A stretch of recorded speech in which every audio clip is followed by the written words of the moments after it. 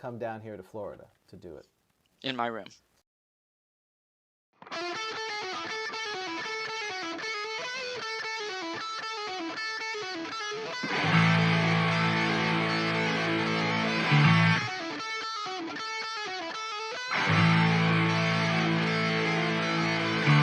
Welcome to the Grogtalk with your hosts, Dan and James.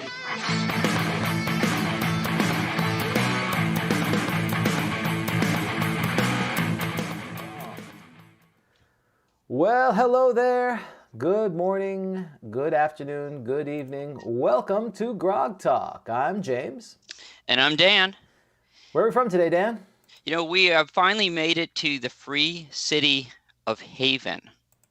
I don't know if you remember Haven. That does sound familiar. Free City of Haven.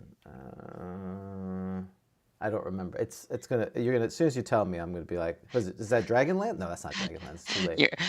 You're like, hello Cleveland, and we're in Detroit or whatever. Right. You're like, where are we? Cleveland was last night. That's right. Free City. That was Game Lords, Thieves. They did Thieves Guild. Oh, Thieves Guild. That's right.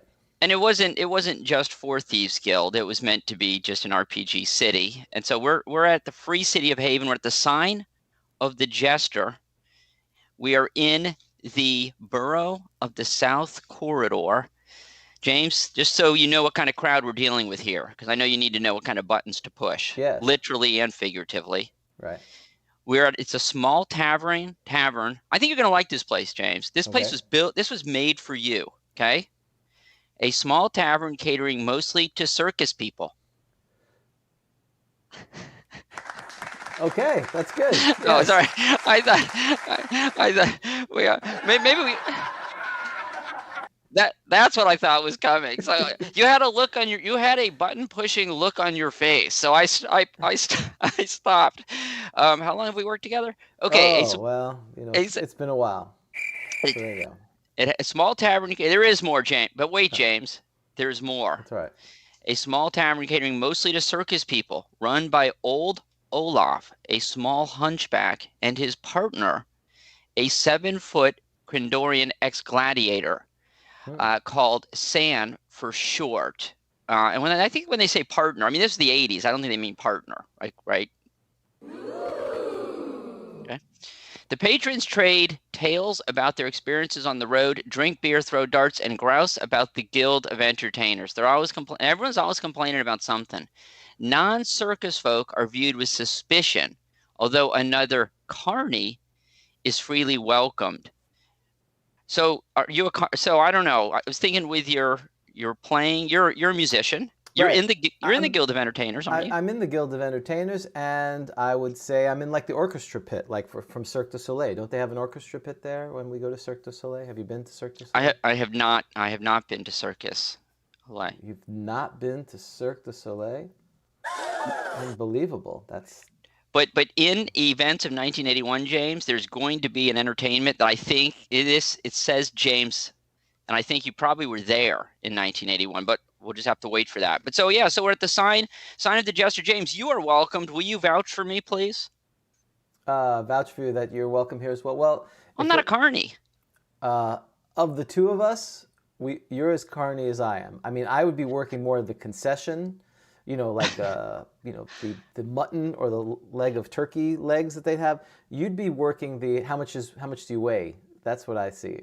Let me guess your weight. Right over here. You sir, come over here. Let me guess your weight. That's what I think you would be doing. Well, at least I'm not working the meat pole. Oh, Aren't you working the meat pole? The Flesh Pole Festival. Good one, Dan. The Flesh Pole Festival, that's right. The flesh pole, not the meat pole. Yeah. The flesh pole. Hey, if you're working the meat pole, then the meat pole was a competitor that just didn't quite understand the concept. Yeah, that was the Betamax of festivals. Yes. It was a little different. Yeah. All right. But we are here, and that's we're very happy to be here, and we're happy to be more and more out of the abyss, which is very good.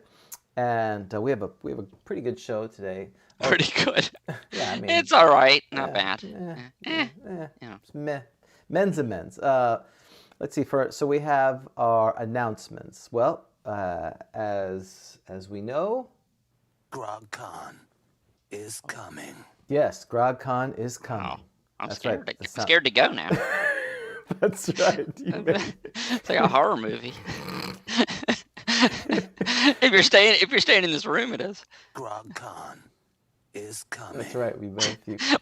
James, we're trying to attract people. It's very dramatic. No, It it's is. going to be lots of fun, and it's October 15th through the 17th here in lovely Greater Orlando area. We have had already a number of patrons say they are coming, and if they are of an Electrum tier or higher by June 1st, guess what they get to do? Stay in this room. No. Oh.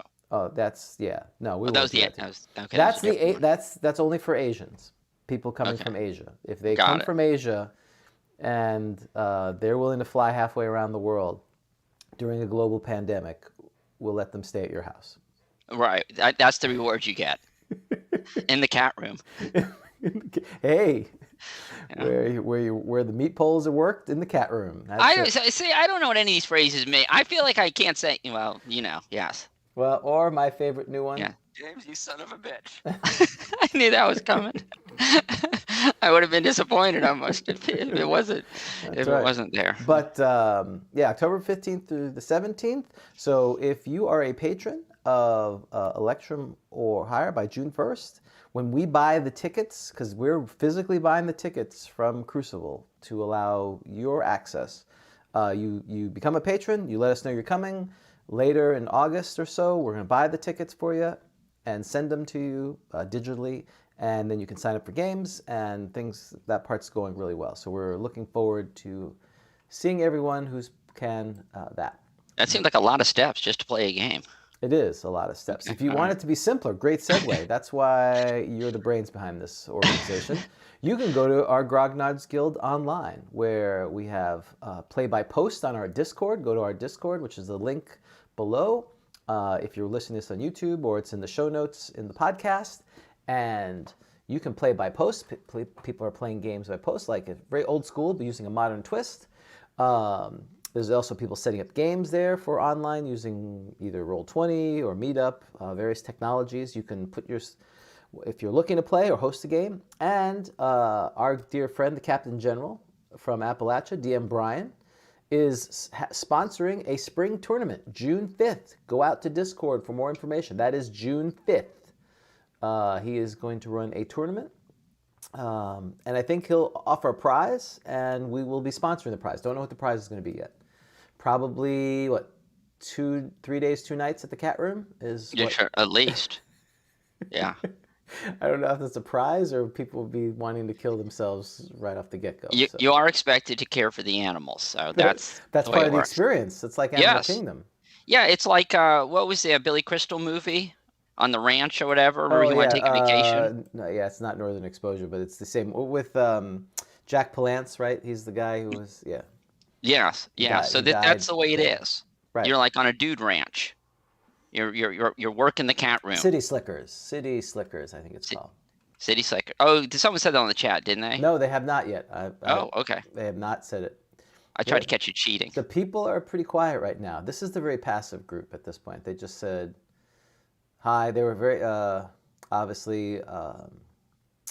Our dear friend Rob Timcast Ritchie is on. He was very happy about hearing about Haven. Thieves World is apparently he likes that. Lloyd Brown is on.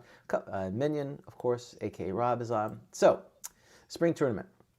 Let's talk about our patrons.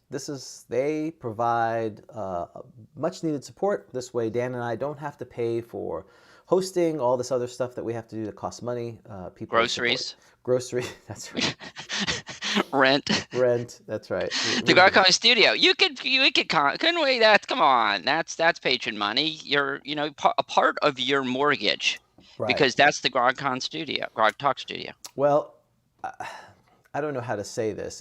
If I had to rely on the patron money to Your mortgage. mortgage, I would be living in a box. So Right. that's not to dissuade the people who are supporting us. We are very thankful. What they really do is they provide the funds to help us print, flipping, and turning. They pay for the website. They pay for the equipment. So this way, our significant others don't look at us like, why are you spending money on this silly hobby? And I go, well, we're not spending as much. We are spending money, but we're not spending as much because of the Grog Empire. So this is great. We've actually pushed it off onto, so now our patron spouses are That's like, right. hey, why are you spending money on this, right? Yes. Why? They look at their bill and go, what is this Grogtalk? What do you? Recurring, whatever, yeah. Yeah, that conversation, there's got to be one. Actually, we should ask people in the chat, how did that conversation go? A, did you have that conversation with your spouse? Yes. And B, if you did, how did it go? You really should change it so that way when it gets billed, it says something like, feeding the homeless. Just right. It's like when you buy something you shouldn't. What it used to come in a brown paper. Right, brown paper bag. So we've supposedly. That's what I've heard. Right. And so yeah, so you should do a different name just to cover them. Right. That's that. I don't know if they can do that in the Patreon where you could put that. I assume the story would go something like, we're sponsoring the arts. I mean, yes. That's true. Who would be against that? So, and here, look, this is what they're sponsoring. Tutti frutti, oh Rudy, tutti frutti. There you go. So you wanted me to use nice. one. You want to use my sample, so I made one for me too. So I didn't remember that one. I know, because I said it, and you're like, yeah, you should do that one. Okay, fine. I listened to you, Dan. I had the strange image of you like in a Fruit of the Loom commercial. Oh, For some reason. It wasn't pretty. No, God! Yes. Oh, the humanity. Yeah, well played. No, that's literally well played. That would be that. People are spitting up their cereal right now. That's people don't want that. So with that said, we have two new patrons who are now part of the Grog Empire, and they are online as we speak. So that's always exciting when the people who are going to be part of the Grog Empire actually get to hear their titles while we do it. Are we ready? Are they required to kneel during this? I assume they're genuflecting the whole time. Oh, well, very nice. Right? Yeah, good work. In case they don't know that, please, for the remainder of the show, please remain genuflected. That's right. We will let you know when you can rise. Is it too late for them to back out of the Empire? Let me see. Is there a payment? That payment's good. Nope, they're part of the Empire. Sorry. Yep, you're ours. Okay. So our first contestant in the When Will I Be Able to Stand Up Again is Lloyd Brown. He is claiming the fair city of Jacksonville. Jacksonville, I assume, is the Jacksonville of Florida, which is just up the road from us. Now, as you may recall, so 40 years ago was Sergeant Gen Con. Oh, sorry. Sergeant Pepper. No, something much more important. Gen Con South. Gotcha. In Jacksonville, and there was in Dragon Magazine, they announced the winner of the tournament, and I really would like to have Rob Ritchie explain why it wasn't him. Yeah. He didn't win. It was somebody else, and I found the guy on Facebook, and I was very close to messaging him. I'm thinking to myself, is that, I don't know, the winner of Gen Con? Wow. The winner of Gen Con. Yeah, I don't know. I mean, listen, I'm sure he's a great guy. It'd be very interesting, but I kind of pulled back in the last second. Yeah. Yeah, okay. I'm glad that synapse fired. You said, where does this become weird that you're going to post on Facebook to someone you've never met? I thought of you because you may have been a winner of a convention that happened 40 years ago. Right. And we'd like to interview you about that game. What happened? What happened? Tell us about, what was your strategy going into it? Well, now I have to have him on the show. Yeah, you should. You should. Okay, now I'm getting him on the show. Okay. That's it. All right. Well, I like that. It's just, again, disturbing. I just never think of that. I mean, friends, sure, but someone you've never met. How do you think I get all our guests? Well, that's true. But Right. they have. It wasn't because they did something to contribute to the hobby. They didn't just attend a convention. That's rude. That is rude. So, but anyway. Okay. My point of this is we are ready to bestow some titles here, which is... What am I rolling? Well, for Mr. Brown, he sounds like a Reservoir Dog. Do you remember Mr. Brown, You Had a Lovely Daughter? Wasn't that a song? Mrs. Brown. Mrs. Brown, I think. Mrs. Brown. Why do I have to be... Dr. Brown is a good soda. So let's roll a D30, a D15, excuse me. Why do I have to be Mr. Brown? That's right. You say D30? A D15, divided by 2, please. Got it. 25, 12 and a half, 13. 13, Lucky 13. 15, commander. Commander. He is the commander. Well, maybe most or something else. I may switch it up. So the commander, I need a D30 now, please. 28. 28. Ooh, really? Eternal. His eternal. Another D30. I like eternal. That's good. 14. 14. Radiance. Eternal radiance. Wow. That is good. Dice are on fire today. They are. Well, it's going to suck later, but right now it's good. Another D15. Another lucky 13. Emperor. Wow. Emperor. He is knocking it out of the park here. Now we'll take the D60. Okay. A 5. Straight up 5. Okay. Peerless. Peerless. I like that. Peerless is good. And a D30. 22. Well, he has a very light of Jacksonville. The light of Jacksonville. That's right. And there's radiant in there too. It's right. Wait, was it? Yes, there was. Eternal radiance. Wow, he is like, I could just imagine, it's just a very benevolent rule there up in Jacksonville, which if you've been to Jacksonville, that's definitely false advertising. I've driven through. I mean, the long bridges. Maybe it's like Greenland though. Maybe he's tricking you. You know? Eternal Radiance sounds like an early 80s, kind of like a Commodore song. That's right. Eternal radiance. Something like that. James, you need to write that song. That's right. More homework. More homework. Well, actually, it's interesting. One of our patrons, apparently, I have a second career as profitable as this one. Patrons are sending me parody songs to do. Wow. With lyrics. This could be a whole. Yeah, you could quit your day job. What was my Eternal Radiance. Eternal Radiance. That's a great song. What was the name of the band in Coming to America? Was it something chocolate? Do you remember that? Yes, it was. Sexual? Was it sexual? That's right. There you go. That's awesome. That has nothing to do with the show. That's right. Nothing to do with the show, but man, it's funny. And there's a second one. My wife saw it. She thought it was okay. So it was okay. Yeah, it was okay. I saw it. It was okay. Oh, interesting. I did not put you as a Coming to America person. See, we learned something. Oh, I loved the first one. No, it'd be top 20 for me. Now that you bring up the first one, what was the name of the restaurant? There was a restaurant? Yes, they worked in the restaurant. Oh, yeah, sure. It was I don't want to get sued. Was it McDowell's? McDowell's, yes. So what makes it interesting is I have been to that restaurant. It's a real place. What is it? It's not McDowell's. It's a Wendy's. Oh. It was a Wendy's. It was on Queens Boulevard. Okay. That's very cool. And you went there specifically. I mean, I assume people did a pilgrimage there. No, I lived a mile and a half from there, and that was our Wendy's. That's the neighborhood you grew up in? Yes, that seemed kind of rough. That crap town was where I was from. Yeah, did you work at the Wendy's? No, I didn't work at the Wendy's. I worked at the mall across the street from the Wendy's. But you grew up in like the Coming to America movie. I was there. He went to Queens. I was from Queens. That's right. They get there.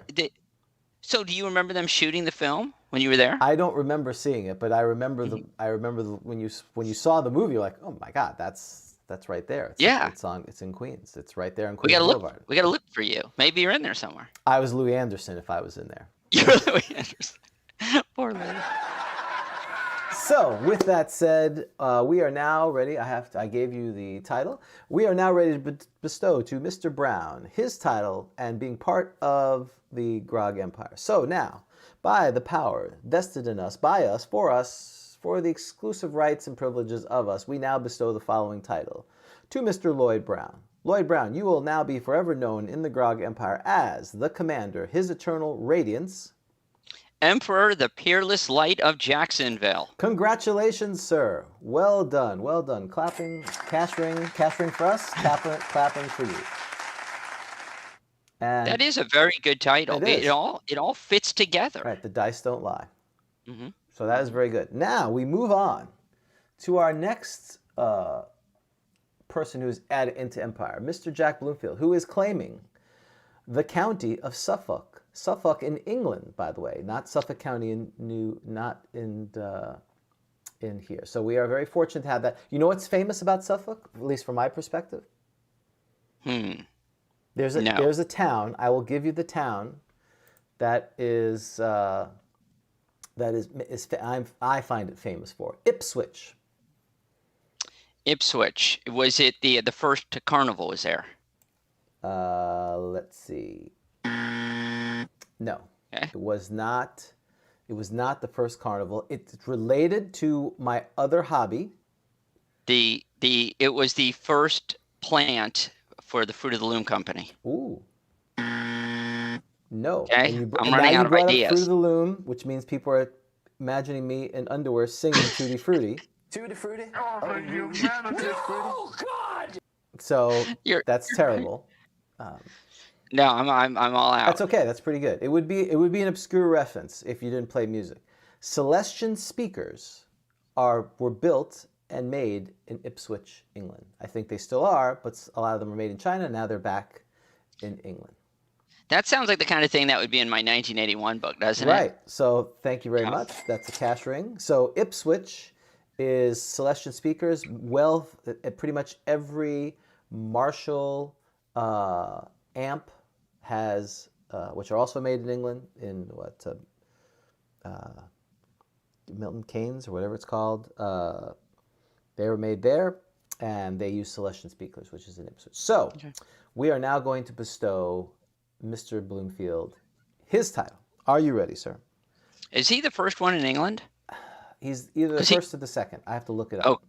Oh, okay, because he could have taken all of England. He could have. Well, he asked for that, and I didn't want to give it because I wasn't sure if he was the first or second, because really I didn't have time to do the research. So Got it. he may, Okay. the other opportunity is obviously if he increases his patronage, Mm-hmm. he could expand his empire. Right? Everything's for sale. Yeah, you're giving away the farm again, Daniel. So That's true. So- He should just have he should have a block in Suffolk. that's right. He should. Like I don't know, the Queen's equivalent. That's right. He's got the Vatican City of that. So, but I Okay. think we have one more, but I do have to check in that. But obviously, we're very fortunate to have Mr. Bloomfield. So, we are now ready for the first Yes. D15. It is a 12. Guildmaster. Oh, I like that.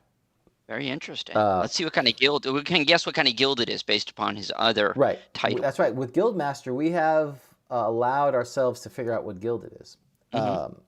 So a D30. It could be the Guild of Entertainers. Well, 29. amazing. The Guildmaster, amazing. Guildmaster, or maybe, do you think most or all amazing? Most amazing. I like most amazing. I like most amazing. I like that. There you go. Another D30, please. Oh, that was cockeye. A 2. Immensity. Immensity. Immensity. Immensity, right? Immensity. Like rotund. I don't think that's immense. Is that because that's doesn't sound good, right? No, it's got to be good. They're all good, aren't they? Oh no, Well, extremely large size, scale, or extent of something. So Yes, yeah, but I think back then you'd be like, yes, you're immensity. You know what I mean? I don't know that it would. Yeah, it's just huge. Yes. You're huge. Yes. Yes. Not huge, Yeah. or from a rotund perspective. So Because what's going to happen is people are going to say to him, yes, you're immensity, and they'll giggle, and he's just going to cut their heads right. off. Well, we hope so. Hopefully, he has like Yes. destroyer. We approve of that. Absolutely. No one is allowed to mock the Grog Empire except us. We're only allowed. Exactly. So, D15, please.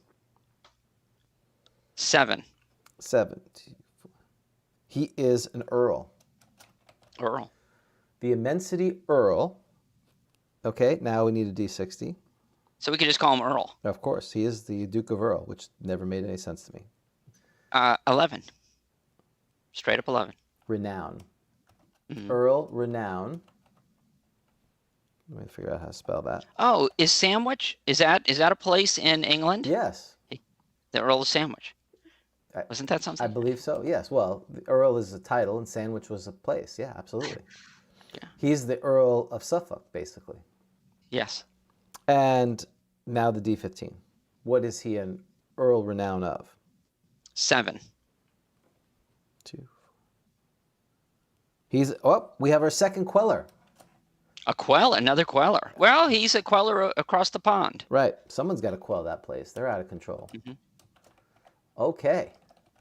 Make sure this makes any sense. And we're fixing and we're flipping.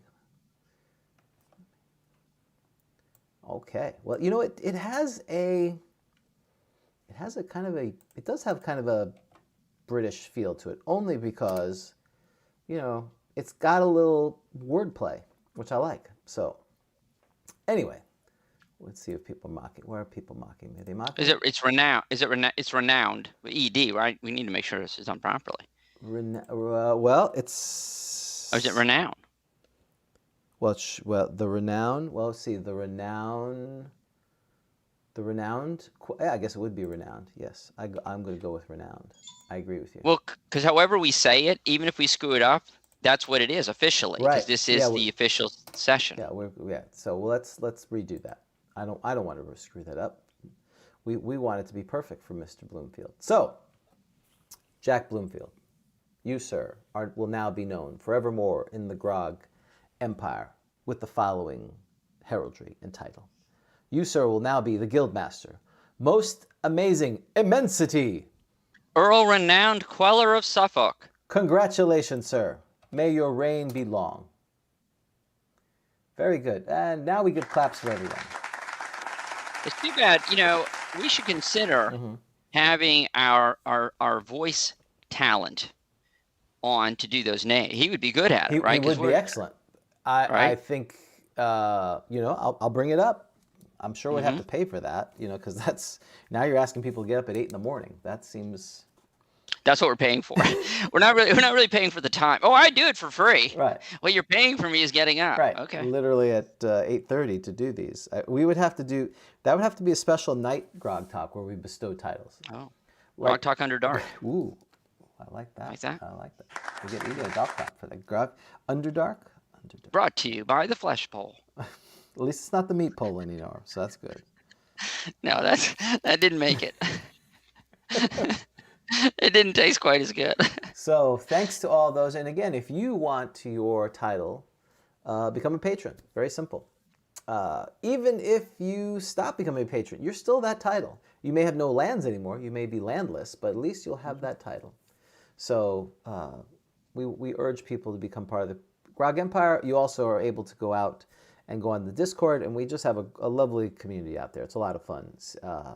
And all old schoolers are welcome there. I mean, we mostly focus on first edition because that's what we talk about primarily on the show, but all are welcome there. So, go ahead. So do you think that some of our patrons, like when they get older and they're in, the old folks' home and they're kind of, we're losing a bit mentally, they walking around going like, I wanted Jello. Don't you know who I am? I'm the renowned Queller of Suffolk. That's right.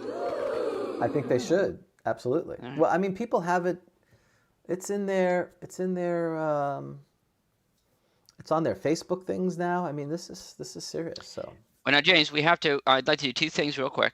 Well, we do nothing quick here. I'd like to identify alignments that you would think these titles, what would be the alignment of these persons? And we also, what is he the guild master of? We haven't decided what very he is, good. right? Guild master of. Well, I think he should be the Entertainers Guild because Celestian Speakers is there. That's, of course, is going to be my quote. So or bards, Well, and that makes absolute sense because that's where we're at today, right? It fits the theme, right? Correct. We are at the master. There's a puppeteer, right? James. So the master. Okay. That's Guild master of the arts. Then is that what we're going to call it? He's the Guild of Entertainers. So Guild of Entertainers. He's the guild master of the guild. He's the okay. Yes. Well, you're a guild master, and what are you a guild master of? Entertainers. He's the guild master of entertainers. I like it. Well, Right? so we've agreed. We've agreed, I've whether he wants it or not. I've updated that. I've put it on there, so he now has it, and it's official. It's in the chat. It's in our chat. It's in their chat. It's in all chats, so it's official. And I think that the hang on, I got to scroll up. I think that the commander is Eternal Radiance Emperor of the Purest Light of Jacksonville. He strikes me as chaotic good. Really? What do you think? Well, I don't know, or maybe neutral good. Well, it's also either neutral nice. good or lawful good. I mean, the only reason it's chaotic is because it's Jacksonville. Because if anyone's been there, it's. Oh. Yeah. So what do you think? I'll let you decide. I would prefer. It feels lawful good, but because a commander. That's the thing. Commander. Oh, that's true. Oh, you're right. Hit commander. And then you got I the think Eternal and Radiance and Emperor and all law and law. good and sunshine. But yeah, I'm gonna go. Why do you say it that way? All the good and sunshine. It's good. It's good. I think you're right. Lawful good. Now, the Guildmaster is an interesting one because he's a Guildmaster, which you think is lawful, but they're entertainers. They're circus guys. Right. But I'm gonna. What do you think? I feel It's got to be something neutral, right? Yeah, I would say like your shirt. Okay. I would Lawful say he's neutral. lawful neutral. I agree. I think that makes sense. Okay. So with that, another way for your input to be heard and have your name heard is if you leave an iTunes review. So we got an iTunes review, which I find extremely funny. So it was written by Shinak. AD&D awesomeness. Grogtalk is an easy listen. Well, if you say so, I appreciate that. If you It's show by show. If you Some shows are easier than others. Yes, if you love One E, you'll love this. The suggestions are great. Dan reminds me of Angela from The American Office, a kind of mad cat man. That is awesome. That's crazy. I don't know what he's talking about. Okay, that's crazy. There's like, why would you think I got a lot of cats in there? Yeah, how many cats are in the cat room right now? Actually, you're gonna be very excited. We've got fosters. There are 4. Oh. In right now. Grizzly, of course, who you know Grizzly obviously is around, and we've got I'll try to get you a glimpse of some of the fosters when I get a chance. They're running around. They're very tiny. They're about 4 weeks I want to do the Feign Familiar, where if we get pictures, and people want to do a separate get more money from people, if they want to sponsor through Patreon, you can set up a separate email, and you could set up another patron for your Feign Familiar. If people are interested in this, I will set up a Feign Familiar tier, thinking, I don't know, $3 a month or something like that. Basically, you can name one of the foster cats, and that money would go directly to support the foster cats, if that's something you're interested in. Because I think if not, Dan's going to have 100 cats. That's a great idea, and I was actually looking for. I'll send you some pictures. Okay, great. So if that's something people are interested in, send an email to me at info@grogcon.com, and then if I get more than one, I will set up a patron thing for that. We'll put the pictures up, and people can sponsor that. Okay. That sounds great. That does sound great. So you have a few cats. So I did fit. You're a mad cat man. Dan and James have every discussion and debate about the rules of AD&D, so you don't have to. This saves a lot of time at the gaming table. So I appreciate those comments from Shinak. Does that mean because we spend hours and hours debating nonsense that the games are running better? Is that what that means? We're providing a public service. So you really think? I wonder, has there ever been a game anywhere where somebody said, "No, James and Dan said this"? Wow. It's like I don't give a rat's ass what James and Dan said. That's right. This is so first edition. That edition. is first edition. If someone just randomly says that's like saying the guy who won Gen Con South, he said something. Yeah. So.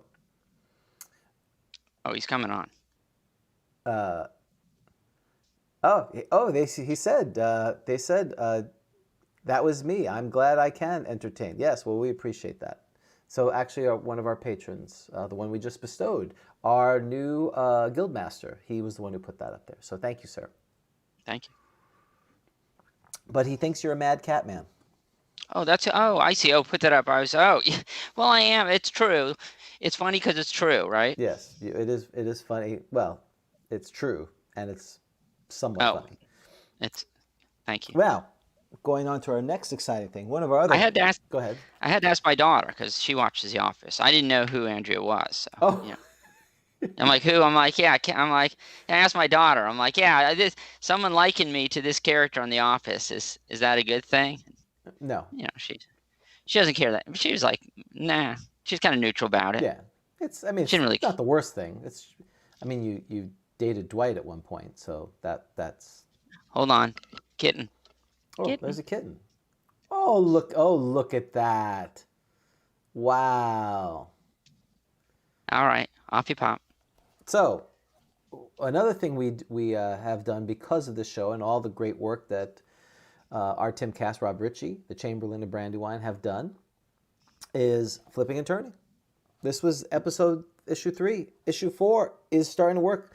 If you're on Discord, you have already been harassed by Rob. Where's your stuff? Where's your articles? So if you have stuff you want to contribute, editor@grogcon.com.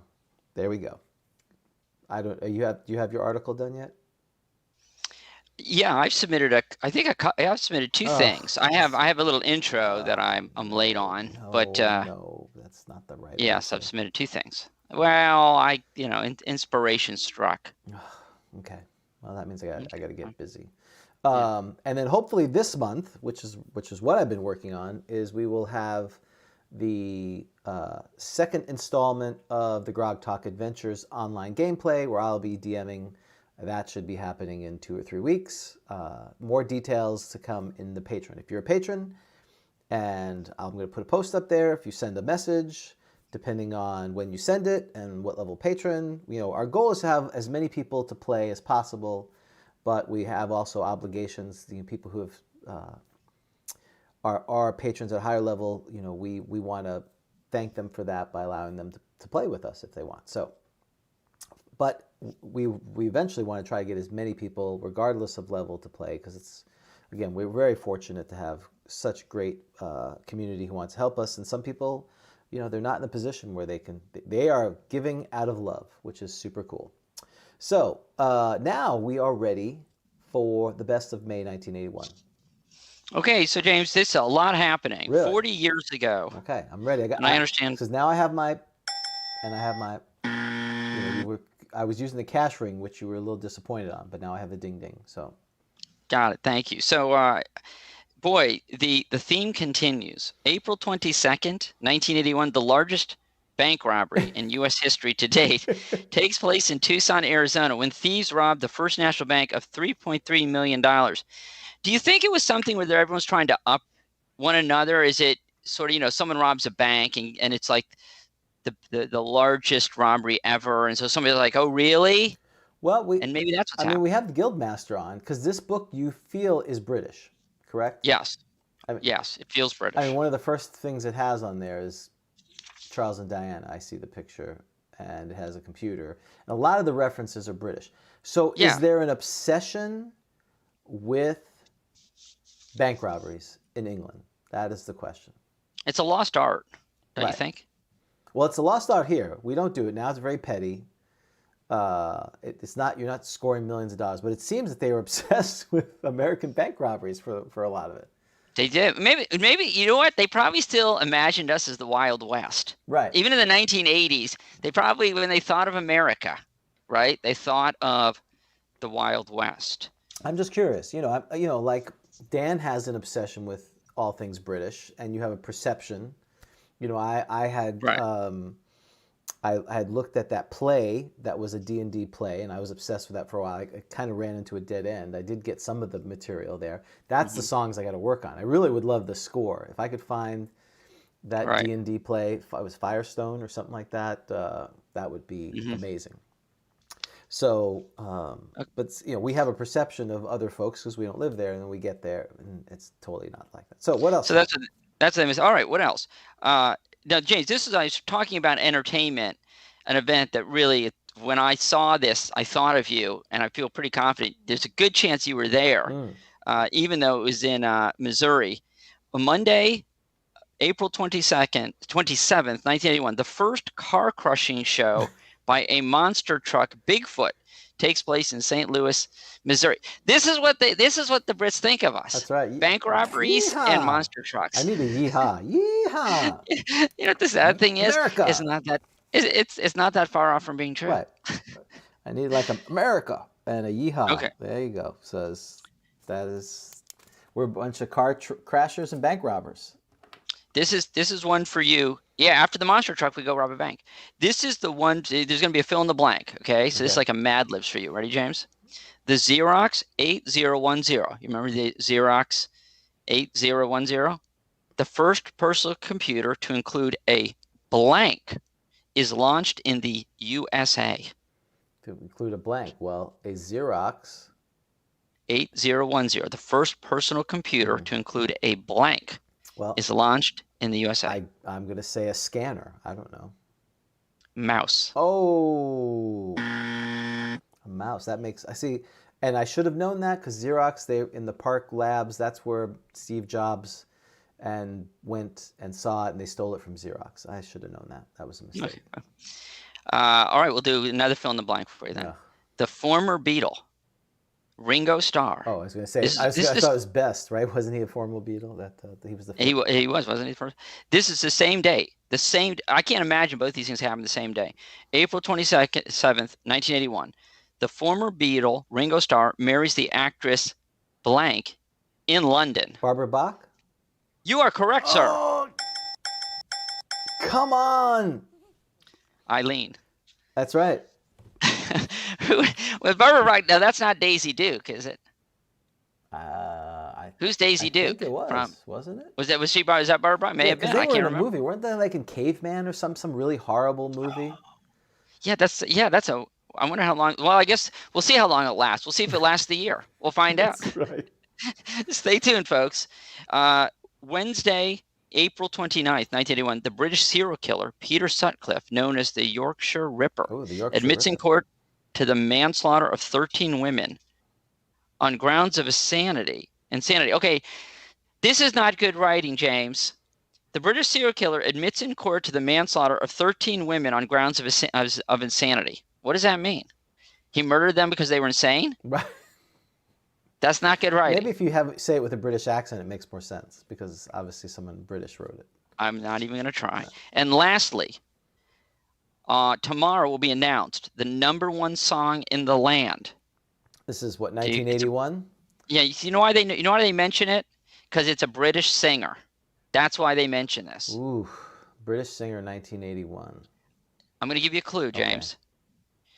This song had a name in parentheticals. In parentheses. Now you're speaking that way. Go ahead. In parentheticals.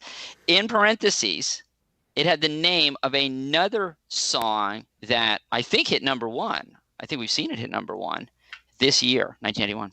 Wow. It's the same name, but one was in parentheses, one was not. 40 years later. British singer. British singer from 40 years ago. I don't know. I'm sorry. But you knew the name of the monster truck. Okay, fine. I knew the name of the wife of Ringo Starr. Oh, and by the way, the commander of the Peerless Light of Jacksonville says they're still married. Wow. How about that? You know what's even more amazing than that they're still married? They're both still alive. Thank you. That was so wrong, James. Okay, it is Sheena Easton. Oh, Sheena. Okay, Sheena Easton. Yes, I guess she is British. I forgot. Morning train. Parenthesis 9 to 5. I take the morning train from 9 to 5. I work from 9 to 5, something like that. Yeah. Well, okay. Is there a song right now that's 9 to 5? Oh. No. I said, James, it's 1981. What's wrong with you? Sorry. Yeah. All right. Are you ready? God! So.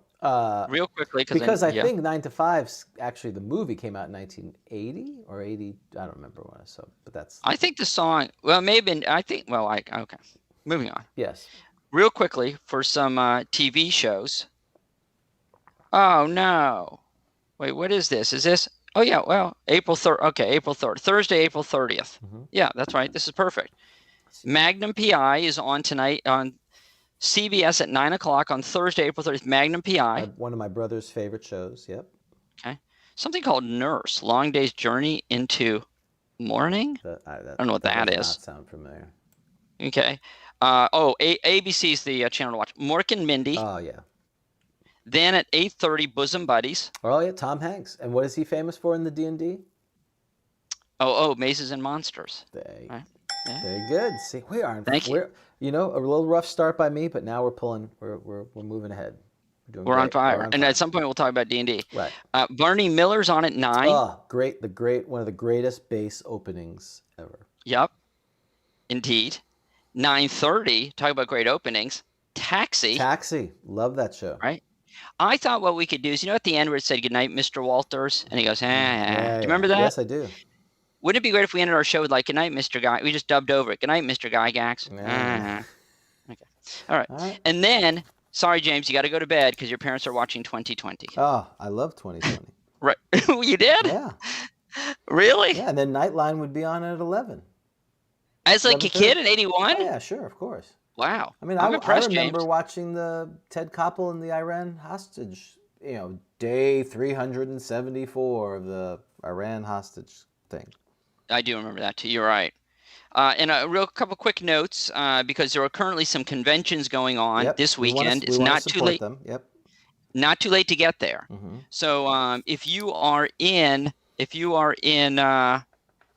anywhere near Newburyport, Massachusetts, Wargamers Weekend is held at the DAV Hall, Route 1.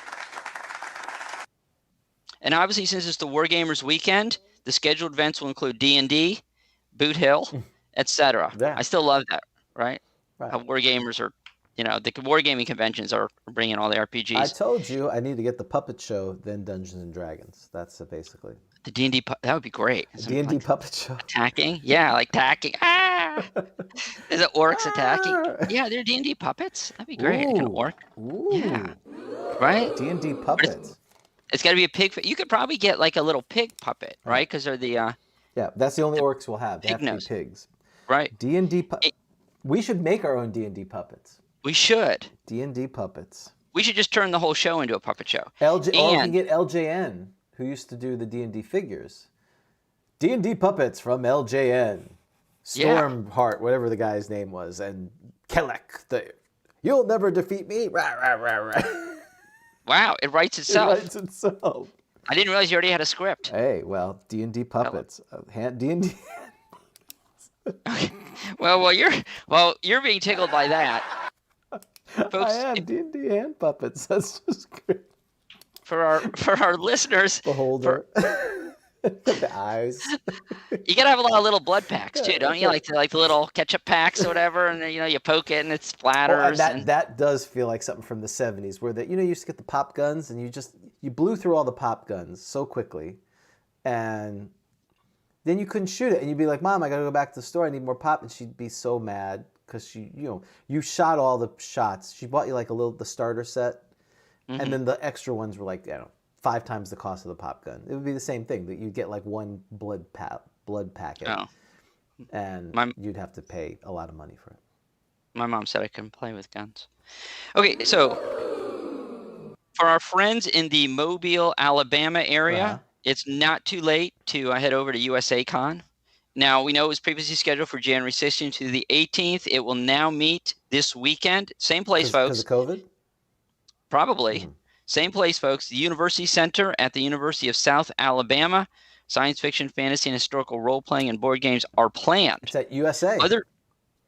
University of South Alabama. You're right. I didn't make a connection there. USA. Exactly. That's right. University of South Alabama. And other events will include movies, an SCA fighter demo, and a dealer room. It's too late for pre-registration, which would have been $5, but I'm sure you can get in at the door. Contact Leo Vollen at 5856 Liz Lloyd Drive, Mobile, Alabama, though it's probably too late to send him a letter since the convention's happening. Have you called him?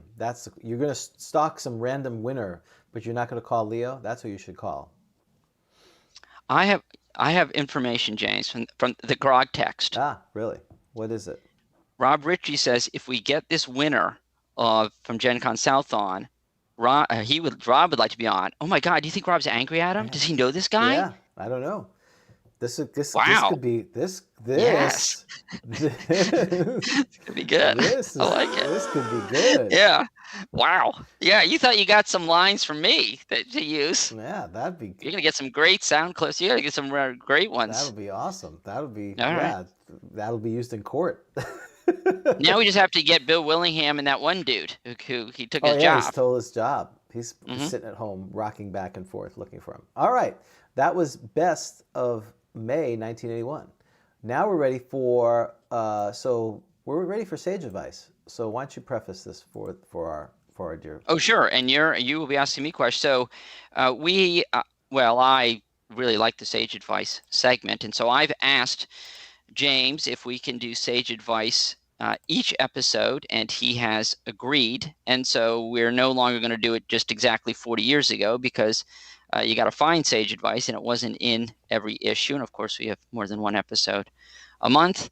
So, but we're going to Sage Advice has been promoted to a permanent feature of the show, where we will read the Sage Advice questions from Dragon Magazine. We will alternate who does the reading, and the other host will attempt to answer them, and we see how they do. Right, that is the plan. That's the plan. Okay, because I see a lot of movement. You've disappeared from view. Should I? Do I need to start stalling? No, it's unfortunately it was a little. I was trying to bring up Sage Advice, and then my mouse decided to go. So that's always fun. No worries. All right. So and you find your hard copy of Dragon Magazine in your not bookshop. Dragon 52. I don't go. That's the older ones are a little hard to find. Yes, you do. No, you have it. Move to your right, like 4 inches. Oh, yes. Because it's in the center. Yes. Perfect. How am I doing? That's excellent. So I am ready. You and I can. There we go. And now I will display this for all of the world to see. And congratulations. And just to make clear, I cannot see what is on the screen. You cannot see it. That is true. So this is and I looked these over. First of all, it's very long. This may be the whole show. There's like 3 pages of it. Oh my gosh! Well, really? Yeah. Well, it's obviously the only D&D ones we want. Well, it appears to be all D&D. So here's the first one. Oh boy. Okay. And do we know who is the writer? Nope. What is that word you used last time, which is a very good word? Per curiam. Per curiam. Oh, it's yes, because it's by committee, based or whatever, by a council or whatever. So that was a great word. I looked it up because I was like, I didn't know I'm here to teach. That's right. Can't help it. All right. The DMG, this is the question. The DMG is very specific on how magic users receive their starting spells.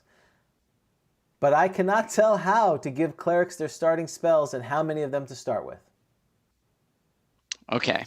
This is, does he has a DMG. He needs to buy the player's handbook probably too, right? So yes, it is set forth in the player's handbook, the number of spells per level adjusted based upon wisdom, and a cleric can pray for any spell. He or she does not have a spell book, and will be granted that spell as long as the deity or the deity's minion seeks to bestow it upon the cleric, which usually happens unless you've done something terribly wrong.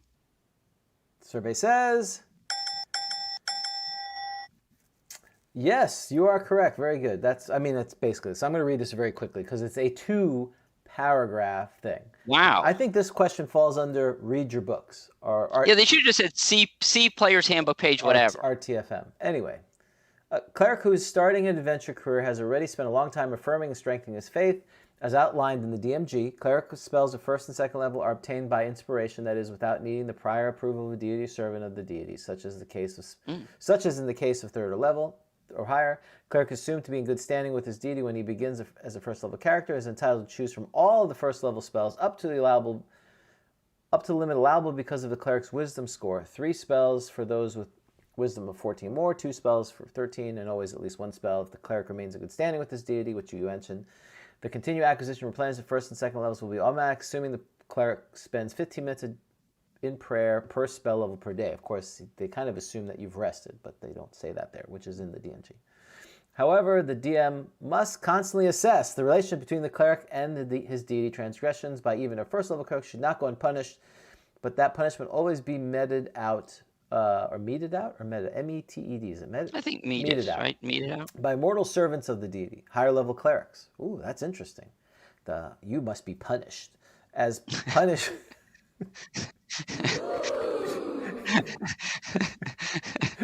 Oh no! Now I have an image of James as a high. Don't ever let James become a high-level cleric. You must be punished, acolyte. It's not good. I just had an image of the Fruit of the Loom commercial again. Wear your sacred fruit of the looms and enter the chamber of woe. Come here to be punished. Why are you in your underwear? Oh no! No! That's horrible. Transgress. That's the puppet show. Show me what the high priest did with the puppets. No, that's terrible. Whoopsie. Oh no, that's not good. That's all bad. Okay. All right, back to the show. All right. Oh, the humanity. Anyway. As punishment, a low-level cleric might be forbidden to use a certain spell or all spells for a length of time, though this must always be decided by the DM. Low-level clerics should remember that even though they don't have to ask for first or second-level spells, they aren't always automatically entitled to receive them if they don't remain wholly faithful. So always being judged. Always, that's right. You're always in judgment. And I'd forgotten that first and second level is through inspiration, right? So it's not, then it's like you move up to the minions, and then it's to the deity. And if you don't have it, if your deity is like a lesser deity, this can cause you problems ultimately, because you can actually tap out on your spells. So if you're a power gamer, you should always pick a greater deity. Well, and you have to have a high enough wisdom, because eventually if you don't have a high enough wisdom, you can't, I don't think you can get certain spells as well in the player's handbook. So, all right, that was good. That was ridiculously funny. All right, let's start with the next one. The next one says, if a monster is attacked by the cleric who turned him, will the monster fight back? This is a wonderful question, and I'm so glad that Sage Advice answered this question. The answer is yes, they will. And what I think was interesting about it is there may have been a reference to the DMG about where it suggests that, though I don't think it was so clear in the DMG. But the answer in this, if I recall correctly, is so you've read these answers before? You remember them from back then? Yeah, I remember this question. Well, it's a big one, right? Well, good for you. This is a big one. Well, and this is how you play it. That's very good. I like it. Yes, the answer is yes, because they will try to defend themselves from being. They're scared, but they're going to defend themselves from being killed, just like anyone else would. Right. So congratulations, that is the answer. Wouldn't you? The answer starts. Of course, the monster would fight back. Hostile actions of any sort, DMG page 66, will disrupt and negate the cleric's effect on the turned creature. However, the monster will not necessarily continue to fight. Disruption only lasts for the round in which it takes place, after which the cleric may again attempt to turn the creature. So that implies that you would have to return them. That it breaks it, but you could turn them again. But that seems weird too. Well, that's the way I think traditionally we played it that way. So I think people were playing it basically that way usually, right? I think most people would say that if you attack, it quote breaks the turn. Right, but this is saying you could return them. I don't remember us trying to do that. Oh yeah, okay, that's right. That's interesting. So yeah, you can return. We said basically you were done. I guess if you took, and I don't have I mean I have the D&D, so you know. These books kill me. You know that we have to look them up. So. I don't think what are you looking at? I don't think the DMG really ever explained this very well, did it? Well, I'm going to infer, because it says you can keep turning until you fail. But, you know, the same group or different groups. Something to that effect. And I guess you haven't failed. Right, is that the point? That was my point to that. Yeah. But I don't remember the exact language. Let's see. Blah, blah, blah, blah, and attempt to turn this. Yeah, so this process can continue as long as the successful attempt is successful and the cleric lives. But again, that's not in context, so you have to read the whole thing. But that's kind of what the sentence I remember. All right, we've got a lot more to go, so we got to keep going. Question 3. Even though a cleric can only receive new spells from his or her deity once per day, is it possible for a cleric to appeal to his or her deity for spells more than once a day if the first appeal is not granted? So there's 2 parts that are very interesting, but go ahead. What is your answer? Well, I would think that the answer is yes, though you are running a serious risk of the deity becoming very upset with you and taking action against you. That would be my guess. I don't remember this question, but that would be my guess.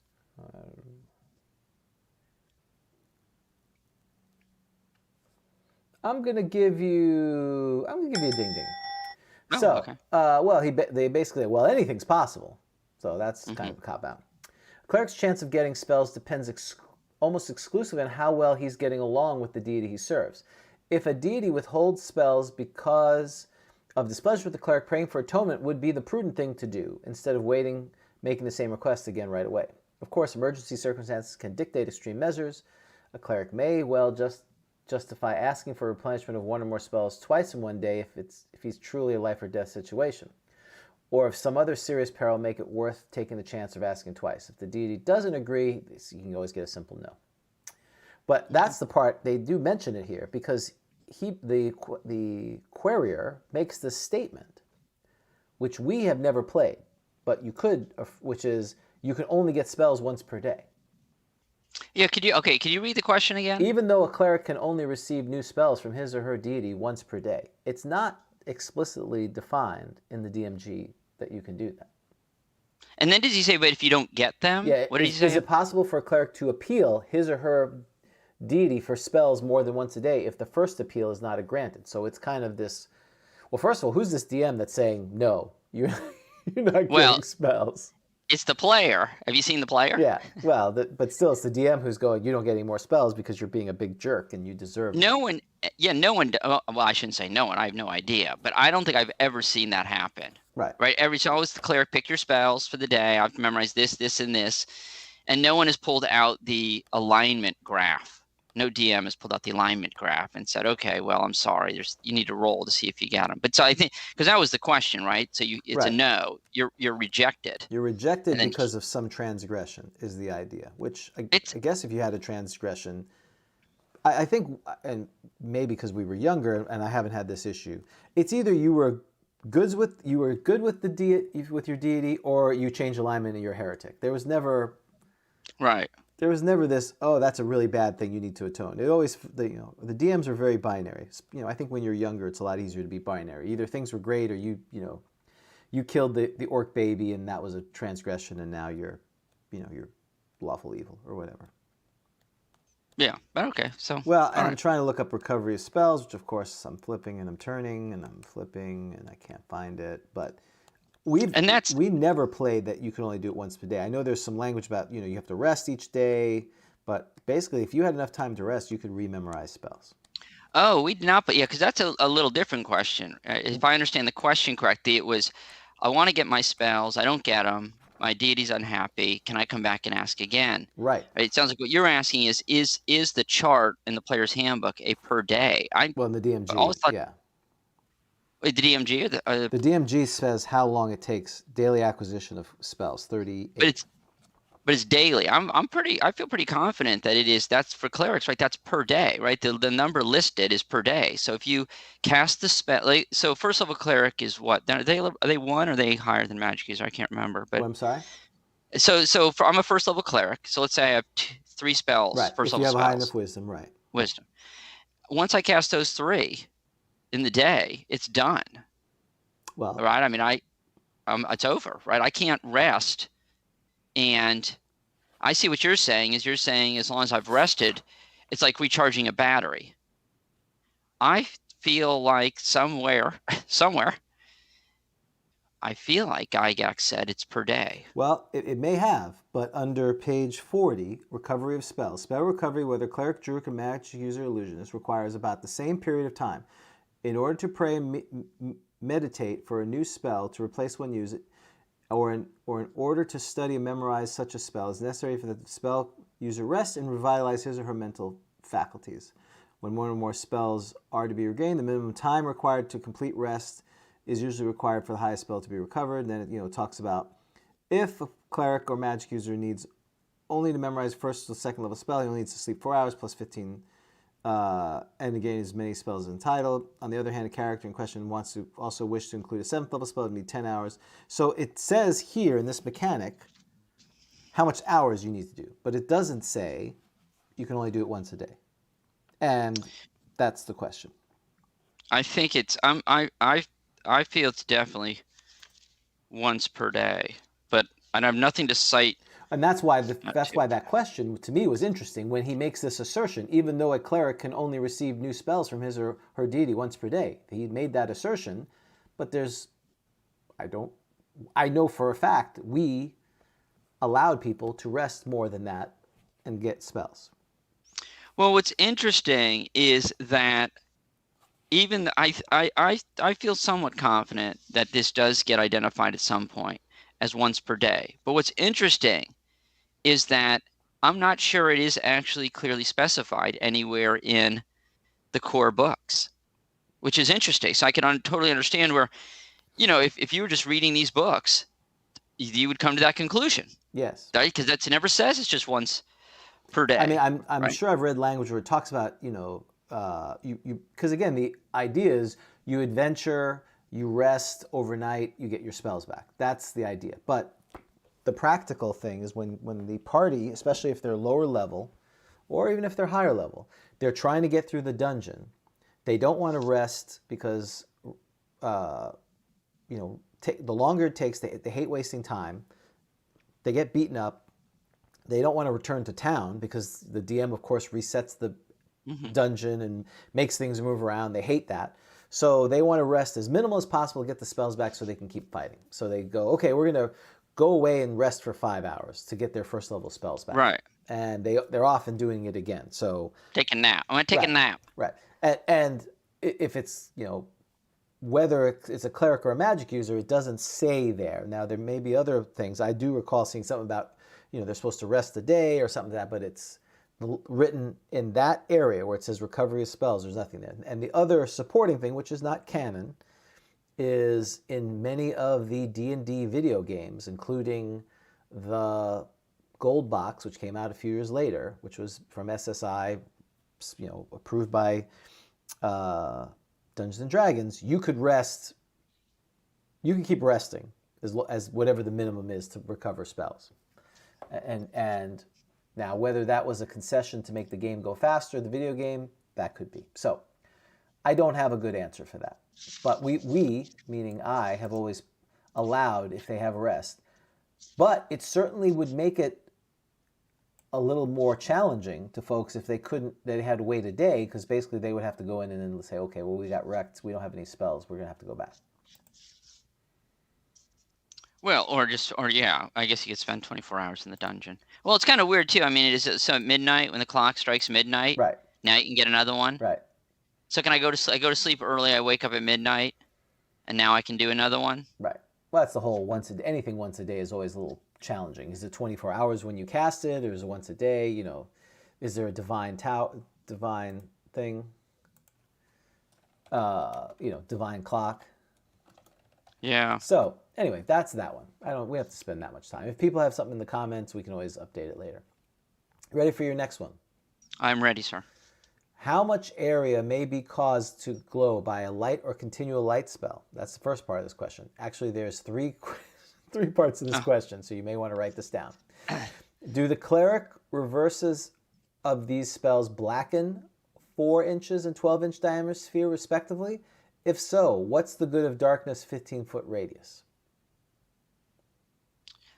Well, so for question number 1, why is it not simply answered? I'm assuming it's not simply answered in the spell description, because there's area of effect. The question, what's the area of effect for light and continual light? Why wouldn't it simply be described? Well, it says, first question is, how much light may be caused to glow? How much area may be caused to glow by a light or continual light? That's the first question. And then, do the cleric reverses of these spells blacken 4 and 12, respectively? If so, what is the good? What's the good of darkness 15-foot radius? It's almost a logic thing. This assertion, and this conclusion.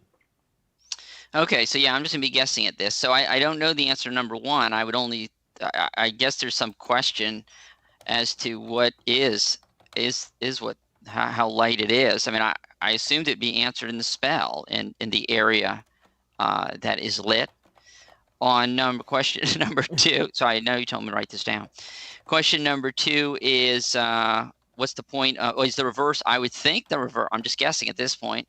Assuming it says reversible, I'm assuming if it is reversible, it would be darkness. And the third one, I guess they're probably just sort of making up a reconciliation as to what. I don't know why you can't have multiple spells. Do I assume that this is better than that's now like a lower level spell that's better than the darkness spell? That's all. I'm sorry, Jane. I'm not prepared for this. I didn't study this chapter. Yeah. It's a little bit of both. You got. So. Easy size. I'm at light. Yes. This is an interesting 3-part question, they said. So congratulations. This was part 2 answers part 1, and part 3 doesn't seem to make sense. Okay. Yes, the reverses of the cleric spell light and continue life would blacken globes of that diameter. The same diameter as the globe of light formed when the normal version of the spell is cast. Nothing beyond the 4 or 12-inch diameter sphere of light or darkness would be affected. That is, the light sphere doesn't glow or give off light to the area beyond the limits of the sphere. Oh, can I stop you there? Oh, I see. I get it now. So in other words, is it like a light bulb? So that question was, are you just lighting? So can you just see something, or is it like a light bulb, which it'll then illuminate like a room? Right. That's right. Okay, got it. Okay, sorry.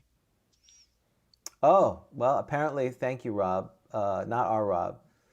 Apparently, they are D&D puppets that are anatomically correct. I'll just say it that way. We're behind the times. Thank you. Oh, 40 years behind.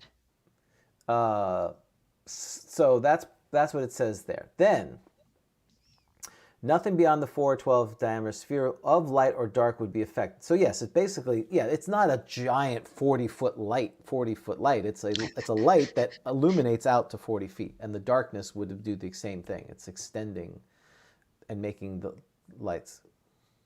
It doesn't radiate darkness out. Yeah, it's just dark. So right, and it's just light. Okay, right. So that I mean that makes sense, because why else would you have a glow? I mean,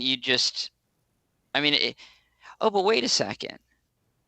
Don't you is continual light the one that you put it on a? Yes, you put it on a coin or something. Coin or something. Yes, absolutely.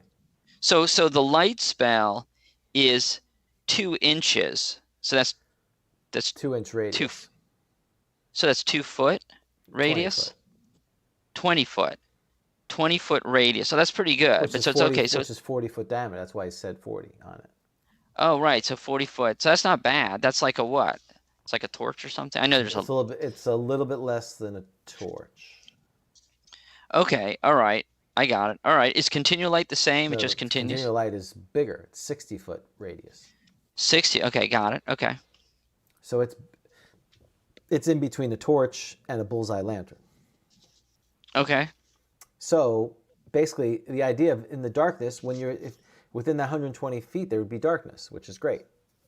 And again, they negate each other. So if you had a continual light hit a continual darkness, they would cancel each other out.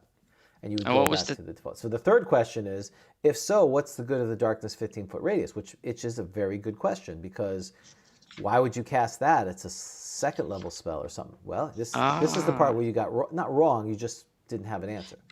No, because I didn't know. Yeah, I mean, I figured there was obviously something that it was probably the light would be better. But okay, yeah, go ahead. I'm interested in the answer. So the answer is, well, the clerical light spells can be reversed, but the magic user's spell cannot. So there is no duplication of the sort of that the question seems to suggest. Oh, well, so the magic user, does the magic user have light? Oh, it does. The magic user's got continual light and light as well. But apparently it's not reversible. I haven't looked at the book. Oh, it's not reversible. So there you go. That's what we found out today. That's very interesting. So the magic user, has is worse than the cleric in this regard. It doesn't have like it doesn't have like the little button that you can Right, switch exactly. to do something different. The poor magic user, he or she would have to pick both continue light and darkness, and the cleric is like, well, I can just pick Well, they light, have to. my light. Well, again, we have always said. I'm sure I have to find the rule.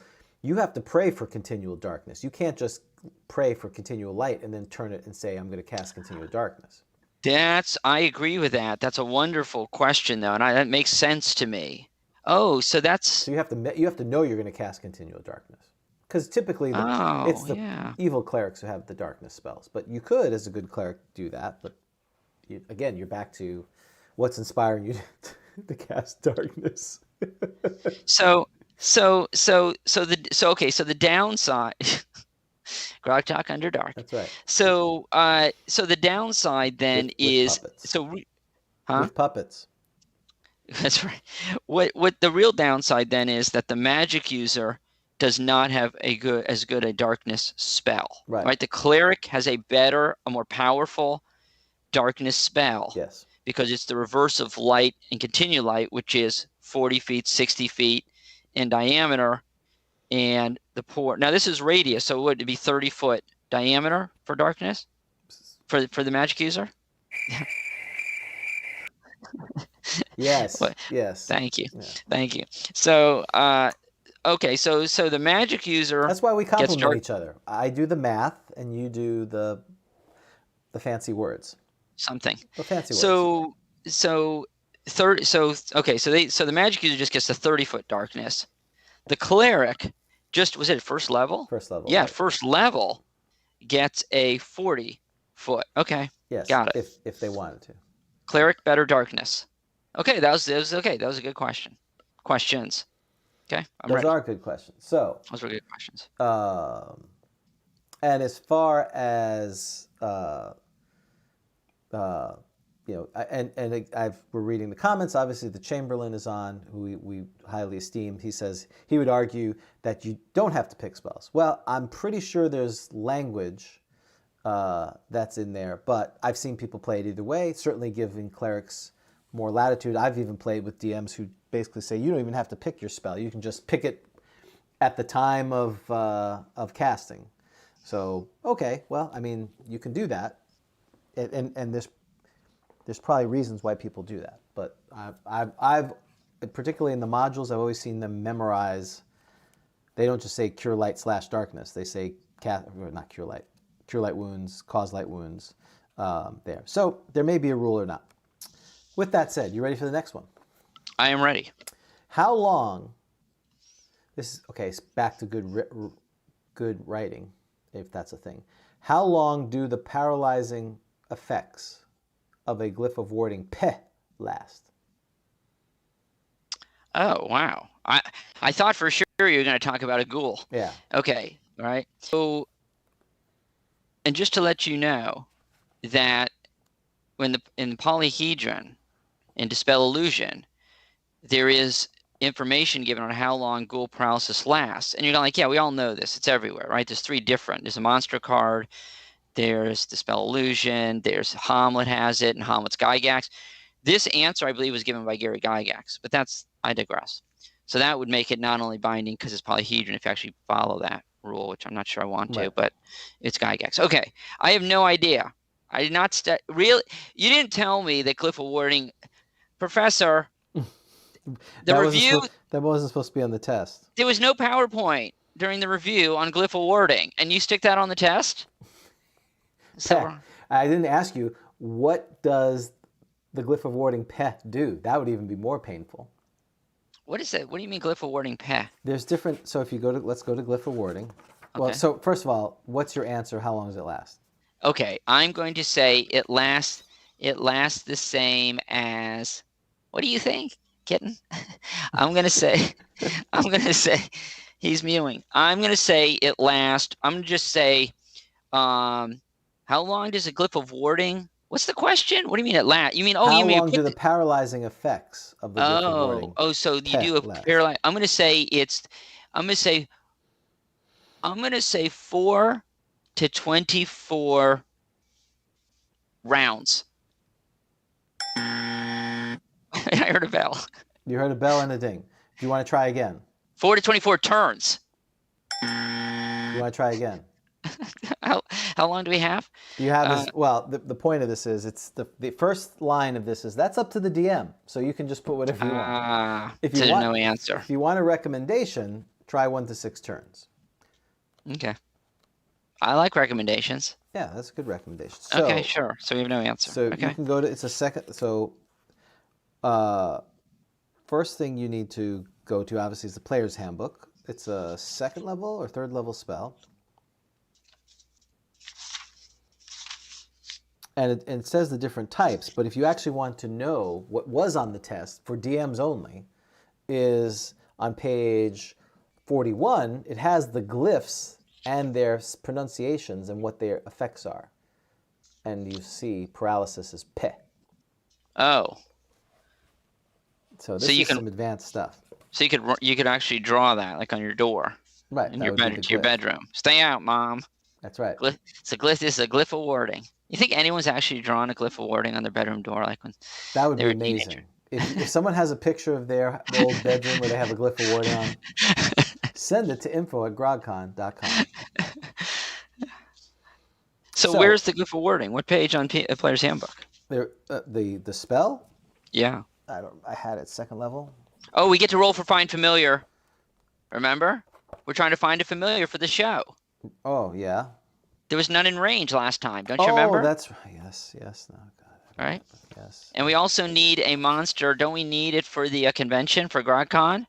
We would do that today? Or did we already do it? No, we didn't do it. We didn't. Oh, James, third level spell. You promised we could do it.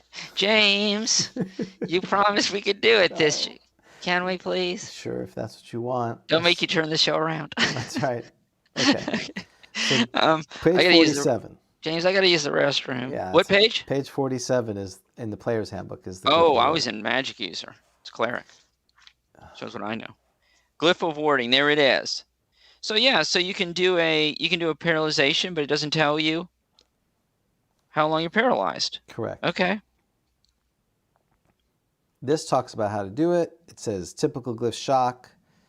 You can do fire, blind. Oh. You can even drain an energy level. It doesn't say how it really works. Then you have to go to page 41. Explode. Oh yeah, or blind. Like how long are you blind for? Nope. Doesn't tell you. Correct.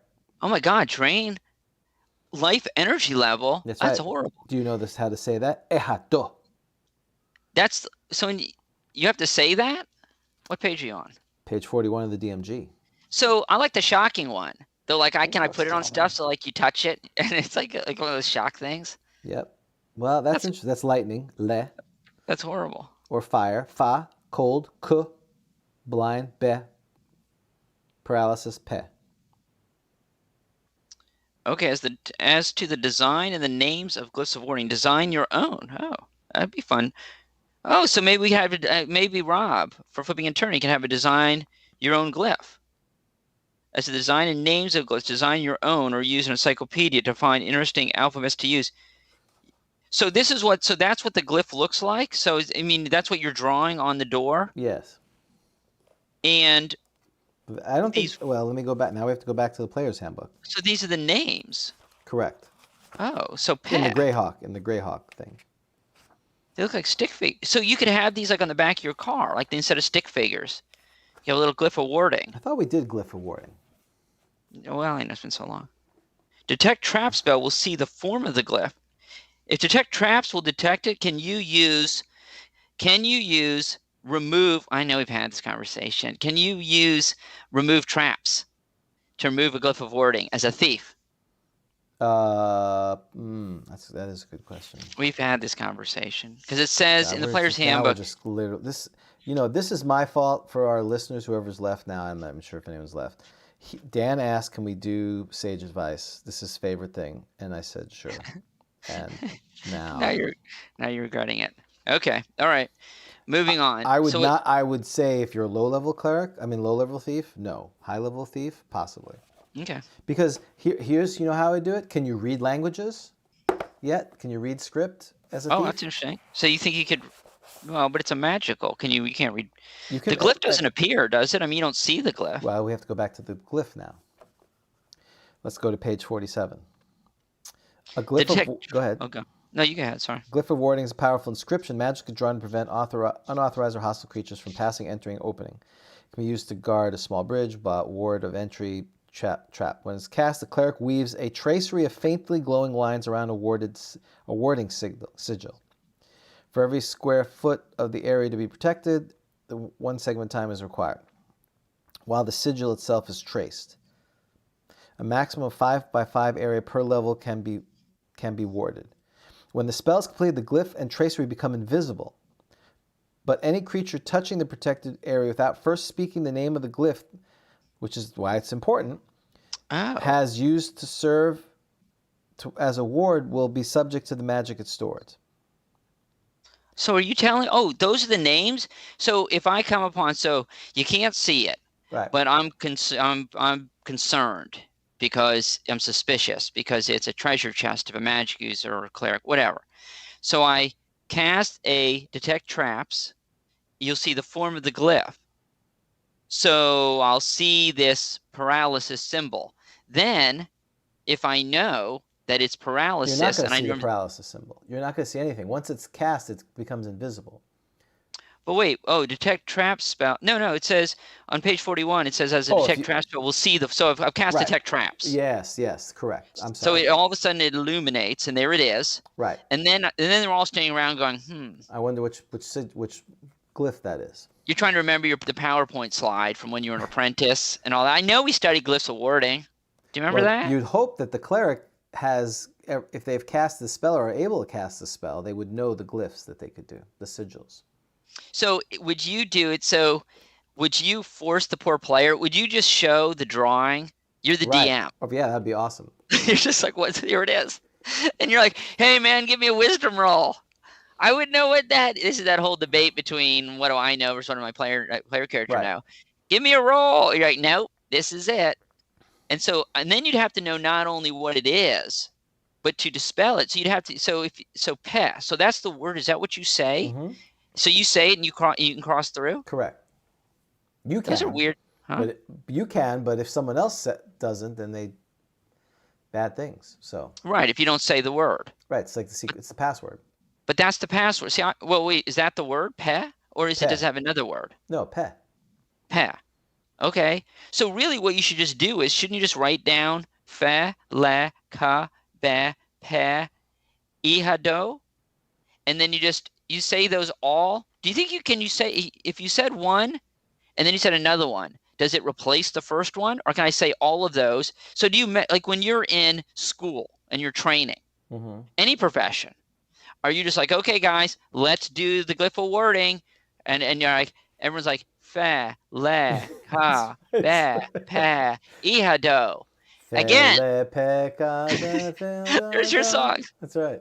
It's a song, James. The glyph of warding song. The glyph of warding song. And then you just say all those and you go through? Or do you think that's only going to work if it was an energy drain? Because you've like replaced. But can you just memorize all this? I guess if you're smart, right? You would. If you were smart, you would do that. Which is why I think they put in the DMG, you may want to make your new ones because... Yes. I think there's a glyph here. I just name them all. And it's not like a password where if you say the incorrect password 5 times, it blows up or it locks.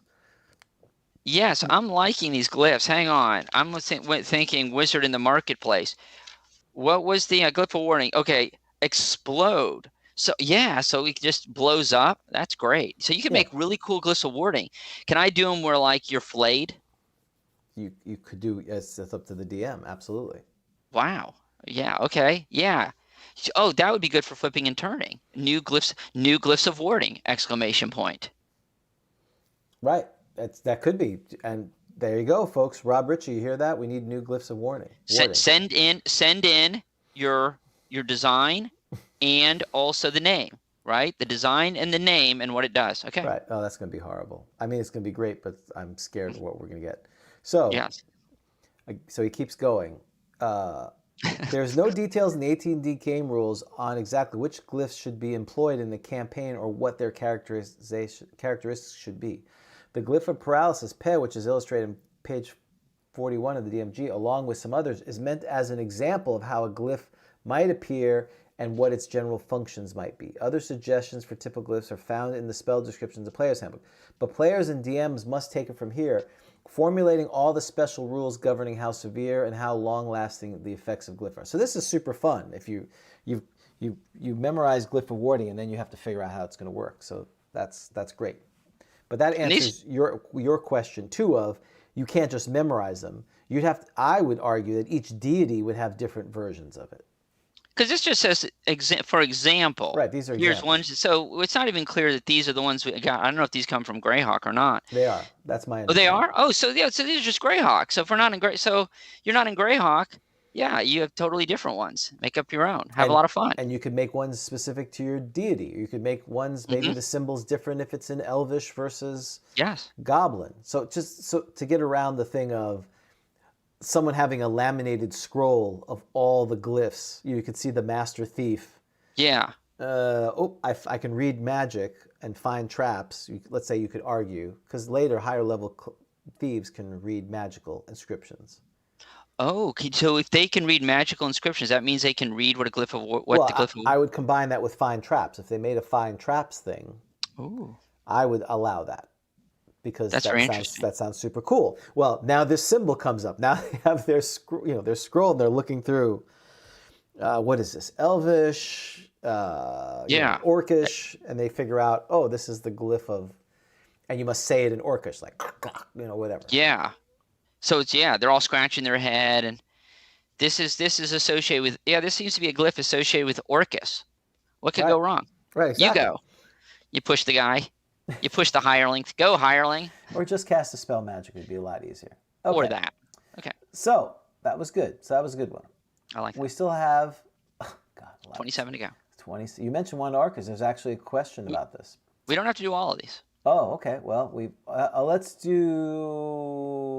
Well, here's a couple that are related to dead. Okay. Since we are going to talk about that. So we'll come back to. There's one. There's one about cure wounds. That's very good. In previous clarifications, this column. Wow, that's never good when they have previous clarifications.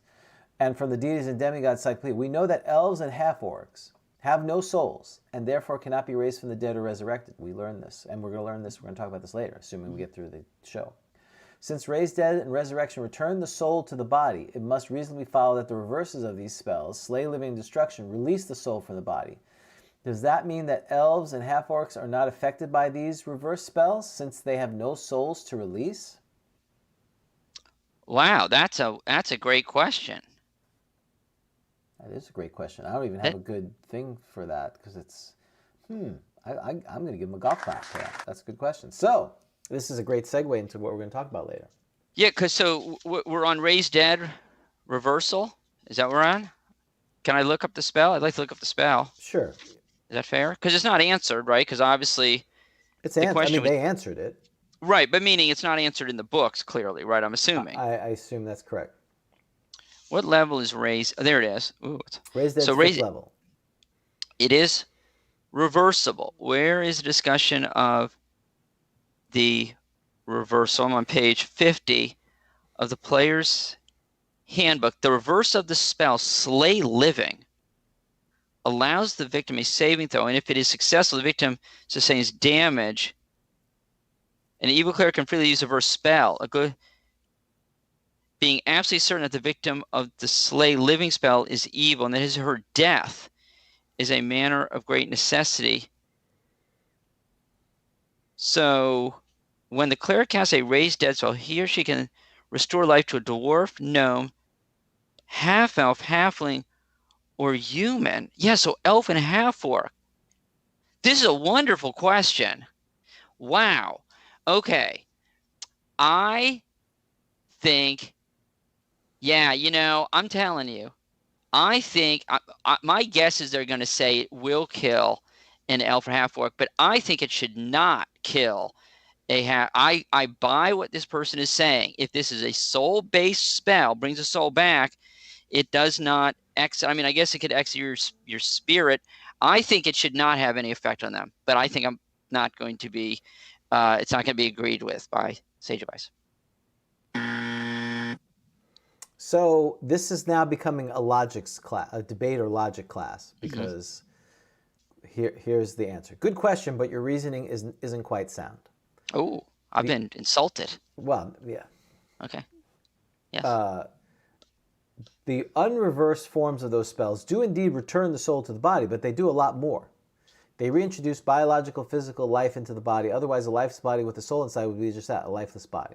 The physical trauma that the recipient of a raise dead spell goes through is considerable, so much so that the revived person is weak and helpless and must rest to regain his or her former vigor. So it is reasonable to assume that an elf or half-orc struck by a slay living would undergo physical trauma to the same degree. And in this case, the trauma is great enough to kill even a soulless being. Likewise, the trauma caused by destruction, which we talked about, because that was your favorite thing. What happens at the reverse of resurrection? You're turned to dust, is something which no creature could endure and remained alive. The reasoning which suggests that a creature cannot be affected by the reverse spell if that creature is immune to the unreversed form breaks down under a bit of examination. Many reverse spells are defined in such a way that the figure cannot possibly be immune to both forms of the spell at once. For example, should a blind character, obviously immune, at least for the moment, to cause blindness, also be unaffected by cured blindness? Of course not. There is no general rule which indicates that someone who is unaffected by one form of spell is automatically unaffected by the reverse of the spell. Okay. So, whether you believe that or not, that's this thing. And so raised dead is the one anyway. You're coming back as this is like the zombie or the skeleton business, right? Well, that's the next one. What happens when you obviously read this at one point? What happens when a resurrection or raised dead is cast on the undead? Oh, and the undead. That's the next one. Well, isn't the raised dead? Oh, so wait, the Now raised. we've Oh moved no, on. no, I was thinking of animate dead. Animate dead, yes. Right. No, raised dead is good. You're coming back. Right. Animate dead is bad. You're zombie or skeleton. Raised dead is you're right. The soul is returning. Okay. Right. So the next question is what happens to undead? So it's an undead, and there's a raise. This is a tough exam, right? This is tough.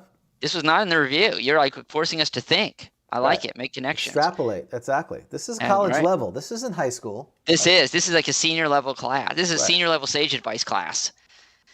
Okay. Because everything else, you just read the book and you'll figure it out. I like those. Those are easier, right? How do clerics get their spells? What alignment is the paladin? Right. I can't figure it out. It's like we were complaining about people asking those questions, and now I get these, and I'm like, wow, okay, this is hard. No wonder they chose to publish the other questions. That's what I would be doing, right? If we get the questions in, it's like, yeah, how do clerics get their spells? That's what I'd be answering. Okay, so raise dead returns the soul, right? Returns the soul, and the body of the person must be whole, although will still be missing. Okay. So what happens if I am, I don't know why. So why wouldn't you're undead? So is it a dead body? Ew. So is that the problem? Is that your body, do I have to kill you first and then raise you? So is the problem, I guess, that you are not quite dead? And so you're not the person has been dead, but undead people are dead. They don't have a soul anymore, right? The soul's left, surely, right? They've been raised. Look, I'm sure I'm getting it wrong. I got the last one wrong. I think that if you are undead, you're basically a dead body walking. You're simply animated. You're like a puppet. Nothing personal. I don't mean to insult puppets. I think the pro puppet crowd is not happy, but go ahead. Well, I mean, it is. This is the entertainment guild. This is the circus crowd I just insulted. Oh, can we have you got to have a puppet like skeleton or zombie, don't you? Surely you can find like puppit undead because everyone loves the zombie stuff now, right? Puppet undead. Right? The undead episode. Okay, I'm going to say that it would still. Oh my God! But you're coming back. Wait, don't you come back the way you were looking? Like if you're Yeah, missing, it's raised dead, right? ew. I think you come back, but you look like, a zombie. That's what I'm saying. This is a tough one, but yeah, I mean, that one 12-word question, it's a 6-paragraph response. So I'm gonna say it depends. Well, before you get into the answer, can I ask you one quick question? Yeah. Is this exam, will you be grading this on a curve? Yes, but you're the only one taking the exam, so you're the curve of one. Is the class average an A? Okay, good. No, it's not. It's a C. And hopefully you'll do well in your other exams to bring up your GPA, so you don't Yeah. get suspended. What percent is this worth? This is your whole grade. Great. This is the final. Okay. All right. Yeah, I don't give extra credit. There's no makeups. This is it. Okay. So the short version is, I think you have to start with how long. Well, raised dead only works typically, for the number of days that it is. Now, there is an exception to that, because if I recall, a mummy. I'm trying to scan this real quick. I think if you cast raised dead on a mummy, will be brought back to life, which is interesting. But just a mummy, so you can't do raised dead on a zombie. Well, so we'll start with the beginning. That's the first thing. It stands to reason that undead can be resurrected as long as the living bodies had souls. But according to the spell description of resurrection, the cleric can resurrect the bones of a dead body. That is, there must be some part of the body available for the cleric to touch for the process of resurrection to take place. Any undead which is encountered as an immaterial, gaseous, or ethereal form could not be resurrected because there's nothing in the body laying hands on, even if he dared to touch one.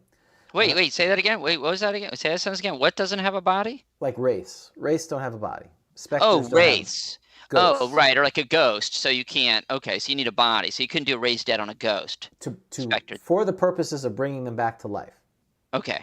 Now, there may be other reasons that you could destroy them, which we'll talk about later. Okay, but I can't. Got it. Okay, so you got to be corporeal. Right. Okay. And that's exactly an undead creature which is corporeal, and especially one which had retained at least a vestige of appearance it had in life, could conceivably be resurrected with a touch. Again, if the cleric is willing and able to withstand the effects of that touch. It's worth noting here that the cleric who casts resurrection is incapacitated for at least 1 day afterward, during which time the cleric cannot engage in combat. Unless some means is at hand to control the resurrected creature and save the cleric's skin, he's going to be in a lot of trouble. Well, that's true. A further guideline is found in the Monster Manual, description of ghouls. A human who is killed by a ghoul will himself become a ghoul unless a blessed spell is cast upon the corpse, and then he's just dead. The corpse then could be resurrected after being blessed. Logically, the same procedure, bless first, raise later, could be required for an attempt to resurrect any undead creature. Wait, why do I have to bless first? I'm confused. Well, wait, that's why can't what I it just says for ghoul, and he's extrapolating that for others. Why can't I just touch it? Because I don't want to touch a ghoul? Is that the point? Why can't I just cast raised dead on a ghoul? Because he won't work. You won't kill him. He's still a ghoul. Why? That's what it says. He's corporeal. He is corporeal, but he's not, because it's the same thing like raising dead on someone who's poisoned. If you raise dead and someone's in poison, they get poisoned, they die again. Once a ghoul, always a ghoul? Unless you cast bless. Okay. Wow. But then the thing is, but that doesn't mean if you cast bless on a ghoul that they're not a ghoul anymore. They have to be dead. It's the same thing of you've changed your state, which again we're kind of segueing to the death thing. Mm-hmm. When you're poisoned, you're dead because you're poisoned. If we bring you back, you're alive, but you're still poisoned, and then you'll die again. So you have to get rid of the thing that caused the issue, which in this case is the ghoul feature. Oh, I've got like Grogtalk, whatever. Right. Oh, it's in my blood. It's in my body. Exactly. I just become a ghoul all over again. Or I do it, and I'm like, I just become a ghoul all over again. Eventually you turn over to a ghoul. That's right. Oh, because what caused me to be a ghoul, whereas if I'm a zombie. Now look, I'm not going to be a skeleton because it's got to be within 9 days. So we're probably talking zombies, right? If you're 9th level, yep. So if you're a zombie, whatever made what made you become a zombie was simply that there was a animate dead spell cast on you. That's no biggie. That was just a spell. It's not like it's in your blood. That's right. But I got you. But things that caused you. So if you became a ghoul because you were attacked by and killed by a ghoul, or a wight or a specter or any of these, because when you get drained and you're brought, you become a servant. Oh, so they're saying that's okay. So that's like poison. Okay, very interesting.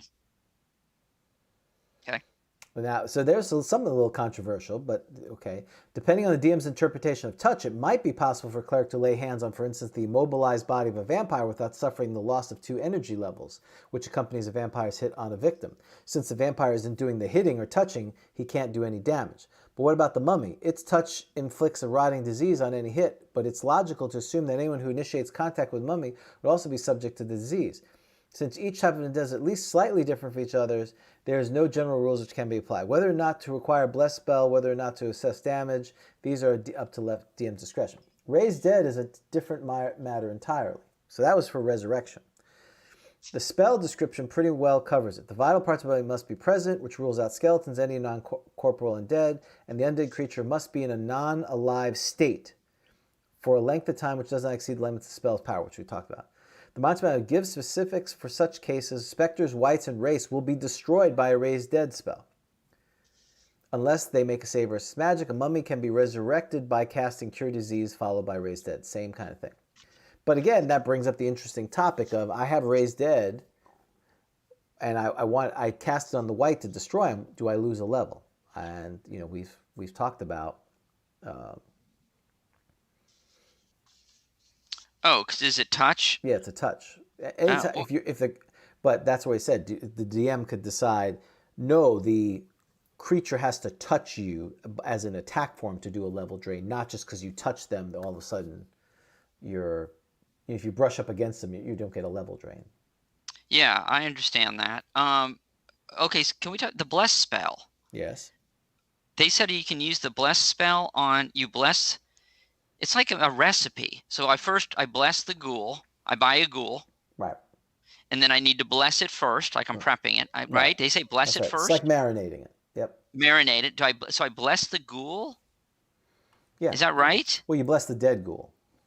Oh, I kill the ghoul. Right. Oh, sorry. I didn't see that instruction on the recipe. Yeah, that's kill kind ghoul of step first. one. Oops. Step one. Kill ghoul. That was a disaster. Oh my god. Okay, so I kill one. It's like with the blowfish, right? The Japanese blowfish that kills you. You should probably not only have to take the sack out, but you'll have to kill it at some point. Right. So. Oops. Yeah. Right. Okay. So buy ghoul. 2, kill ghoul. Mm-hmm. Right. Right. 3, bless ghoul. Right. 4, resurrect then grandpa. Resurrect body. So grandpa was killed by a ghoul. Right. Is a ghoul now. He's a ghoul. Grandpa's a ghoul. Yep. And so we want to bring grandpa back. Right.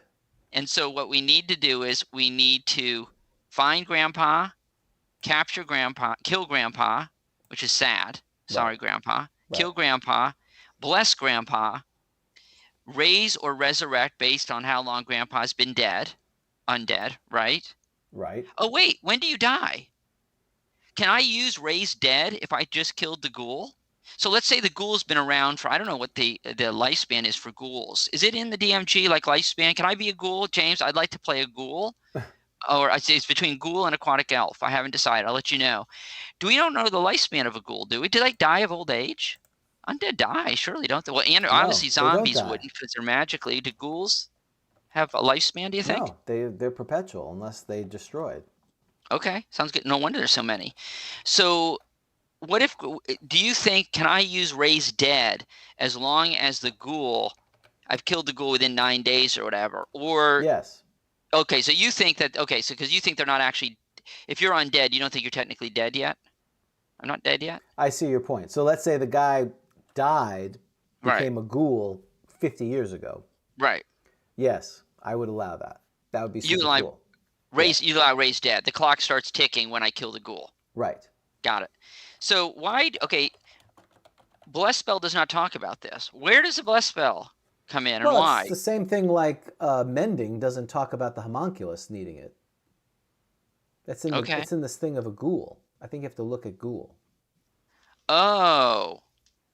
You think, okay, because, I always thought the bless spell is just kind of a boring kind of spell because it just, so is mending. Remember, that's the classic. Yes. That's why the Chamberlain of Australia is legendary.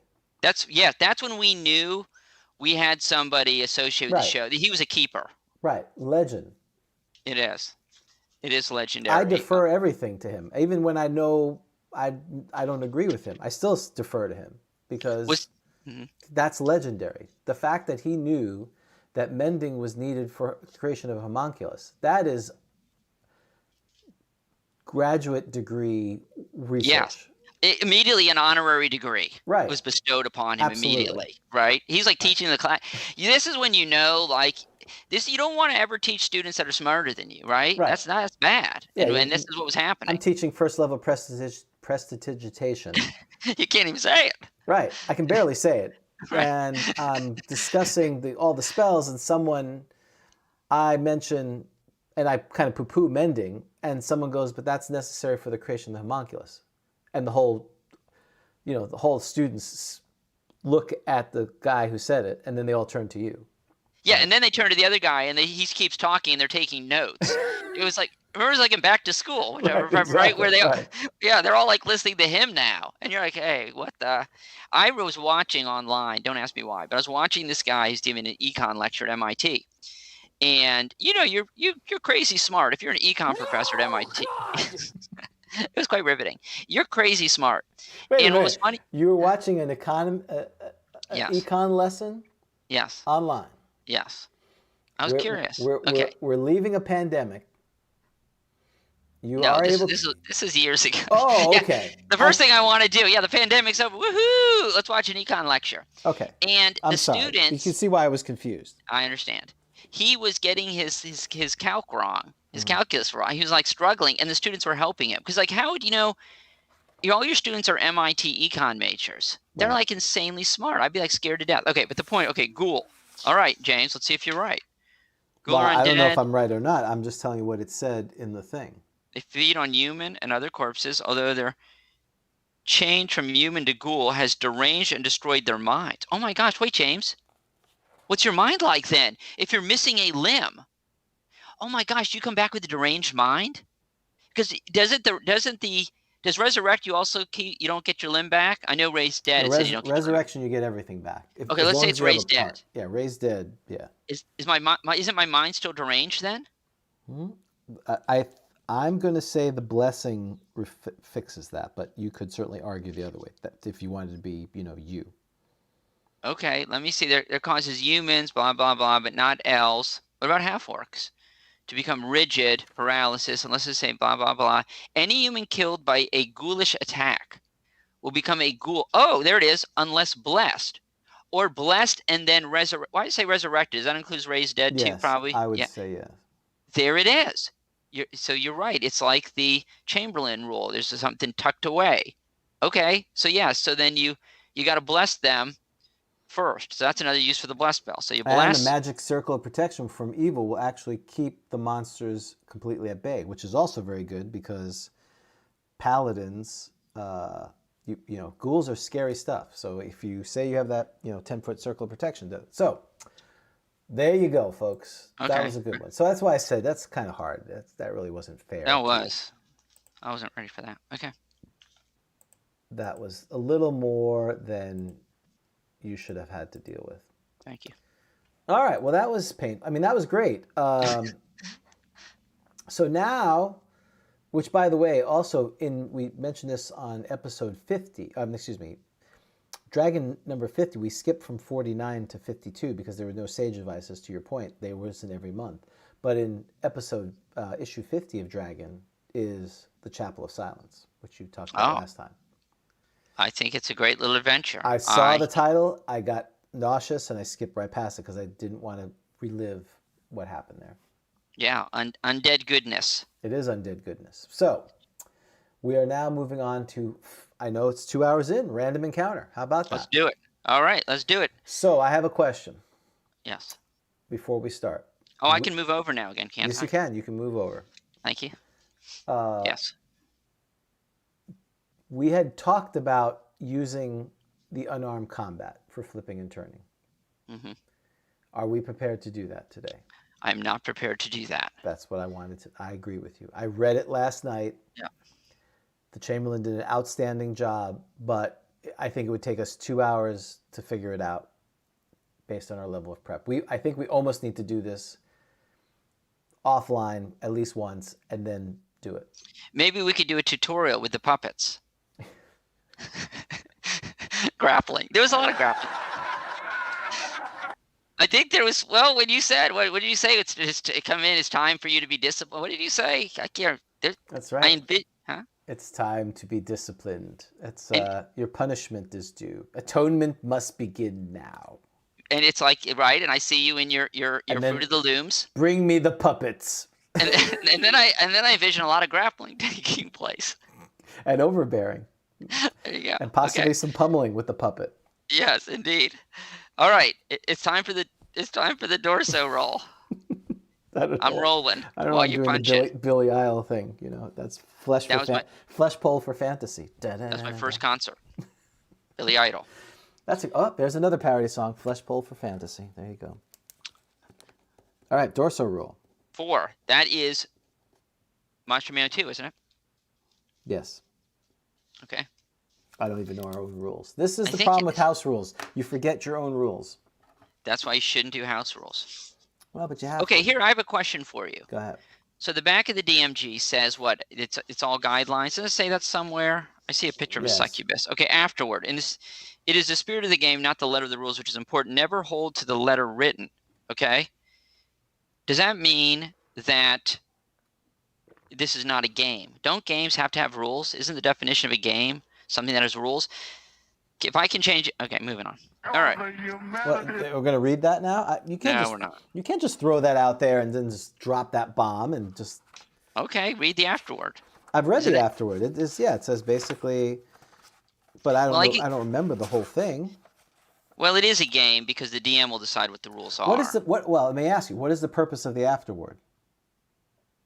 I don't know. To basically tell me everything I just read is pointless. You're an author. Don't Turning you have- undead. Oh, there's a definition of turning undead. A process by where the cleric attempts to use his or her holy power to turn, influence, destroy, or damn. Wow. To damn? To influence? Oh, okay. How do you damn undead? What's damning? Damning is when you blow them up.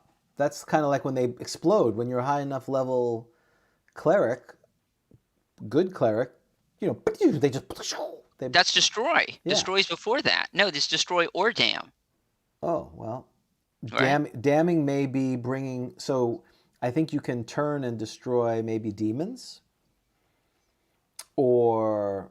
and it's interesting because it says turning undead. Well, I guess it doesn't mention turning paladins too. So it's not a great example. Okay.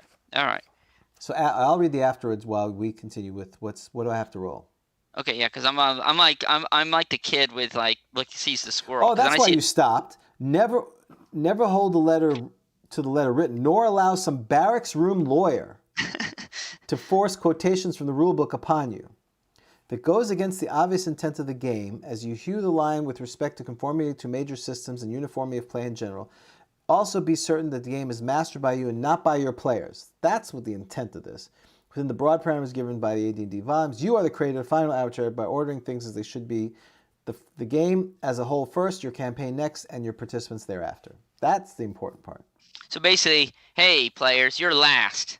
There's 3 things that are important here, and you're last on the list. Got it? To me, that's OSR. That is the true old school thing, which is the game is first, which your players should be interested in. Your campaign is next, and then your participants. And then you guys are last. And you guys are last. And if you don't like it, that's great. Have a nice day. You don't have to play this game. There's people begging to sit in that chair, sir. Right. That's right. I got people lined up wanting to be in my campaign. Exactly. So, Okay. very All right. good. Sir, I need you to roll a D10. D10. 8. Oh, interesting. Interesting. I like It is an aquatic random encounter. Oh, against the cave bear. This should be cool. I need you to roll. That's right. I need you to roll a D6. Maybe it's a salmon, a giant salmon. We've had a guard, didn't we? Right? I think we did. 4. Temperate salt water. Well, so the bear is wandering along, right? Comes to temperate salt. Now we got to figure out if it's the surface or the depths. This will be interesting if it's the depths. So just give me a D6. 3. It is at the surface, so this makes sense. Now it's the dice do not lie yet again. He's thirsty. He ate a basilisk. Right. And he's thirsty. He's looking Right. for salmon, like you said. All right. Now it is time, finally, for the D8 and the D12. Oh, because we're in the Monster Manual 2. I forgot. Yes. So in the monster, I think we're supposed to be here. Yes, correct. Number 4. 10. Do you know 4 is a ghost ship? Wow. What does that mean? That'd There's be no monster amazing. called ghost ship. No, but that's amazing. That is amazing. Ghost ship. The Sailing Wow. the Sea of Corpses. That's back to the song, the other Yes. parody song. But unfortunately, you didn't roll that. No, I didn't. Dinosaur. What did you roll? 10. Sorry. 10. James, I know you're not going to be disappointed. James, I know you you son of a wanted bitch. ghost. Yeah, hold on to that button. It's coming. Okay, you ready? You got that same button going? Yep. I know it could have been ghost ship. It could have been dinosaur. But don't worry, James. It's a merchant man. Ooh. James, you son of a bitch. This is so first edition. It's a merchant man. Wow. The merchant man. What is he swimming? He's like, he's nude. He's He's his got his clothes. Fruit of the Loom on. He's got his Fruit of the Loom on. The cave bear's gonna steal his clothes. Well, we guess we have to go to Merchant Man. So the bear's got his clothes. Like, hey, and he's gonna like rush. Yeah, he's the bear. swimming. He's rushing out there. He's out there swimming, and in his skivvies or less. And he looks up, and there's a cave. There's a cave near the ocean where he is. Yeah. And unfortunately, the cave bear left. He must have been making too much sound. Or left some peanut brittle. Ooh. Right, Oh. or some food. His iron his Right. rations. Some He's washing his clothes. Fipple or some other. Was it something that cave bears like? So. Peanut. Yeah, well, like a jar of peanut butter. Okay, so it is the merchant. Hello, Mr. Merchant Man. So we're in men. Yep. Which we think is used in reference to like men and women, right? It's just Right. like man. Page 69. The merchants. James, what do you think? What's their frequency? Well, I'm sure it's common. Yeah, of course. I love this though. Can we roll for this? Number appearing 50 to 300. Can the cave bear fight 50 to 300 merchants? Well, and based on this, there's probably going to be, I don't know, 150 of them, plus or minus. So he may be somebody. So somewhere is this caravan, and he's strayed down. I'll be right back. I'm going to take a swim. That was a big old. Oh, he just never comes back. That's terrible. Like, what happened to him? Well, We can't wait any longer. he went off the caravan, and he had to go relieve himself. Maybe he's over by the water to. Oh yes, he's like, I'll be right back. Right. And Oh no. So he's. Oh my God.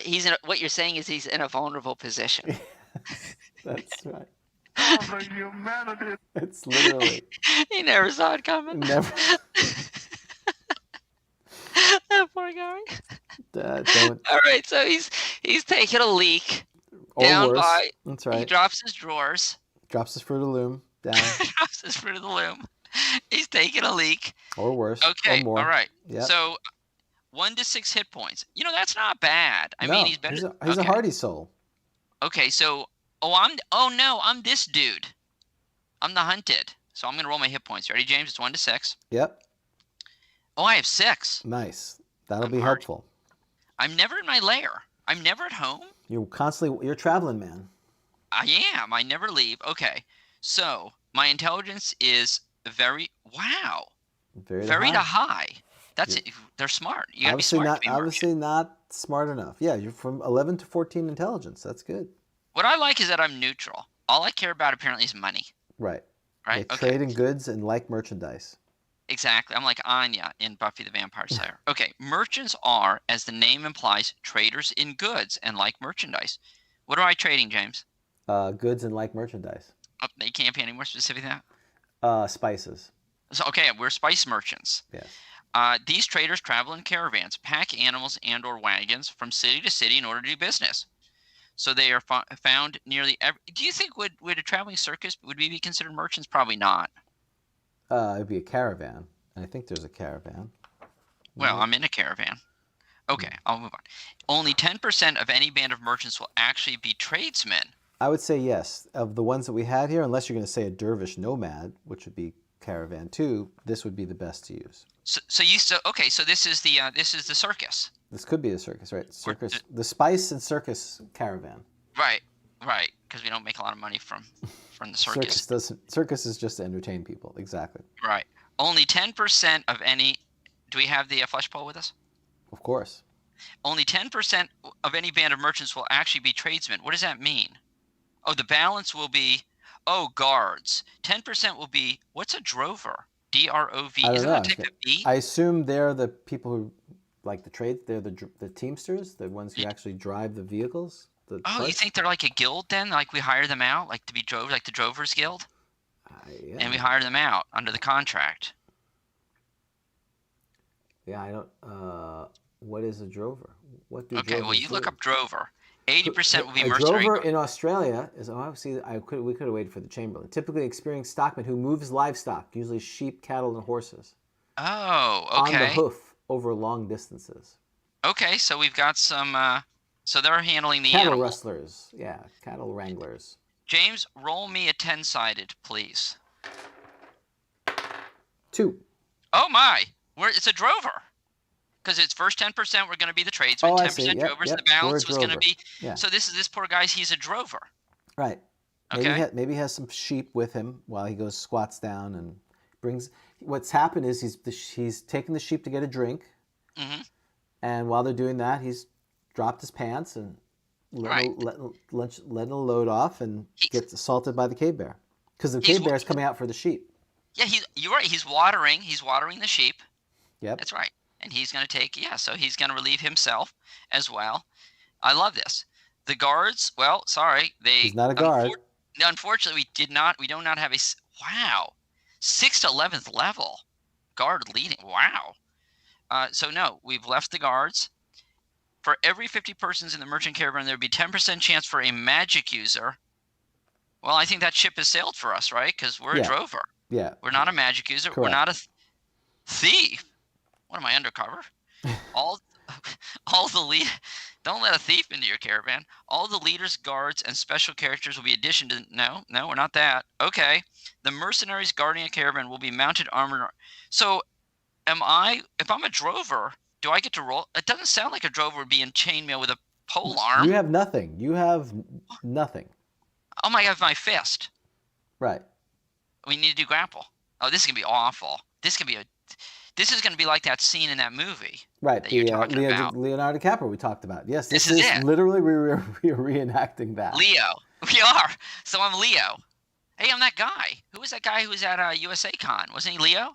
I think so. Yeah, you're right. There was okay, Leo. So this guy, is this wrong for this to be his name? Leo? Absolutely. Well, it's not, or it could be Hugo. I mean, we could have, we do have our dear friend from who does our Hugo illustrations on. Leo Vallin. Leo Vallin was the guy for USA Con. Oh, really? So, okay, this is Leo. All right. A caravan of merchants will have various sorts of treasure. Yeah, we have Adrian on. He's our standing Sword of Oakland, who does our Hugo ones. I love when they give stuff. This is like when Gary lists the treasure that the caravan has. Basically, Gary is inviting what to happen. Right. For the player characters to assault the caravan. Pack animals, okay. They'll always be, all right, so there it is. So we are a merchant. Right. And we're going against a cave bear. And we're going against a cave bear, okay. Which moves as fast as so we'll have to see. If he's surprised, it may be over. What damage do we have damage for a fist? Yeah, it's 1 to 3. It is? Because it has a weapon. Yeah, it's a weapon. I think it's what open, where is it? Fist or open hand. I sure hope I know. Okay, so we know we're not doing AC. We should start doing AC adjustment. I know we don't do it because the cave bear's not armored. Speed factor of 1, no space required. Where is that, sir? I don't doubt you, but I don't It's either 1 see or 2 or 1 or 3. I'm really not going to worry about it because you're not going to hit and you're going to be dead. So. But I like to learn. I like the learning. Aren't we in school? Professor. Yeah. You're like, it's not on the exam. Don't worry about it. That's right. What's on exam? Glyph of wardings. Pay attention to what I tell you. It's not. Last time you said it wasn't on the review, and then it was on the exam. It's not listed here. It's not because weapon you're type. supposed to use unarmed combat, which is why we have to use the thing. But if he's... Is it punching too? Oh, are you serious? Yeah, I gotta pummeling. use... Pummeling is punching. Oh my God, so if I get an attack, I have to go to the pummeling chart? I think Because so. we haven't read the new one. We gotta go... Well, we gotta go to pummeling. Yeah. Are you actually going to attack the bear? That's probably not smart. You have one can't chart. swim. Well, are you in the water? I guess you're sort of in the water. I'm at the edge of the water. I'm like right at the edge of the water. Right. You're at the edge of the water. You're Who would have thought down. I would have been killed by a bear? Okay, all right. Let's just see what happens, because I'm probably not going to last very long, am I? Yeah, I mean, I'll have to look up exactly what it is. But yes, if you're going by the book, you're using unarmed combat. Pummel. Yes, we're going to have to do that, James. But I don't think it's ever going to get to that, because I think you should get a pretty good surprise chance. I'm relieving myself, so there's some noise, right? I may not even hear it coming. Right. Well, I'm going to give. Well, I'm not going to. I'm going to make my surprise. I could still get surprise in a 1. You can get surprise in a 1 and 4. How's that? Right. So I roll to see if I'm surprised, and there's a 1 in 4 chance I'm surprised. And I still have a 1 in. I still could be surprised that you would actually be dumb enough to be squatting down by my lair. Which one's happening? Wait, no, we got to roll to see which one's happening. What do you mean? Which one's happening? Wait, well, you said I'm squatting. Oh, you don't think you're squatting? What am I doing? Well, you can pick whatever body function you want, but still. 1, 2, or 3 is the 4, 5, or 6 is number 2. Okay. No, it's number 1. Okay, so you've turned your back and you're looking at the water. So I'm going to turn around at you. And there's a cave bear. Exactly. Here, let me roll my surprise. He's not surprised. I'm not. I rolled a 5. Okay, so you're not surprised either. Now I have to roll distance. 3. So we're 90 yards away. Oh, so I'll have time to. Oh my gosh, I'm gonna have a big choice to make, aren't I? Yes. Okay, all right. Let's roll for initiative. Well, here's the thing. The merchants will always be mounted on very swift, light horses.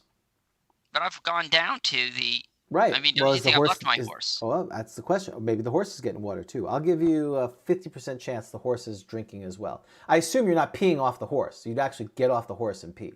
That would be weird, yeah. Right. I mean, that would be rude to the horse. Right. A 2. So you have the horse.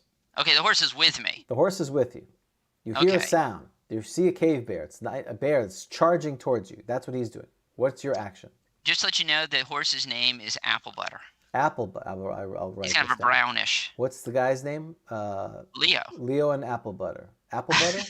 Apple Butter. Have you ever had apple butter? Yes, I've had it. I'm not a fan, but I've had it. Who wouldn't like apple butter? It's apple and butter. Right. Isn't it? I guess. I'm not sure what it is. All right, Leo and Apple Butter. So. And a lot of sugar. 90 feet away. Oh my gosh. Okay. 90 yards away. Excuse me. The bear is charging. What would you like to do? Okay, well, I'm going to I'm going to try to get on my horse. I'm not. Oh my God, are my pants down around?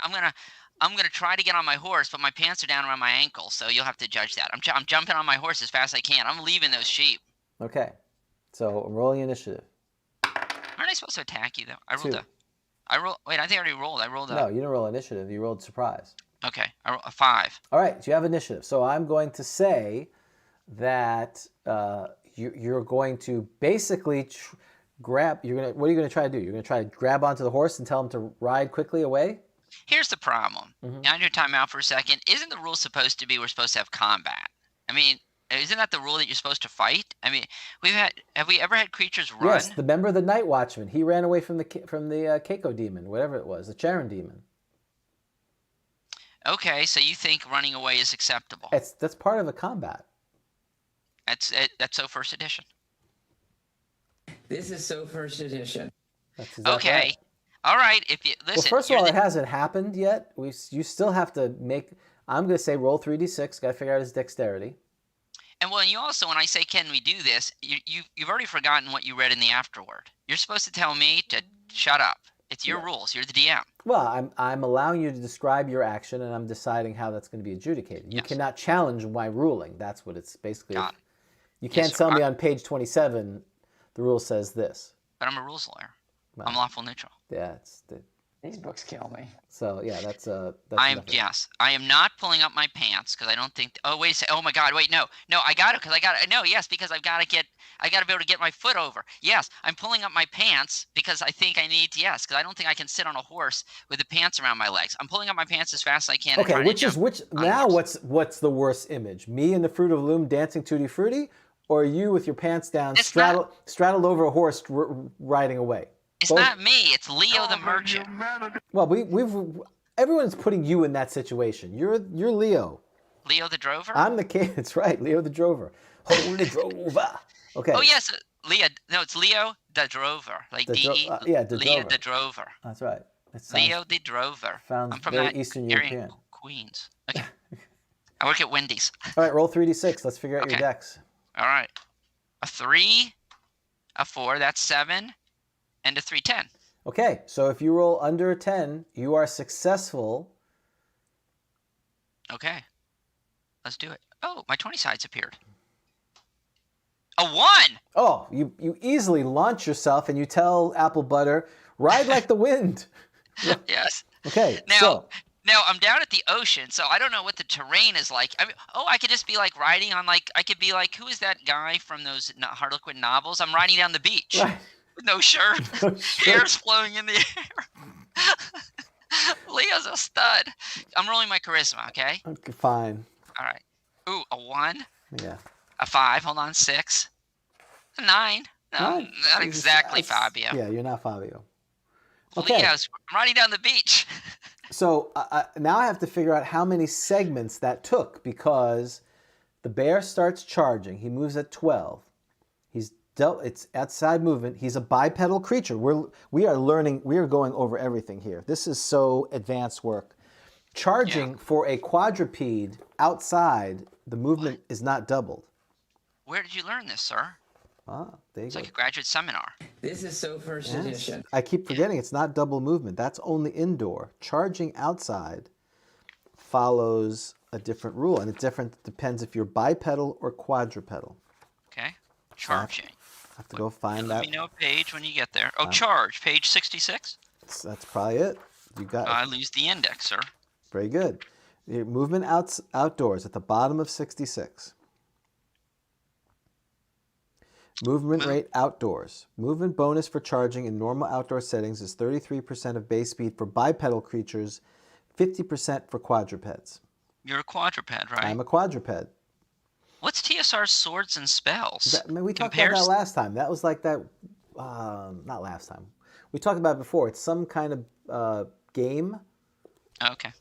That they were pimping at the time is during D&D time. I'm sure someone's going to bring it up. Okay. So you get 50%. So you're not. So I move it normally at 12 because I'm a cave bear. So I'm moving at 18. Got it. So okay. What that means, we are 90 feet away. So in 5 segments, the bear will be next to the horse. So we have to do. Wait, merchant. No, I don't have anything with a merchant. I mean, I don't have like a whip. I have nothing. I have no weapon of any kind. You have a staff. You have a staff because you're a shepherd. You have a cook. You have a shepherd's crook. You're a drover. A shillelagh. Okay, you can have a shillelagh. You can have a shillelagh or shillelagh. A shillelagh. Okay. All right. I got it. Good. I got it. All right. Good. I have a shillelagh. Okay. I like it. So okay. So now I have to figure out. It's going to take him 5 segments to do that. How long is it going to take you to pull your pants up, get on Apple Butter, and start moving? Well, I would say that's probably. I rolled a 1. Just remind you, I rolled a 1. You rolled a 1, and because you rolled a 1, I'm going to say you did that. You were successful. If it was like a 10, I would have gave you a 50-50 chance that he mauls Apple Butter before he starts running away. So. Oh, so you're saying I'm getting away? You're getting away. You rolled a perfect. You literally, what happened was you're peeing. Well, the other thing is your pants aren't down. Potentially, they could only be down to your ankles. I don't know how you pee. I mean, you don't. I assume you don't have a slot. Those medieval pants. That's right. The Fruit to the loo. I mean, are you really dropping them all the way down to Does anyone pee? ever use that slot? Okay, that's a different This discussion. is so first edition. So I assume you just put them partly down, or you may kind of just split your pants between your shirt and you're doing your thing. You hear the roar, you pick them up, you leap onto apple butter, and Yeah. you're gone. But you know what, James? Mm-hmm. I'm going back. You know why, don't you? Because you're insane. But go ahead. The sheep. the sheep, I can't. that's right. I can't leave. If You he's drove gonna maul them. those sheep, I'm going back. All right. Well, so you have now taken off. Now I have to decide, because this is like food. Basically, he has food. You have dropped food. He's pursuing you. Wait, I didn't get to declare action for the sheep. Aren't they running? No, the sheep are sheep. They're not sitting very there. smart, are they? No, they're not smart. They're like every sheep I've ever seen. They're Does a dumb. Monster Manual 2 have? Monster Manual 2 has stuff like this. You know, like cat. You think Yeah. it has a sheep? I'm sure it has herd. Well, it's a herd animal, but the herd animals are tough. I don't consider sheep herd animals. No, I don't think so either. I don't see a sheep in. Is there a Monster goat? Man 2 has all this other junk and they don't have a sheep? Really? Am I missing that? That seems weird, doesn't it? Is there just a regular goat? Is it kind of goat-like? We could make it a goat. So, thanks to Leroy, Swords and Spells is a great miniatures game. One of the last of the little brown books. There you go. Thank you, sir. There's a goat. Yeah, but it's not a goat. Well, work with me, James. No, it's not. You're going to say, I'll give you that maybe there's one goat, but most of them are sheep. Well, what's the stats? Are we using the goats? Goats? Yeah, I'll No, use a goat goats have- stat. Yeah, they okay, have that's horns. fine. I'll use goat stat, sure. Oh, goats charge.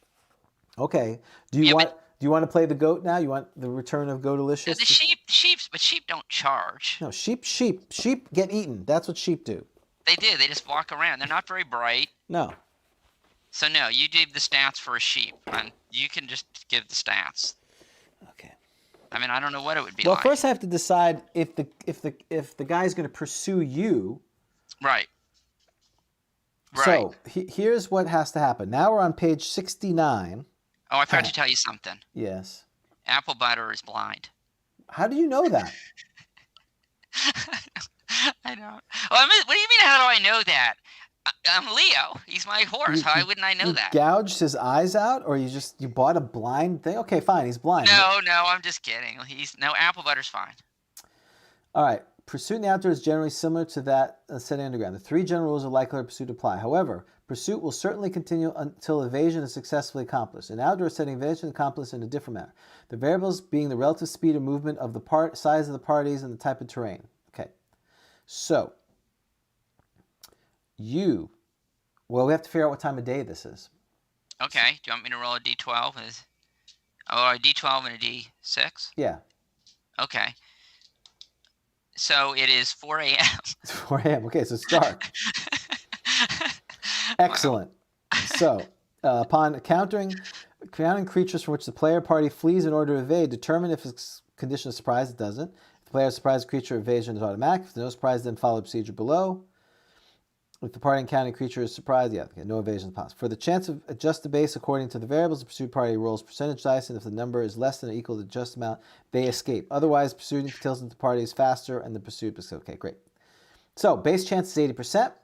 You are faster than the bear. That's plus 10%. This is open water. It's not open water. It's more like Scrub Hills March. Well, it's kind of plain. I'm going to say it's Plain Heads Desert. It's like a beach. I agree with yeah. that. All right, so that's minus 50. So that's not good for you. Pursued party totals fewer than 6 creatures. Yes, because the sheep aren't following you. And so that's plus 10. And here's the advantage. Light equal to dark night. Well, let's see if the moon is out. So give me a percentage. Less than 10% there's a moon out. Or you could just do the percent. The percentage is like the amount of the moon. Okay. Percentage. Sure, You know what I if you mean? wanna do that. Yeah, that sounds good. Okay. Oh my God! I rolled a 2. 2. There's no moonlight. Wait, no. I'm sorry. That was divine intervention. That's so it's dark. That's good. That's plus 50. Oh, so that's good for me. yeah, it's completely it's completely dark. Or with your blind horse by the beach, you're peeing, you hear a scream, you hear a roar, you hear something charging at you. You get on your horse and you blindly start fleeing away. So roll percentages. You want to roll low. Do you know when you're looking at the pursuit rules? That's the part of the game where like everyone takes a break. Right. The poor DM is sitting there reading this, like I'm gonna get a Mountain Dew. I'm going to the restroom. Okay, I'm rolling percentile. You said? Yeah. Okay. I sure hope we get to grappling. 47. You are successful in escaping. So you have escaped, and now I have to decide. Do you want to? You've run off. You're going to go back and save your because you Well, hear. it depends what I hear. Within 30 or 40 seconds, you hear the distinct sound of bleeding and screaming. The silence of the lambs. Are you Clarice? Oh. If you could yeah. just save one sheep. No, I'm Clarice. charging. I'm charging in. I know it's dark, so I don't know where I'm And going. your horse is blind. Apple butter. I'm charging with that shillelagh. Yep. Okay. So you're I should get our surprise chance. I will, of course. Yeah. In fact, I will give you a surprise chance. Ooh, you have one segment of surprise. Uh-oh, better be the death blow. This better be so you're charging with your shillelagh. Okay, make your attack roll. You are a 0 level human. Yes. Merchant, drover, attacking a cave bear. If you could just I... save one of the sheep, Clarice. Okay, there's a white sheep and a black sheep. I got 2. Here we go. All right. 11. Ooh, 11. AC 6. Ooh. Plus 2. What's my AC? It's 10. It's 10. You rolled your dex. What'd you roll? 11. You hit. Yes. You roll a d6. All right, here we go. Oh, you got to roll your strength. You maybe have exceptional strength. All right, let's do it. 5. Ooh, that's 4. good. That's 9. 13. No, Oh, well. you have good Okay. strength.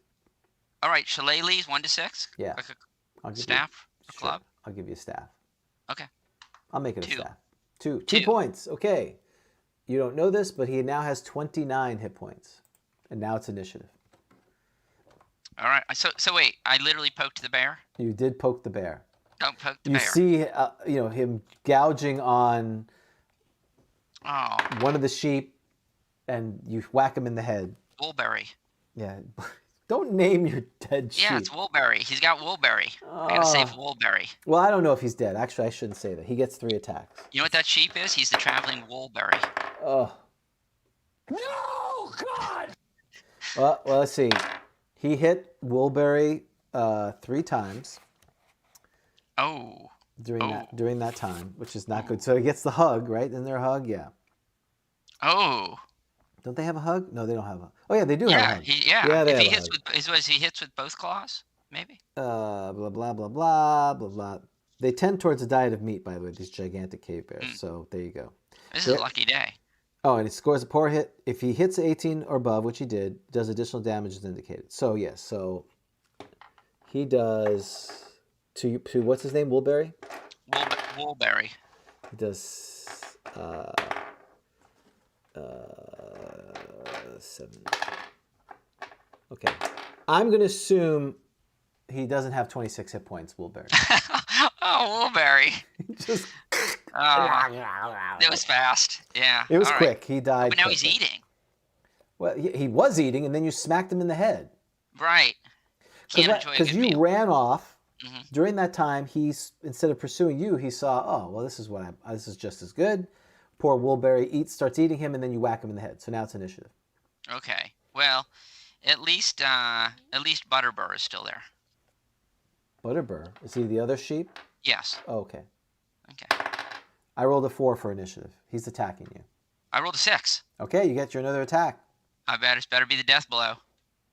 Do you want your horse to attack as well? They do that? Why not? He's not a night. I'm running a nightmare. No, you're not Did I tell you that? Yes. You didn't know honey butter is a demonic nightmare or apple butter is Apple it's a butter. nightmare. They're neutral. with evil Neutral friend tendencies. evil. Yeah, Yes, with exactly. evil tendencies. Just every now and then. A 9. A 9. Okay, you miss. Okay. No, I don't think my horse really. I mean, what would he do? Right. Well, I Apple got to butter's decide if he's cool. going to attack you or the horse. Yeah. 1 to 3, 4 to 6. Ooh, he's attacking your horse. He has a name, you know. Apple butter. Yes. Apple butter's AC 7. That's a hit. Ooh, that's a hit, which is a paw, which is a thing. Ooh, 6. He may have missed. Did he miss? Oh, this is taking for. Oh, he hit. Oh, that's not good for Apple Butter. Is Apple Butter a draft horse? What is Apple he's Butter? a light war horse. He's a light horse. Oh, only 2 hit. Can I roll his hit points? He only has 2 hit. 2 hit dice is not bad. No, it's not bad. Okay, hang on. A 5. He's really a riding horse, but we'll keep it with 2 riding. hit dice. Oh yeah, you're probably right. Wait, where is riding? There's no riding, so that's why I'm going with light. A light riding horse, right? Yeah. Okay. Technically, this is a war horse, but I'll let him stay light. You know, he's a riding horse. So, how many hit points do you have? 8. He has 8. Okay, he doesn't have 8 anymore. He has minus 10 now. I'm gonna cast raise dead spell on the sheep.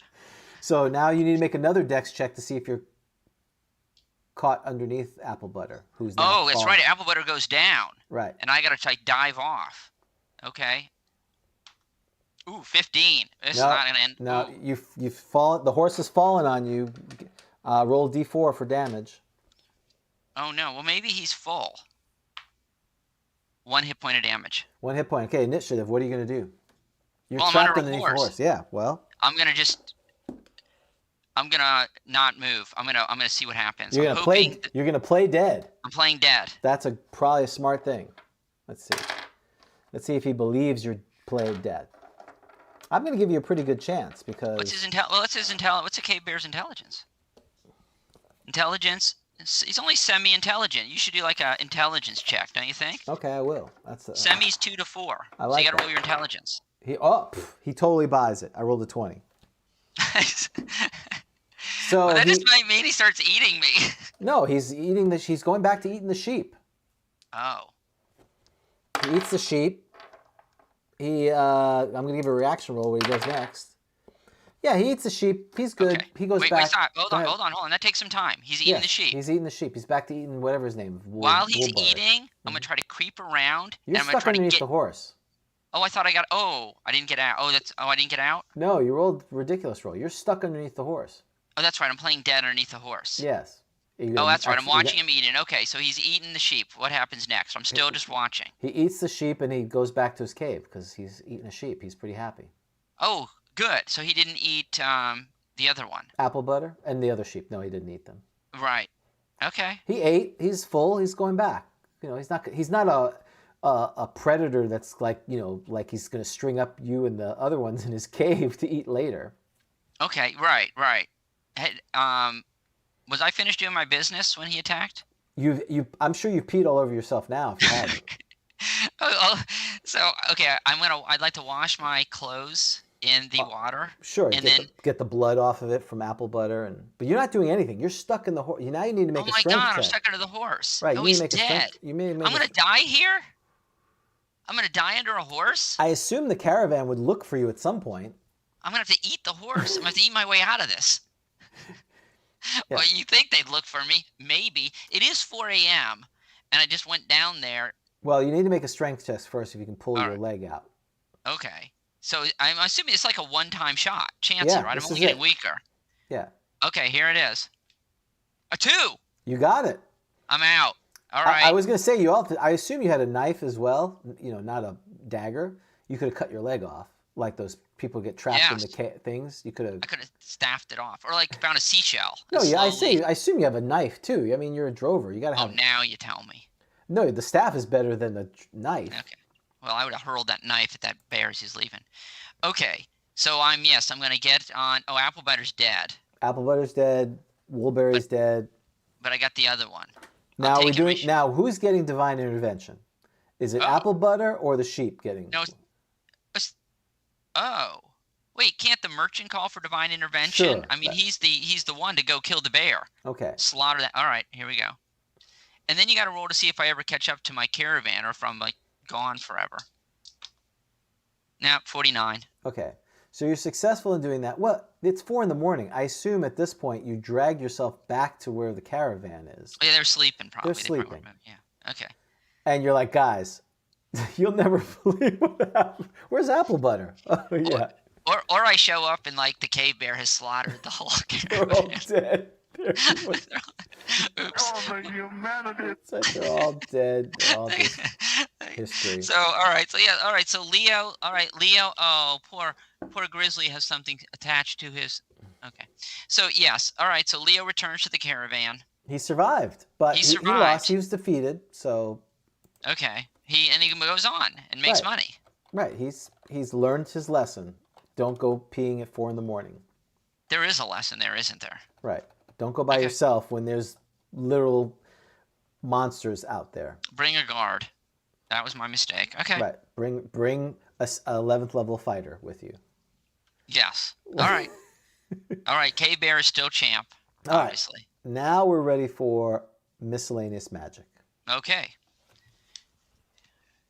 This is the segment of the show where we randomly roll a magical item and we then discuss it.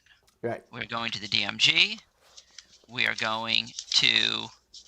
flipping. We are turning. That's correct. I am going to dog ear this. This is so first edition. These books Yes. tell me. They do come. All right, we're going to page 121. I am dog earing this. Yep. Please don't get upset with me. It's your book. Thank you. We are on number 3. So, sir, would you like to roll percentile dice? I would. You've done better. I usually get +1 dagger. 23. It is a scroll. Ugh. So we are now rolling Nice. for the kind of scroll. Well, we'll see. Hopefully it's a good one. Well, this is basically be spell selection if we do this. Yes, this will be our spell selection. An 8. Well, that's good. It's a one. It's one spell. I'm Okay. glad I didn't roll a scroll with Yay. 7 spells. Yep. And now I have to figure out the type of spell. 30% of all scrolls are clerical in nature. It's dice 71 to 100. It is a clerical spell, and 25 Okay. of them are druidical. I'm going to say 25 or under. Oh, 24, it's druidical. Oh, I don't think we've done a druid spell. Okay. Not recently. And 1 to 4th level, it is 2nd level. So we're at the Okay. player's handbook. Yep, it is. So we're on page 41 of the player's handbook. I got to write all this down. Miscellaneous The magic. druid resurrection or reincarnation is way better than the magic user. Well, we're because gonna you come talk about back as- that. Yeah, you come back as, what? Druid, 2nd level, we said? Yes, Yes. 2nd level. So 12 spells. What do I have to roll? 12 spells? D12? Because I don't have that book open yet. I'm working on it. I got 5. Feign death. Feign death. Look at that. The dice don't lie. They don't. I was feigning death, You were. And you didn't even have to use a spell. and it worked. Yeah, why do I need to be a druid to feign death? I did it quite well. You did. I had some good rolls, though. Okay. Feign death. We are on the player's handbook. We are on... Oh, it's a 3rd level magic. It's the same as a 3rd level magic user spell. The magic component is a piece of dead oak leaf, in addition to mistletoe, of course. So we got to go over to... okay, so we got to go over to... Page 73 of the player's handbook. Thank you. Okay. Feign death, please be short. That's not bad. Okay, would you like to read it, or would you like me to read it? You can read it. I've read a lot today. Okay. By means of this spell, the caster or any other creature whose level of experience/hit dice do not exceed the magic user's own level.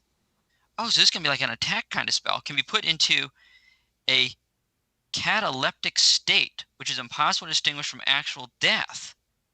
Although the person creature affected by the feigned death spell can smell, hear, and know what is going on, no feeling or sight of any sort is possible. Thus, any wounding or mistreatment of the body will not be felt, and no reaction will occur, and damage will be only 1/2 normal. In addition, This is amazing. Let's read that. yeah, this is interesting. Paralysis, poison, or energy level drain will not affect the individual creature under the influence of this spell, but poison injected or otherwise introduced into the body will become effective when the spell recipient is no longer under the influence of this spell, although a saving throw is permitted. Note that only a willing individual can be affected by feigned death. The spellcaster is able to end the spell effects at any time desired, but it requires 1 full round for bodily functions. This is another theme. For bodily functions to begin again. So, I'm confused. Help me out. I've got to be... So, the druid is everything. This is so first edition. It is. I'm confused. That's 1st edition. So, let me go back to druid. Yep. Because it says it's the same. Similar. It may not be similar, the same, but except we'll as see. noted above, it is the same as third level magic user, Feign Death. So Well, it has the range is interesting. The range is 10 feet, which doesn't make any sense. Whereas Feign Death, the range is touch on the magic user. Okay, so I don't need to be touching you. The duration is initially less, but as levels go up, it's more for the druid. Area effects is 1. It has a material component, whereas Feign Death does not have a material component, and it takes longer to cast. Okay. The spellcast is able to end it at any time. Oh, but it'll end normally after the effect, but I can end it sooner. Okay, which is, as you've pointed out, this suggests that you can't do that with other spells. I know this is something you talked about. This would be evidence. I am a fan of you cast Fireball, you can't say, well, or Wall of Fire, you can't turn it off unless it says you can do that. And this would support that because this says you can. By negative inference, you can't with others. Okay, so Feign Death. So all right. So why am I? So I've got to be. So I'm going to be the recipient. I am willing, James. You are going to cast Feign Death on me. I need to be willing. Levels of experience can't exceed yours. Okay, fine. I'm going to be able to smell, hear, and know what is going on, but I have no feeling. I can't see. Yeah. I have no feeling. I assume I can't move. Is that right? You definitely can't move. Right. Because I appear dead. Yes. I'm in a I don't know what cataleptic means, but it's almost like catatonic, but I assume it's paralyzed and total paralysis. I'm assuming cataleptic. Catalepus? Isn't that creature? Don't look. Condition carried lack of response to external stimuli or muscle rigidity. The limbs remain in whatever position they are placed. Oh, so we can move. You can move me. Well, you can set you like up that way. Like a weird sort of. Like you straddled apple of butter with your pants down. Yes, exactly. You can make me do weird things. Okay, so I don't feel anything, but I am being harmed. But it's only one half. So no paralysis, poison, or energy level drain. Okay. Help me out, James. As usual with these spells, what do I do with it? Oh, and we're going to need to look at the DMG, aren't we, to see if there's anything on Feign Death, just to make sure? Oh, yes. Good point. Oh, thank you. And then you can explain to me why I would want to Feign Death. Okay, where are spells? Well, some of the things I didn't realize because I thought Feign Death was pretty lame, and I've never sort of really understood why you do it. But reading this is very illuminative, illuminative. Sounds good to me. There does not seem to be a Feign Death. Yep. There isn't, right? There is. No, page 45. He cheated. He put it under magic user. Okay, thank you. Feign Death. For the rate of air consumption and effects on poisoning, see the cleric spell of the same name. The rate of air consumption and the effects. Okay. See the cleric spell of the the cleric spell. There's a cleric spell of Feign Death. But that's druids. Is it also cleric? I didn't think so, but maybe it is. Oh. Wow, we're just learning so much stuff here today. And we're doing a lot of turning and flipping. Are you looking that up? Yeah, I do not see a Feign Death cleric. So we have to call Jody and find out what happened here. That's weird. Oh, it is. 3rd level cleric. Feign Death. Oh, so we need to go to cleric. Third. James, I'm getting tired. This is so first edition. This campaign sucks. I'm worn out, James. This is too much. I'm reaching my breaking point. Okay. All right, it's 3rd level. Wait, what level cleric?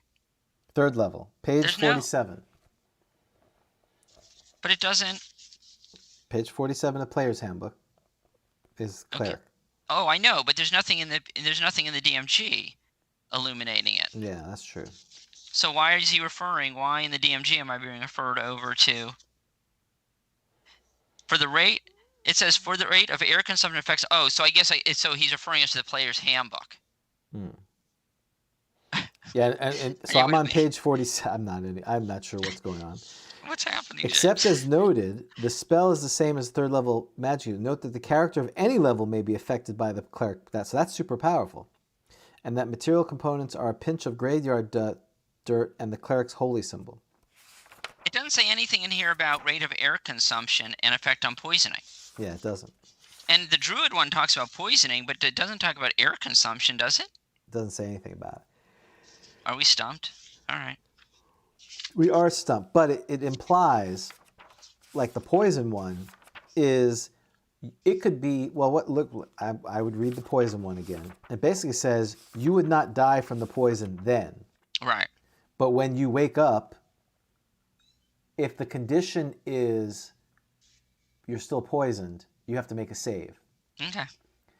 The same thing with the air, I would say. So, for instance, if you were in a room that had a trap that sucked the air out for 10 minutes, if you casted Feign Death, you would be fine if there was air that reset later. But if you woke up and there's still no air, you would suffocate. Okay.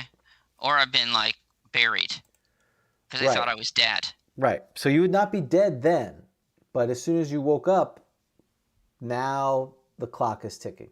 So why am I casting this spell? Well, for those reasons that I just mentioned.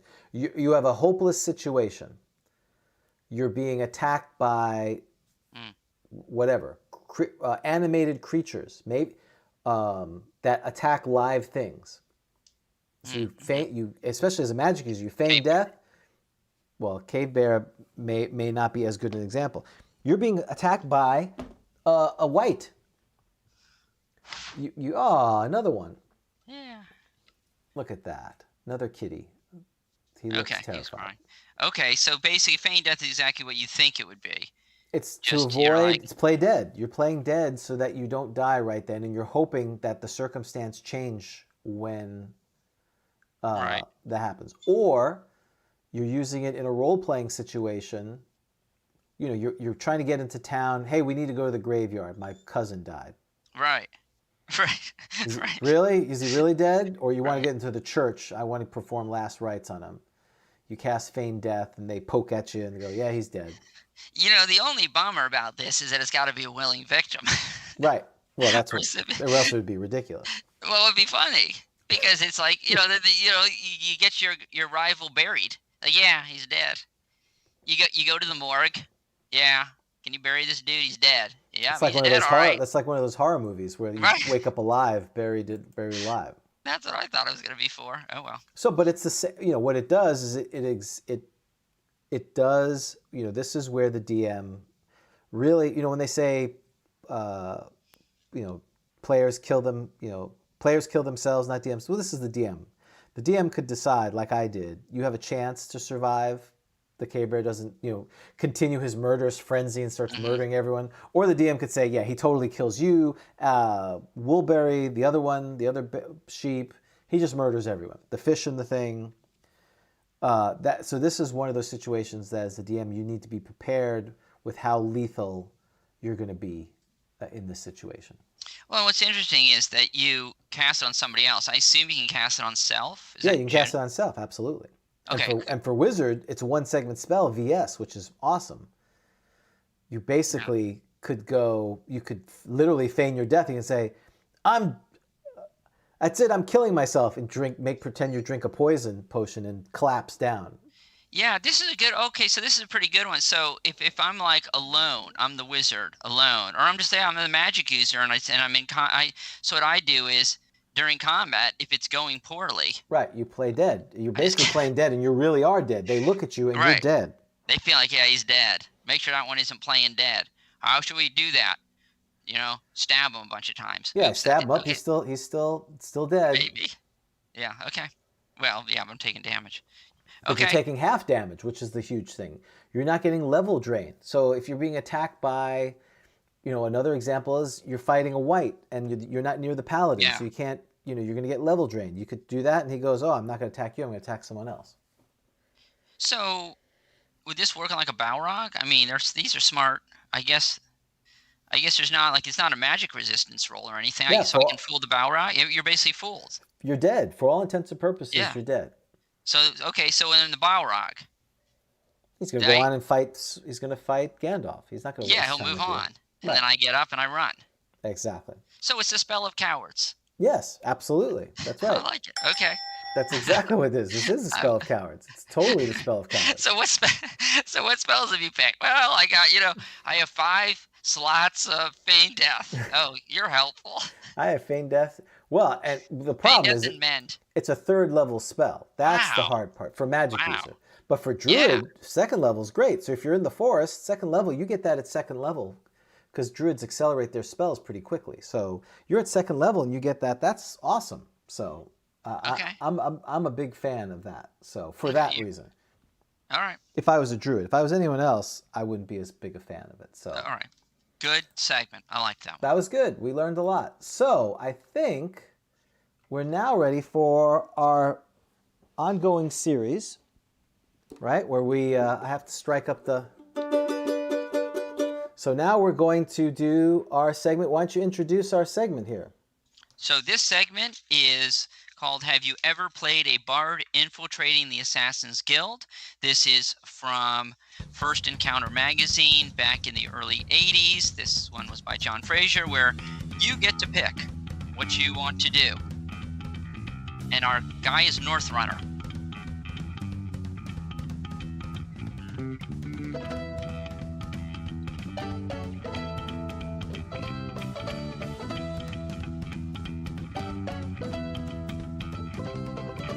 Just 16, a harbor a horse, out of money, no remorse. I got no place to call my own. Strike a note, here I go, yeah. I'm running north, yeah. I'm North Runner. I'm running north, yeah. I'm North Runner. Thank you very much. Yeah. Yes. How's that? That came out pretty good. That was fantastic. And look, I mean, I'm certainly not going to be one to suggest that maybe there was some lip syncing going on. That, it's not like a Mariah Carey thing. Didn't Mariah Carey? She got in trouble. I think a few of them gotten in trouble. That'll be on our that'll be on our Christmas album, "Sailing the Sea of Corpses," featuring North Runner. Yeah, and actually, we have some news that "Sailing the Sea of Corpses," the Pseudo Undead will be appearing on Bandstand apparently Really? this Sunday morning. Yeah, that's good. I thought Top of the Pops was more their thing, but yeah, that's great. Well, they're making the rounds. Okay, so that was awesome. Yes, so you are North Runner in that you, listener, get to play North Runner the Bard, who is trying to infiltrate the Assassin's Guild. I can't even remember why we're trying to infiltrate Assassin's Guild. There was a very long backstory. I think there was an old man his daughter, wasn't it the old man? Oh, that's because she's been kidnapped. Right. It's the Conan thing without being Conan. Yes. So yes, you're trying to save the only a few days. My daughter Aurora, James. Aurora has been kidnapped by members of the Assassin's Guild, and no one is helping this poor guy, Katil. He is he's the Merchant Chancellor of this. That makes sense. He's the Merchant Chancellor. Okay. Are you ready?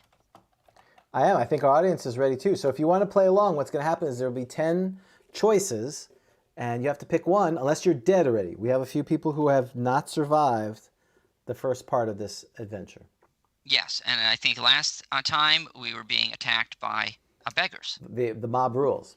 Mob rules. Yeah, we listen to fools. I got to figure out how to play that on. It's hard on the manual. It's all backwards, so I'm not going to play I understand. So as you leave the slum area, you're welcomed by a delicious smell of roast fowl. You are now entering the common quarter of the city, and you walk up to the tavern with the odor coming from within its doors. You decide to enter the bar to see if you can find out anything about the Assassin's Guild. How do you ask those questions? Excuse me, where's the Assassin's Guild? Yeah, I'm looking. I don't know. Maybe they'll tell you, right? Hello, where is this Assassin's Guild? I need to kill somebody. As you open the door, a short, rather young man bumps into you and says, "Excuse me, stranger, I've had a bit too much ale," and then walks on. You smile without turning to watch him go. The man was obviously a thief, and an inept one at that. You knowingly feel for your pouch, which isn't there any longer. An inspiration hits you, and you decide to follow this thief. Perhaps he could lead you to some clue. As you trail him silently down winding streets and alleys, you sense someone watching you. Suddenly, you find yourself surrounded by a trio of thieves. These fellows, in contrast to the one who filched your pouch, look quite competent. Each has an arsenal of well-worn daggers strapped across their chests. They're obviously there, but seem to be flitting about in the shadows. One of them, how did I see their? Oh, that's a different issue. One of them speaks up in a commanding voice. Okay, pal. If you don't want to get hurt, just hand over your stuff slowly. James, it's really hard just to get to the guild, isn't it? Everything's a shakedown in this place. There's beggars, there's assassin. Yeah, this town, yeah, and what happened the first time? It wasn't too good either. It wasn't something, I can't remember what happened. The first time the guy tried to assassinate you. Man, now, this is a tough adventure. It is. Okay, here we go. So you're surrounded by a trio of competent thieves with daggers. C1. Hand them your sword, daggers, cloak. Oh, James, I'm so sorry. And mandolin. Oh, I know you're not picking one. Yeah, one is turnover stuff. Not gonna happen. 2, run from the thieves. Sound good. Sound like we're surrounded. 3, cast fairy fire on the thieves to make them more visible, then attack with sword. 4, here we go again, James. Cast control temperature, 10-foot radius, and fry the thieves. This is gonna be like every time. 5, cast obscurement. Oh, and then run after throwing dagger. Cast obscurement, then run. 7, cast. Sorry. So 5 is obscurement, then attack, or hide? 5 is obscurement, then run after throwing dagger. So obscurement, throw dagger, run. Okay. 6 is cast obscurement, then run. So it's all the same. Just you're gonna save your dagger. 7, cast warp wood at thieves' weapons and attack with sword. Wait, they have daggers. Okay. Yeah, okay. Hey, don't explain it to people. You're right. There's always that one guy in class, right? Mm-hmm. And it's a competition, so people are upset. Right. 8, charm them with your music and suggest that you are too dangerous to attack. 9, cast entangle, then run. All right, I'm not going to say it. 10, attack with sword after throwing dagger. So 1 is hand over all your stuff. Basically, you'll be like James and his standing there in his Fruit of the Looms. Right. 2, just run. 6, fairy fire, then attack. 4, control temp, try to fry him. 5, obscurement, then run after throwing dagger. 6, obscurement, run. 7, warp wood on their weapons. 8, charm and suggest you're too dangerous to attack. 9, entangle. 10, attack with sword after throwing dagger. Okay. All right. Well, you've got a few seconds to put your choices in.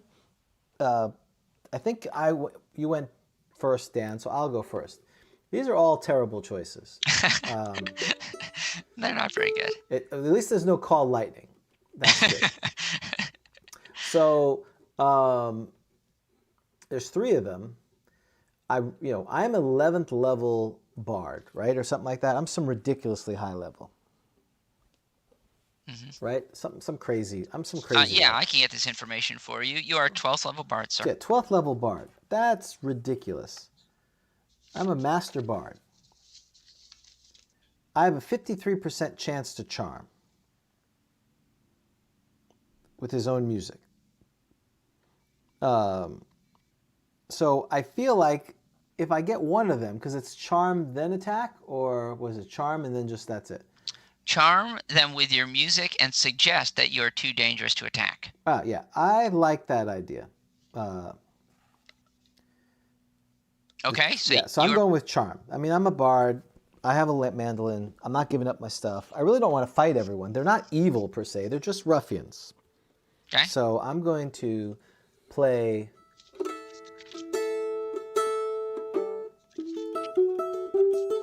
Go away. I'm too tough for you. Don't come around. I need to learn Tom Petty. Don't come around here no more. James, I'm seeing a whole different light. I didn't know you were this charming. That's right. I don't want to fail. I don't want to fail. You must have rolled under a 53. So there you go. That's right. Which one are you doing? I don't know what obscurement does, but it looks cool. I don't want to lose a dagger. I'm going to. You know what? You know what? Because I know this is going to work. I swear, if it doesn't work, I'm going to be really upset with Mr. Frazier. Because now I'm going to I know how he does it. I'm going to do control temp. I want to fry these guys, and he better let me fry them. I think it will work because he fried the first guy. So That's better. It better, Jay, right? But I don't that's know. what This is your control temp. Did you try to? You didn't do it last time. I don't think I did it last time, did I? This last time, you gave him 30 gold pieces to beat the mob, and then the time before that, I don't remember what you did. No, I didn't do the control. I didn't think it was going to work. Yeah. Right. Okay. All right. Has other people made their selections? Leroy, our dear friend, who takes all the pictures of British Columbia where these references are. Which, by the way, where is this sponsored by? Oh yes, I'm so sorry. I forgot to mention where this is coming from. They're mad here at the tavern now. Well, we gotta pay the sponsors, right? They're gonna get very upset if we aren't paying them. Now, they may have sponsored this before. I think they did, didn't they? This is coming to you from Chess and Games Galore, the games people, but a different location. This one is from the one in the Sunridge Mall in Calgary, Alberta, 403-280-2037. Oh, that's right. Yeah, they Dungeons and Dragons, Trivial Pursuit, Bridge, War Games. Tell them James and Dan Trivial sent you. Pursuit. That's basically what we're doing here. Trivial Pursuit with D&D. It is. Darts, brain teasers, backgammon, Grenadier, Citadel, Ralpartha. There's not a lot of advertisements in this one. Oh well. Okay, so people selected. Yes. Leroy and I are doing Charm, and Steven from, I believe I had his title, because I haven't seen him in a while, so it's good to see him. Steven, who is I have to give him his due title,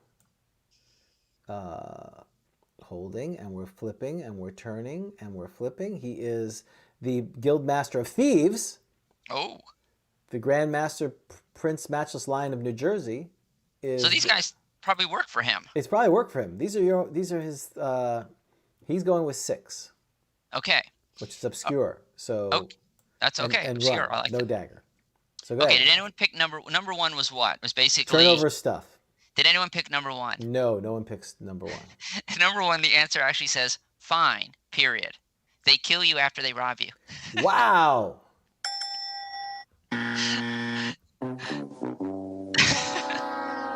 Wow. I like this guy. I think what's interesting, because they probably were going with, well, you gave 30 gold pieces, you lived. If you did it again, you're dead. So that's awesome. Good job. All right. Number 2. What was number 2? Who is that? Run. Take 16 hit points from thrown daggers while running. Oh, that's a lot. Ouch. You have 100 and something. You have a huge amount, so it's not that big a deal. What was number 3? Did anyone take number 3? What was that? Fairy Fire, then attack. That was good choice. Take 15 hit points in combat. Doesn't sound good to me. That sounds crappy. 4, control temp. Here's yours. Oh, okay. I fried 2 thieves. Fight the other first. So I've lost 12 hit points. I have to write that down because I've lost 12. I think that's my first damage, isn't it, James? No, you took. No, yes. This is your first damage. I'm not used to taking. You've lost 30 gold pieces and you've taken damage. I'm at -12, so I'm at 90. James, I haven't lost hit points this game before. What's it like? Now I feel like you. No, I don't you like lost it. hit points. It hurts. Not in this game, but you lost it when you were the No, wizard. I know, but not in this one. Yeah, that's true. I had a perfect score, all A's. That's right. Okay. That's All true. right. You're right. I'm sorry. It sucks. Yeah, I lost. What did I lose last time? I don't remember. I think you lost 37. So Dan okay. is down 30 GP, and how much did you lose just now? I lost 12. 12. I think I lost. Yep. Well, go ahead, keep going. I'll look back. You started with I 100. lost 5 hit points last. Okay. Yes, and you start with 105. So that's okay. Good. Okay. Number 5. What was number 5? Number 5. That was the obscurement and dagger. Number 5, obscurement, then run. What then run? Obscurement, then run. Oh yeah. Oh, they like this. Okay, no damage. Oh, good job. Very nice. But mine is a dagger. That one is obscurement, then run. Number 5 is yes. Obscurement, then run with dagger. Number 6 is obscurement, then run, but no dagger. Yes. What about number 6?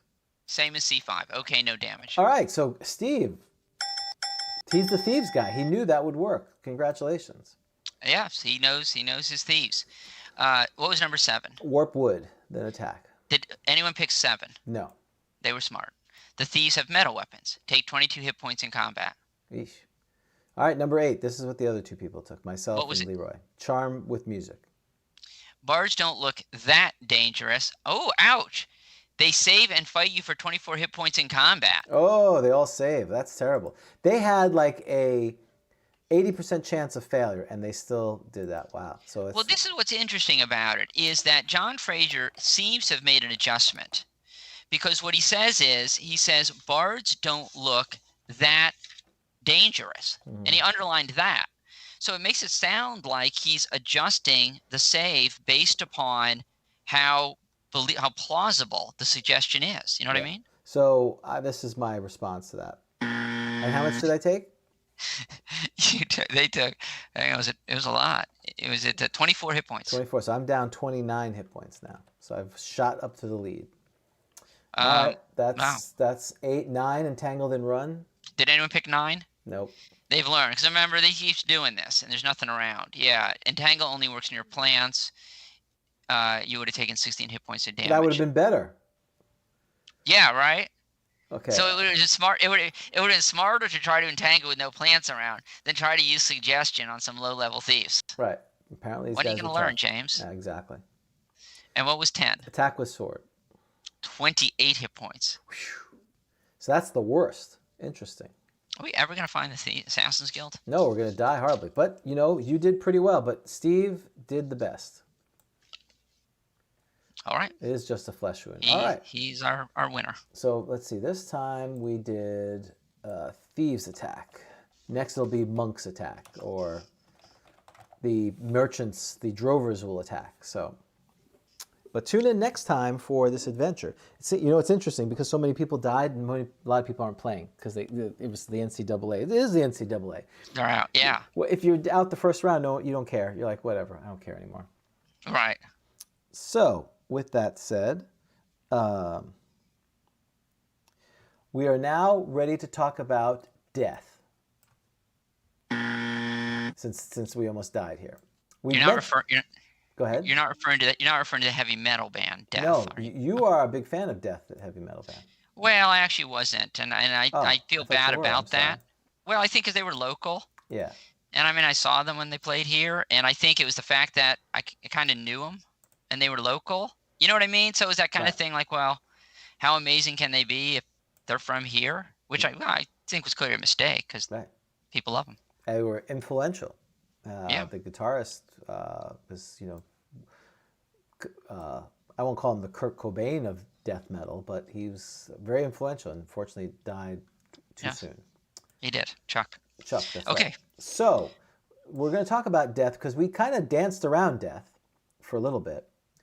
We're going to talk about death and resurrection during the Easter, but we ran out of time. Then we talked about destroyed last time. So I just think we need to go through death in painful detail. So what is death? Well, like you mentioned the glossary. So in the Holy Trinity, the third book, and it's defined as follows in the back under the glossary, which you were the one who kind of really let me know that the glossary is awesome. Yeah, the glossary does provide answers or make things more confusing. But yes, there is a definition on page 227. Yep. Of death, and it is going to make things a little confusing, isn't it? Sure, it is. Unfortunately, it's casting confusion on it, which is not good. Oh, look, death magic. Yeah, there's death magic. Because that's the save. Is not save versus death. It's save versus death magic. There's actually a definition of death magic. Death rays, fingers of death, and other magics which will kill a victim. So that's what that is. It's a save from any magic. But that has nothing to do. Well, it does have to do with death, doesn't it? Because death magic. Right. So that is it. Okay. But so I love how we were supposed to define death and we defined something else before that, which is death magic. Well, but that's important, right? Because that save is death magic. And slay living, I would say, is there too, and destruction would be part of that since it's death magic. Oh, there's no definition of destruction. Okay. Yeah, sorry. All right. So death says, the glossary says this occurs when a creature's hit points reach 0, which of course is what we know the player's handbook says, if I recall correct, right? But then we know that in the DMG, I think it's in the 70s maybe, with under hit points, 0 hit points, it says, and here it says it has it has another rule. Here in the glossary, it says paren or optionally -10. I think, James, are you willing to agree that the glossary's reference to or optionally -10 means that the discussion of 0 hit points in the main text of the DMG is an optional rule? Yes. If by this interpretation, yes. Because so where's there's a hit point discussion, isn't there? Where is it? Where it talks about -10? Yep, I got to get to 0 that. hit points. Page 82 of the DMG. See, it says when any creature is brought to 0 hit points, it is unconscious. That's inconsistent with the glossary. So the question is, what is the standard rule? Is 0 death or is 0 unconscious? Yeah, I didn't know we were going here, but this is good. Oh, I thought that's where you wanted to go. We do a lot of prep work. No, well, this is part of it. Yeah. So I'm going to say, what is the purpose of the glossary?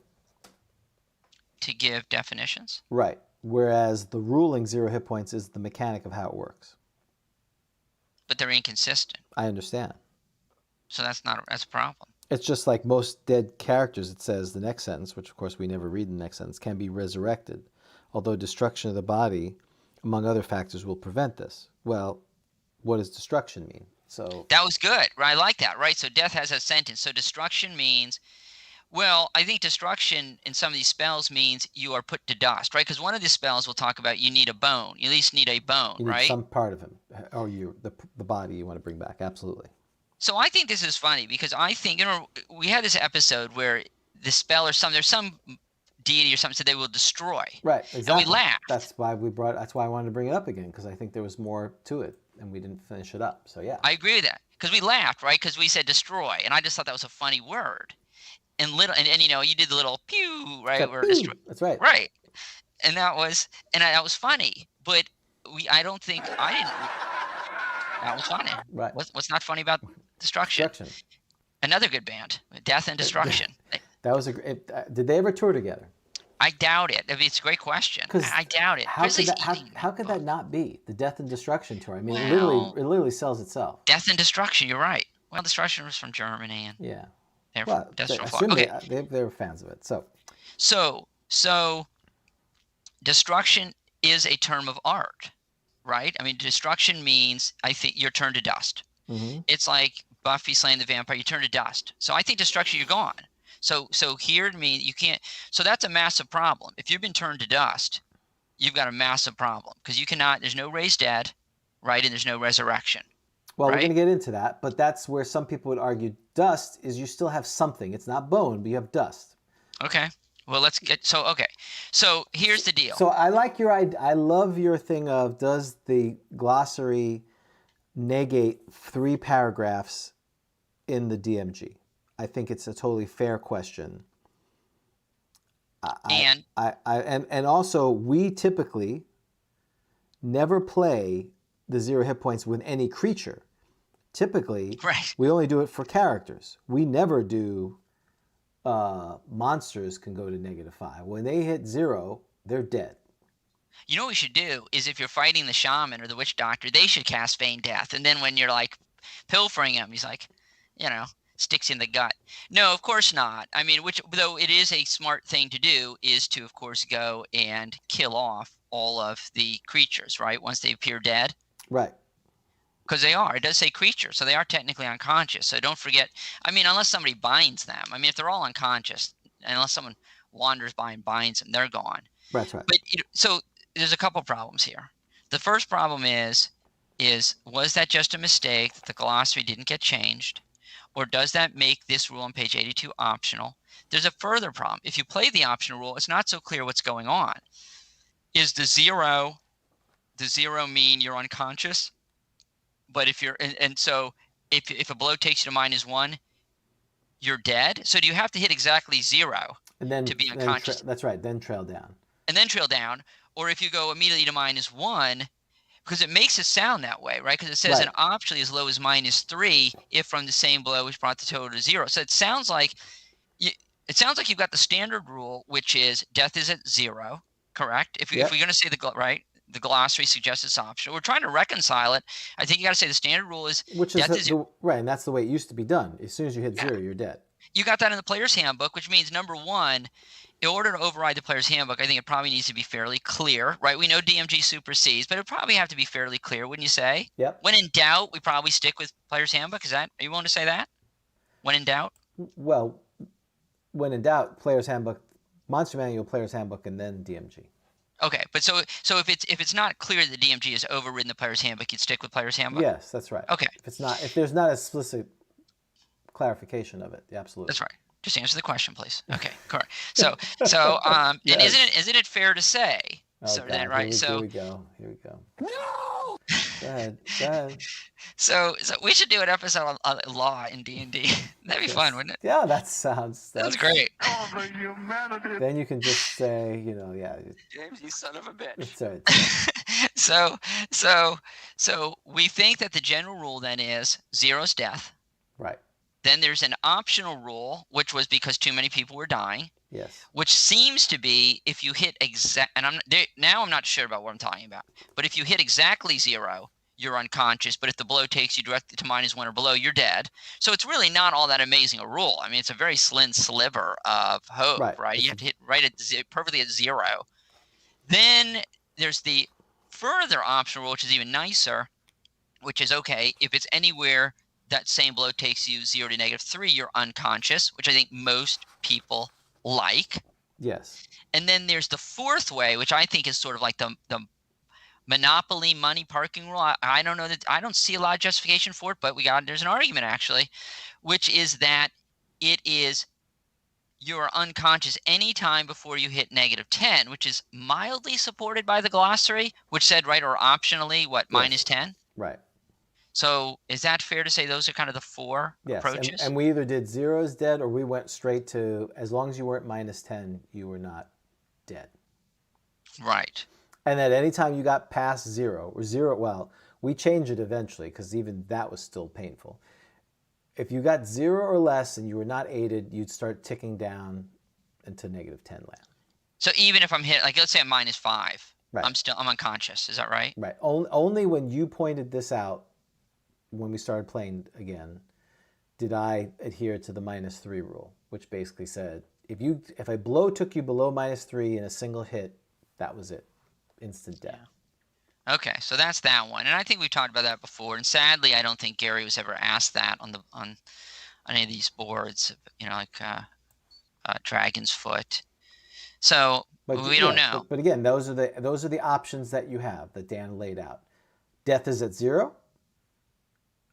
Death is at -10 or sooner if the blow brings you down to either -1, or death is 0. I mean, you get unconscious at 0, and if you hit exactly 0, you go down -1 till -10. You have 10 rounds to be saved. So now I want to. Okay, so things didn't work out for me, James. Well, and there's another segment there too. Obviously, on page 15 of the DMG, it says death. The character faces death in many forms. The most common death due to combat is no great matter in most cases. So this is very interesting. For the character can often be brought back by means of a clerical spell or an alter reality or wish. Of course, recovery of damage sustained might be a problem, but that is not insurmountable. So Gary kind of goes, it's not that big a deal. Okay, so we're going to find out if it's a big deal. So let's say things haven't gone well for me. Now, the first thing I'd like to point out, James, is apparently we should be gulping potions of longevity all the time. All the time. And what was amazing to me is they're not that expensive. Now, I talk like I'm a big wealthy adventurer, like I'm the big shot adventurer. But if you look at potions of longevity, I mean, this is the fountain of youth, isn't it? I mean, it's 1 to 12 years saved, right? Reduced? Yes.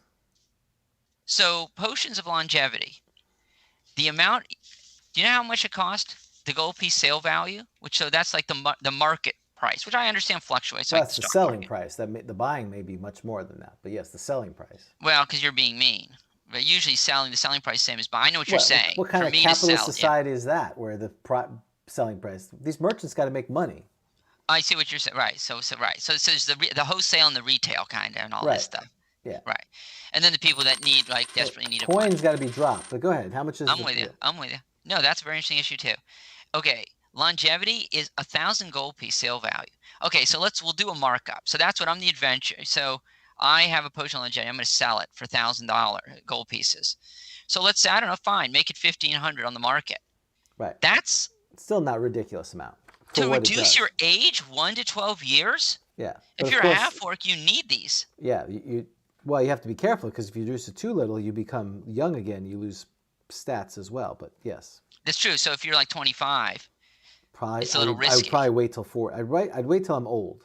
What if you're 11 and you roll a 12? You go back into your mother's womb. Is that true? I start again. Reborn is like Black Sabbath, born again. Okay. But then you have to also the 1% chance that all of them will reverse, which is also all right. scary. I'm gonna roll that. That's not happening. Cumulative chance. 97. Well, unless I've done it 97 times. Right. So that's designed to prevent it from being. So that's Gary's way to prevent you just from gulping it too much. Right. But so we should be gulping potions of longevity, so I don't die from old age, right? Okay. So now I've been killed in combat, James. That's the most. So there's different ways that death can occur. Combat is the most likely if you're an adventurer. For an adventure, indeed. You can also die of age, which again, if you die of age, you're dead. You could die of disease. You could die of poisoning. We'll go over all that stuff. If you're brought back, right, okay. Right. So I'm sorry. So on page 10, we're just trying to get the definitions out of the way because this is important. So on page 110, excuse me, of the DMG, it says, the second paragraph to the right, note that now and then a player will die through no fault of their own. This is basically Gary talking about conducting the game and basically saying, yeah, it sucks. Good players can have bad rolls and life happens. And you can ease up and say they're knocked unconscious. But here's the important part. Again, if you have available ample means of raising characters from the dead, even death is not too severe. Remember, however, the constitution-based limit to resurrections. Yet one die roll that you should never, in capital letters, tamper with is the system shock roll to be raised from the dead. If a character fails that roll, when he or she should make him or herself, he or she is forever dead. There must be some final death of immortality to take over, or immortality will take over, and again the game will become boring because the player has 9+ lives each. So, we just learned about this system shock, that there's a maximum limit of deaths that we have to talk about as well. So I'm sorry, Dan, I just wanted to lay that out too, because a lot of people don't realize that if you are raised, there are consequences that you have to go through, which we'll talk about as well. And I just had in my head that Forever Young song, but with Forever Dead, right? Forever Dead. Forever Dead. Okay. So Rod Stewart's like, there's like the little boy he's talking to, but it's a corpse now in your. Yeah, it's a cleric. What's standing over. So James, okay, so I'm dead, and yes. I'm gonna suggest some certain things you could do to me. No, James, don't get out the puppet show. It's not the puppet show. Okay, not the puppet show. Do I have to point at the puppet? What's going to happen? Okay. Yes. So, it's not going to deal with the dangling proboscis. No. Okay, so, do you guys hear Grizzly? I heard a Poor cat. Grizzly wants out. Grizzly, we didn't take a break today. I'm sorry. Oh. Okay. So I would he's bored of us. He's like, seriously, this show stinks. Okay. This campaign sucked. Exactly. So I'd like you to cast Animate Dead on me. Is this a good? So I'm going to throw out ideas to you that you could do to me, because I want to come back, James, and live a full life. No, Animate Dead is not good for you. Because why? Tell me why this. Animated.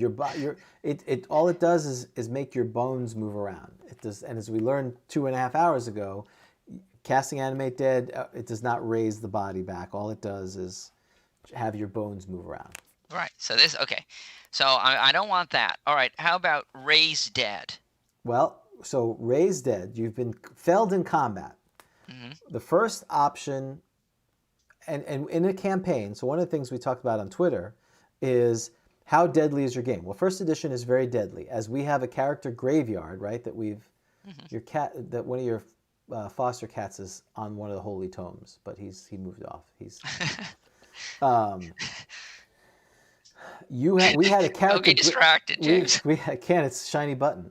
We had a character graveyard, right? Where we put. That's how many characters would die online to show the character sheet. In fact, that was one of your favorite things to do, as the DM, is when someone would die in your campaign, you'd be like, "Yeah, that sucks. Can I have your paper so I can put him up on the thing of it?" So when you're first through, I'd say 5th level, if your character dies, your character's probably dead. He's not coming back because your party cannot afford to bring him back. Thank you, James. I'm glad you raised this. No pun intended. No pun intended, yes. Because Gary said it's no big deal, right? Usually it'll be easy to raise dead, whatever. But whose rich world is he living in? We actually now, I don't understand, why do we not have a price for this? We have, if you look at the NPCs, there is a discussion in the DMG. There's a list of how much it costs to hire a cleric to cast a spell, correct? That's right. But sadly, 103 to 104. Raise Dead is in there. It is? Oh. Yeah, it's 5,000 gold pieces. Oh, I'm sorry. There it is. Why did I not oh, maybe I was looking for Resurrection. 1,000 gold pieces per level or something like that. I don't remember. Oh, Resurrection's not there. Oh, I think Resurrection's in there. No, it's not. Oh, it's not? Okay, Raise Dead is. I don't see it. I know how to spell. I see Restorate. Wait, is this the same as Restoration? No, it's not the same. It's different. So maybe it's not there. But go ahead. Okay. What page is that on? Okay, so this is on page 104. 104, got it. Raise Dead. So 1,000 gold pieces, 500 per level character. Well, that's not that bad. But you got to find a cleric. How high level do you have to be for Raise Dead? You got to find a pretty high cleric. Right. Don't you? That's a 5th level. Raise Dead is 1,000 plus 500 per level of spellcaster. Oh, that's right, of the spellcaster, not of the party. Right. So this is where things get. This is getting insanely pricey because it's a 5th level clerical spell, right? Right. So you have to be a minimum of 9th level. Oh my gosh. So it's 5,500 gold pieces. Yeah, that's a lot. So it is quite expensive. Yeah. Right. And since you're hiring someone, since apparently you wouldn't have that,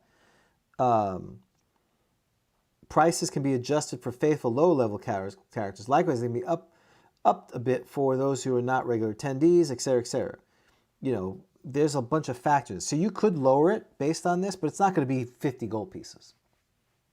It's very pricey, right? So number one, you have to find a 9th level cleric, which to me it seems like 9th level clerics are not everywhere. You gotta. No, they're not going to be in their local town. Why is the local hamlet of 50 people have a really high level priest there?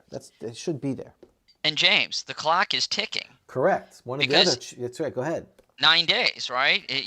Once you hit day 10, you can no longer raise. So you got to find a 9th level. You got to have the loot and find. So if it's a 1st level character, you probably don't have the loot.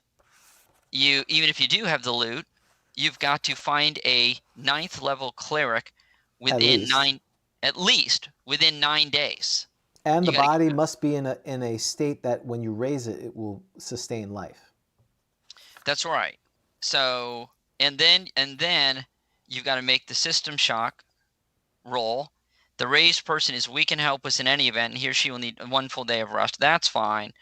For each day she was dead. Okay. Right. So you've got that. You've got the challenge of you've got to find a cleric who's 9th level. So that's a high level cleric. They're going to have to be a similar alignment. This idea of your character's chaotic neutral. Why would a lawful good priest for 4,500 gold pieces? Maybe for 10,000 gold pieces they would do that. And it's an interesting thing that this 1 day per level. Where does that come from? Or where is that explained? Do you know where that explains why Raise Dead only works for so many days? I assume it's in the DMG I would guess either the DMG spell explanation or deities and demigods. Well, I found it in the deities and demigods. That's where I found it. So. Hold on, I'm gonna let Grizzly out. You look that up. That's right. So.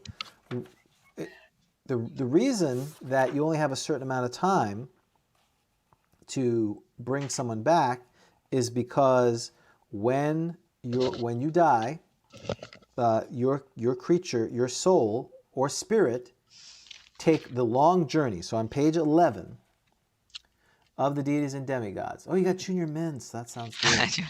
What page? Page 11 Yes. and the second paragraph. There's a third paragraph, technically, not including the parenthetical note. There's a time lag between death and the arrival at the plane of destination. So what they're saying is when your character dies, you either have souls or spirits, which is one other thing we didn't talk about. Humans, gnomes, dwarves, halflings have souls. When they die, they go to their final resting place, and that's it. Right. Spirits, which are orcs and half-orcs and elves, but not half-elves, they have spirits. Their spirits go to their final resting place, and at some point in the future, their spirit is recycled and brought back to that. So you think I'm on the astral plane, aren't I? Yeah. Yes. So, and that's another thing about the astral plane. We didn't talk too much about that. Is I'm traveling on the astral plane. Are there souls traveling? Does it have any sort of? But what does it look like? It's a highway to hell, baby. But so is it like a little cloud? A little cloud of, a little shimmering. Like, what do souls look like as they're traveling the astral plane? I assume little lights, they're just like little lights there. Can I trap it? If I have a jar, do you think I can trap it? I assume you can. I can hang out on the astral plane and trap souls? Well, that's what they mention here. So, although time is meaningless to the soul or spirit, the long journey to the proper plane can take 3 to 30 days of time relative to those in the prime material plane. Thus, the rationale for progressive time limit on the raised dead spell becomes clear. The farther the soul has traveled on its way to its destination plane, the more powerful cleric needs to summon the soul back to its mortal coil. The road through the astral plane to their destination is clearly marked for the dead. So it has road markers for your soul. Wow. But it is not free of peril. There are people like you who are trying to capture them. Some monsters roam the ethereal and astral planes at will, which is why the burial chambers often include weapons, treasure, and even bodyguards to protect the soul on its journey. Okay, wait a second. Okay, this has gotten very interesting. Okay, hold on a second. Because I love to talk about the astral plane. So... Okay. So it's 1 day for each level of experience of the cleric, right? So it starts at, so the good news is... Right, so if it's so the more days, it's like, oh my God, it's day 15. Now we got to find are you guys? Don't you realize now we have to find a 15th level cleric? Right. Getting longer and longer. You could argue the way you should do it is you roll 3 to 30 first, and that's the maximum time you have. Because once it's on the plane, then you have to cast resurrection. Because then you're pulling them out of their final resting place back into the land of the limit. Oh, I like that. So you could roll 3 to 30 and say you have 18 days. That's how long your travel is going to take. So if you get screwed and it's only 4 days, even though you should have 9 days, if day 4 goes past and you've taken the super highway to hell, you would end up there. That is awesome. I totally agree with playing it that way. That makes a lot of sense to me. I would do that. Because look, it says 3 to 30. 3 to 30 is shouting for a roll, isn't it? Right. It's not like, 5 to 29. It's shouting for a roll. Exactly. And so, yes, I agree with that. That's the way I would play that. Once you arrive, you're there. I love this thing about, bring weapons. Yep. And I like markers. So you think there's like this exit for like Elysium? Right. Now Elysium, 3 days. So you don't want to take Elysium, the Abyss, Happy Hunting. So here's my question. Can I roam I'm going to create this monster for Living Eternity. Can I roam the astral plane with like a jar, like I'm catching fireflies, and I catch souls that were like, I'm hanging out at the exit for what's lawful good? The happy hunting ground? That's something different. Seventh Heavens. Seven heavens. Can I hang out at that exit and capture the souls? And then I take them over and I send them into the stream heading to the 9 hells. You could try. That would be... This is so first edition. That sounds like a lot of fun. Don't you think? I think the problem is going to be most likely the deity who's not getting their souls, who has someone keeping track of it, will go, wait a minute, Bob was supposed to show up 3 days ago and he hasn't. and they're going to send the diva out to Yeah. Is there a clog? Is there it's like, it's like the pipes clogged checking up? their tracking number. Yeah, did someone change those crazy kids? Did they they take the sign down? Or maybe there's a tree covering the sign that sometimes happens. So you got to keep it all clear. So why do I have a sword? Do I have my body? What do I look like? Well, you're disembodied, and it means nothing to you. I think they threw that in there as kind of flavor that you could use, but I'm not using this as canon that if you don't have this, you're naked and afraid, though we did talk about that. If you did Dimension Door inadvertently, you could be naked and afraid in the astral plane. Remember we talked about that one? Absolutely. So you could have a whole adventure where the adventure starts with it was a TPK. Right, absolutely. You're all trying to get to your... That's a good tournament adventure. You got to get to your plane. Or you you're going to die. You have a death spell. You're going to die. Yeah, and if you're going to die. You have to collect things to put in your burial chamber so that your body's equipped to go on to its journey. Yeah, and if you don't have enough pieces, you will not make it to where you need to go because you will not have the tools necessary. It's very Egyptian, the kind of thing. Mm-hmm. Well, we could go to the astral plane and check out what's going on. I mean, the great thing about this is, go visit. We need to check this out, James, right? If we're characters, because I want to know. You're planning everything, right? You're the guy that's got the insurance. You're just on top of things, right? And so you've okay, James, we need to scope out the astral plane. See, chart our path. What do we need? Right. Can you use weapons? What kind of? Okay. All right, so the raised dead. I like that. I like that 3 to 30. If I lost a limb, I come back without the limb. Is that right? That's Is that right. the raised dead? Right. If it's Missing poison, part. yeah. So then the difference, that's raised dead. Then you have resurrection. I've reached my destination. Yeah. So again, the next paragraph says the resurrection spell functions in different manner from a raised dead spell. The cleric literally recalls the soul from the plane of its deity back to its former body, and flesh and blood are magically restored. Now, they don't even have a price, like you said in the DMG, but this one you get aged if you're the cleric casting it. I think it's 3 years. That's why a Rod of Resurrection, which we'll talk about in a little bit, seems crazy. That who created a Rod of Resurrection? Because it has up to 50 charges. Yeah. Each time you cast Resurrection, it's 3 to 5 years you lose in age. You'll be gulping those. Every time you put a charge in it, you're drinking a potion of longevity to do that. Oh, you lose? Oh, the aging effects applies even if it's a rod? Yeah, if you cast the spell, it's just like putting a Ring of Wishes. The person who put the Ring of Wish, whoever puts the wish on takes the penalty. Okay. And that goes back to why a lot of people play D&D as all these cool things were not really built by the people here. The current characters, they were built in like the Ring. The Ring was built 3 ages ago, where the power was back in the day. Super powerful people lived, and now we're living in the remnants of a fallen empire, and we have very rudimentary magic because clearly, who survived creating one Rod of Resurrection, let alone any more of it? And so you need a body. You need at least a bone, I think. Is that right for this you need one? Some part of the body, right? So if I have been destroyed, then it's resurrection is not going to work. That's right for me. Right, and so here's the other problem. Just from a philosophical level, the planes are real. You're a lawful good cleric. You die. You're at the best place you could be. You're with your deity. You're, like we said with Aphrodite. I'm Hallmark stealing hearts. Yeah, you're watching with your horse. I'm voying with my horse. The carnal axe. You're fruit of the looms. And they're either on me or not. Right, exactly. And I'm going to do that for eternity. Now I'm getting pulled back from that.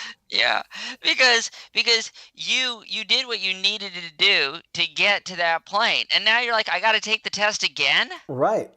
I'm not happy. It's like when the professor throws the test out. What? Right. So you've pulled, this idea that people would want to come back. There should be some kind of change to them. I know of other games and other people have that they have a mark on them or they act really weird, because again, your life's work is complete. You've made it to, in this case, Aphrodite. And then the other problem is, what happens if a lawful evil, or let's say lawful evil, maybe a lawful neutral cleric resurrects you? That's going to be frowned upon by the lawful neutral deity. Why am I using my power to suck someone back from, in this case, the seven heavens? And isn't Aphrodite going to be a little unhappy that you're pulling this person that she cares about away? Yeah. And that's kind of what it talks about here. You're probably her favorite. Right. As this involves the cooperation of the deity in the plane where the soul was, clerics must use extreme caution employing the spell.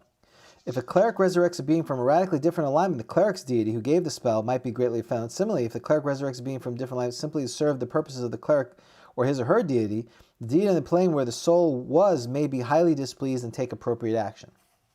So you're going to have to find the right cleric. And first of all, that cleric is 16th level in order to cast resurrection. Mm-hmm. So I mean, this is the big leagues. This is not my buddy just died in TPK. Right. Hey, will you raise him? This is, you're plucking this guy out of the plane.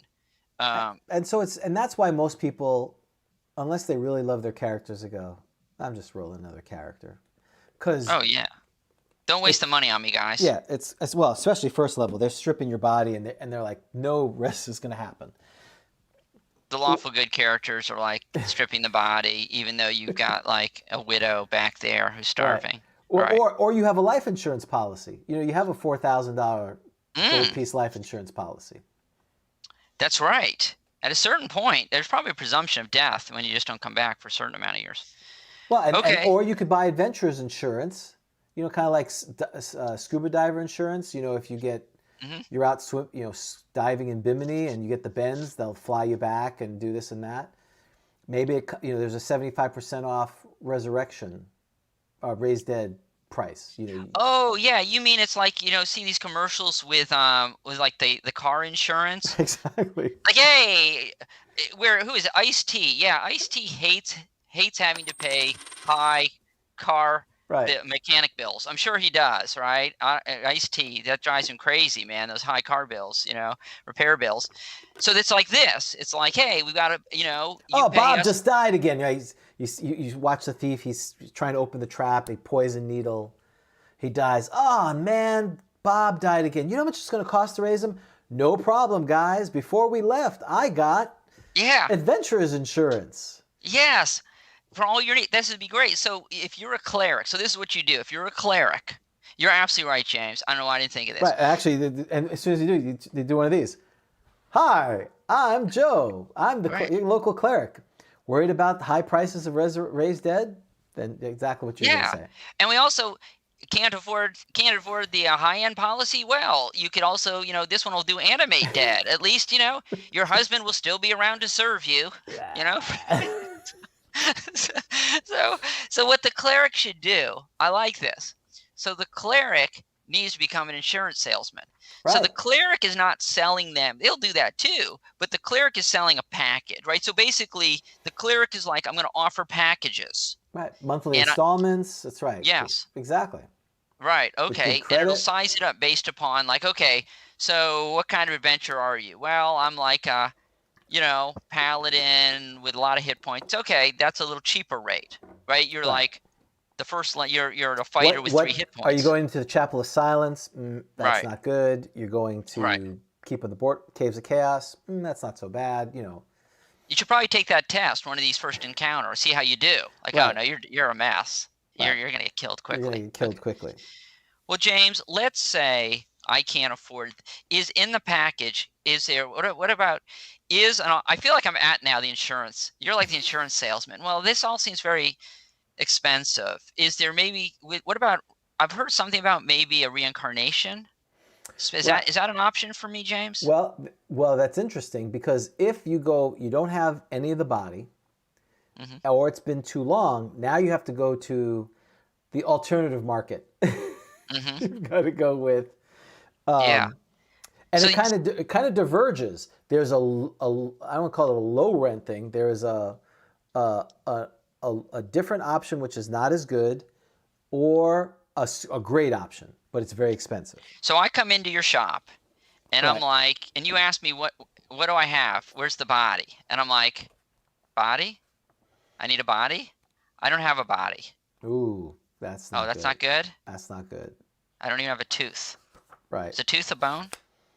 I don't even have a tooth. I think if you had that, you'd be okay. You could do something. We could do something with that, but I can see you looking at it. I might be able to work with this. We'll see. Okay, I got nothing. I'm sorry. He just he was destroyed. He was turned into dust and he blew away. He was on a boat. He was destroyed and he blew into the ocean. right. Well, if you have nothing, your have nothing. choices are pretty limited because, one of the choices is reincarnation. What we're going to talk about. Are you a cleric or are you a druid? Well, is this important? If there's or you're a druid or you're a magic user, because Oh, I'm sorry, druid or a magic user. right. I would have thought it's kind of cleric-y. That's kind of interesting, isn't it? That it's not.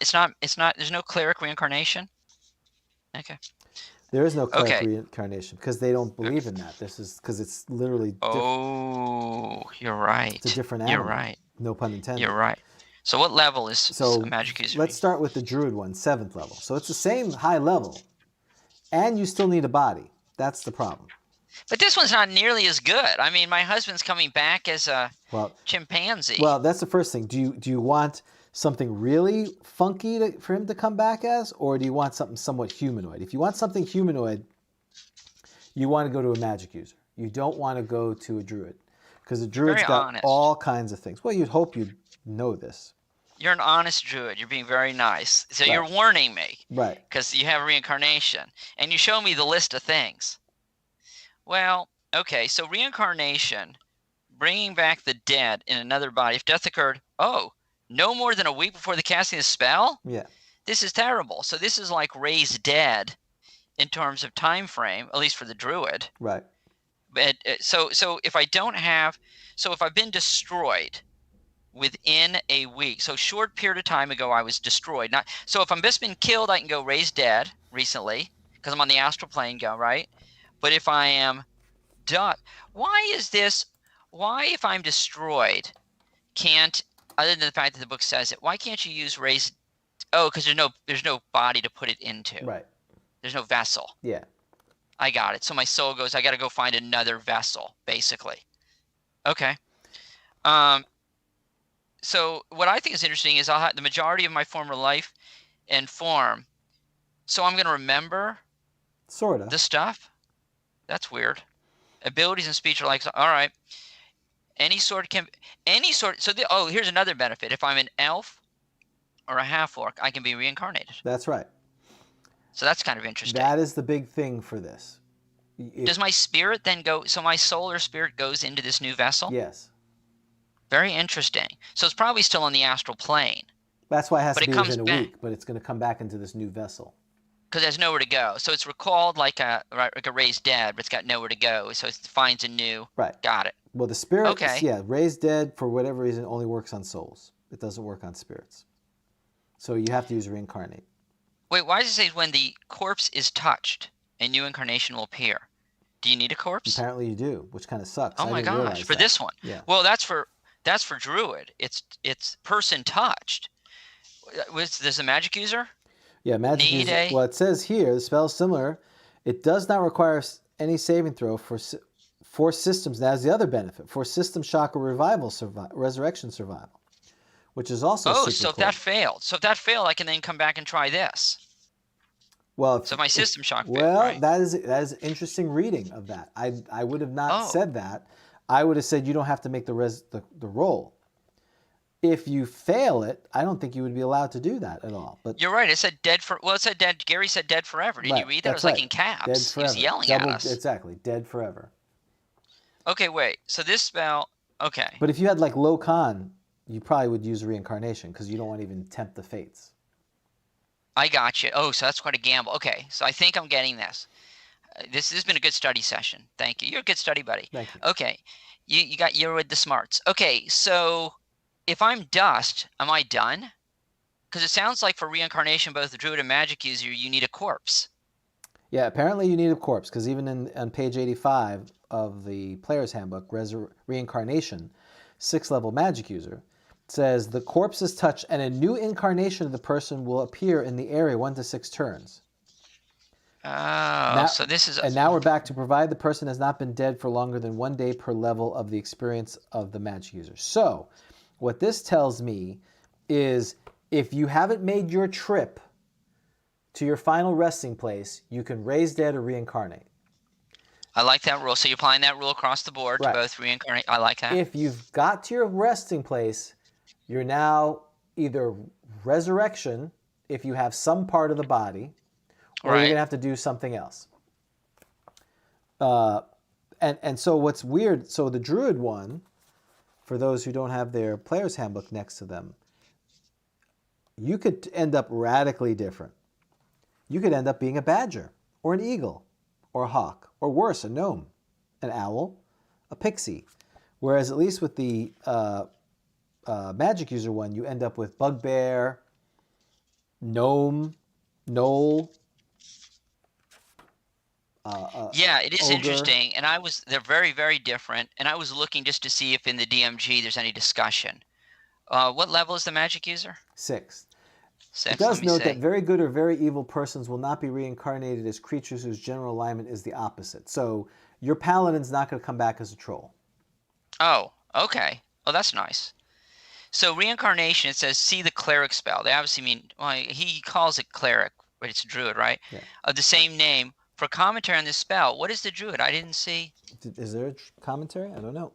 I didn't think there was commentary. Well, it's not a cleric spell, right? It's a druid spell, Yeah, right? it's a druid spell. So on page 43 of the DMG is druid. 44. Oh, thank you. 44. Second column, 4 or 5 paragraphs down. Oh, there it is. Regardless of the form of the creature in which the character is reincarnated, allow the new form to progress as far as possible in characteristics and abilities. For example, a badger character could grow to giant size. Oh, you mean you can become a giant badger? Yeah, I guess. Have maximum hit points. Oh, plus bonus points for a high con. And the intelligence level is former character? Do I grow into intelligence? Wait, for example, so regardless of the form of the creature in which the character is reincarnated, allow the new form to progress as far as possible in characters and abilities. What's interesting... Go ahead, keep going. This is fascinating. This is fascinating. So a centaur reincarnation might eventually gain hit dice up to 5, 6, 7, or even 8, and it would be eligible to wear armor, use magic items, etc. So what does this infer? I just read this today and I just inferred this. What does this infer to you? I don't know. I mean, wait, so am I allowed to progress as far as possible in characters and abilities of it? So am I rising in levels of a centaur? I guess I'm rising in levels of a centaur. Like, hang on, I gotta look up centaur real quick. Well, but it's interesting that it says a could grow to giant size. Well, that infers that you're small. That almost infers that you come back as a baby badger. Oh. Or a baby centaur. Oh my God, you're right, because you're born anew. You're reincarnated. Right. So you're not just like in the next adventure, the badger. You're a baby badger. I mean, if you... And like, how do you find people? If you like, want to be a real jerk, you could be a baby badger. Why a jerk? No, that's not a jerk. That's that's the terrible book. for the player, because... It's years later. So in other words, what you'd say is, okay, if our campaign is still going 3 years from now, you can play that badger. Or we can do a side show where you're a baby badger. Right? Or you cast haste on them and start aging them. Oh, that's true. Bring them to a ghost true. And age That's them. True. I know Vic was Vic? Is he? Oh, you guys have been talking. Yeah, he's not gonna be able to make it. So okay, so that's so this spell kind of stinks. So you're like a baby kobold being slaughtered by the paladin then, or yeah. Show up here, and you immediately that was Bob. Yeah. And the next time you kill the baby kobolds, you could be killing Bob. So yeah, that's not as well if you play it that way. Now the counter thing to that, I think that's a cool interpretation. The other one is that one of the characters in the Rogues Gallery was killed, one of the famous, and he came back as a lizard man. He was a ranger that came back as a lizard man. So this would mean that you could be by the book, and at, say, you could have pregens, and one of the pregens is a centaur, and somebody's like, you can't be centaur, that's not a character class, and you're like, I know, but he was a fighter, and he got killed, and he got the only druid was the only thing in town, or magic user, and poof, he became, well, if it's druid, that's, you have more likely chance to become a centaur. But yeah, that's cool. Well, that was kind of the idea of that monster dungeon that I was going to do, where the mad wizard in the dungeon tortures the experiments and kills all you and reincarnates you into different monsters. Oh yeah. So you're a first level thief. You're human. You get killed, and you come back as a troll, and one person comes back as an ogre, and then the poor jerk comes back as a kobold, and you figure out what your classes are. So it'd just be a different version of that. You're like in a zoo. Yeah, exactly. You're a menagerie. Yeah. Ding, ding, ding, ding. Oh. Excellent. Now, you can also use, quickly to note, because I know we're getting up here on time, you can use apparently alter reality. It's a spell, right? It's an illusion spell, I believe. Yeah, so the next level is alter reality, limited wish, and wish. So the most powerful magic in the game is wish. And you could argue that it supersedes all these other constraints. So if you've been dead for 5,000 years and you've been raised 37 times, the properly worded wish would allow you to come back. But again, that's up to the DM to adjudicate that kind of thing, because the wish is the most powerful thing. But it's not unlimited power. It talks about the simpler the request and the easier it is that doesn't affect the cosmos, the more likely it's going to happen. Alter reality and limited wish are very similar, except one's illusionist. It's more of a minor form of it. So you may not be able to bring them back, but you could say, let's say you got hit with a disintegration spell. Mm-hmm. So you're disintegrated. You're even worse than dust. You're gone. Your body's been vaporized. You could say, I want to go back to 10 minutes before, and say, we're not going into the dungeon, kind of thing. So we're avoiding the whole situation. So can you say, I wish he was alive again? Yes, you could, and that could work. But, like some of the examples gave, like, for instance, if you wish that someone was not dead, if you wish someone was dead, they may put you into the future where he's dead because it's 500 years into the future. Yeah, right. So in this case, they may take you back an hour, and now you're back an hour. Right. It's very much like, right. So that's that whole deal with wishes. Yeah. The DM is going to try to figure out a way to screw you. Well, that's up to the DM. How much fun is this to do that? But you could certainly do that. But those are your last choices. And so clearly, limited wish is limited.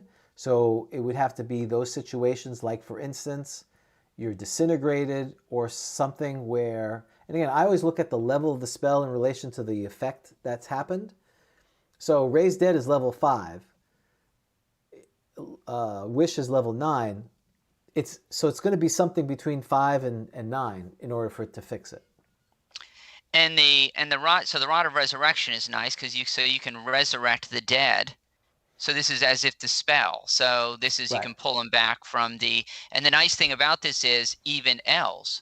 Why does it say even elves, dwarves, gnome, or halfling? Right, because normally resurrection doesn't work on elves because elves have spirits. So where's the poor half-orc? Well, they're screwed, I guess.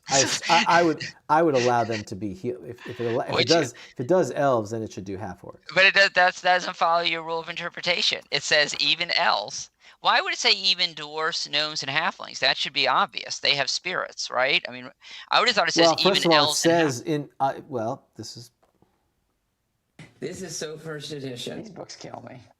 Oh, you're right. I see it. Half orc. There's points for it. Is that what you're gonna say? Yeah. So yeah. So Son of a bitch. Yeah. yeah, exactly.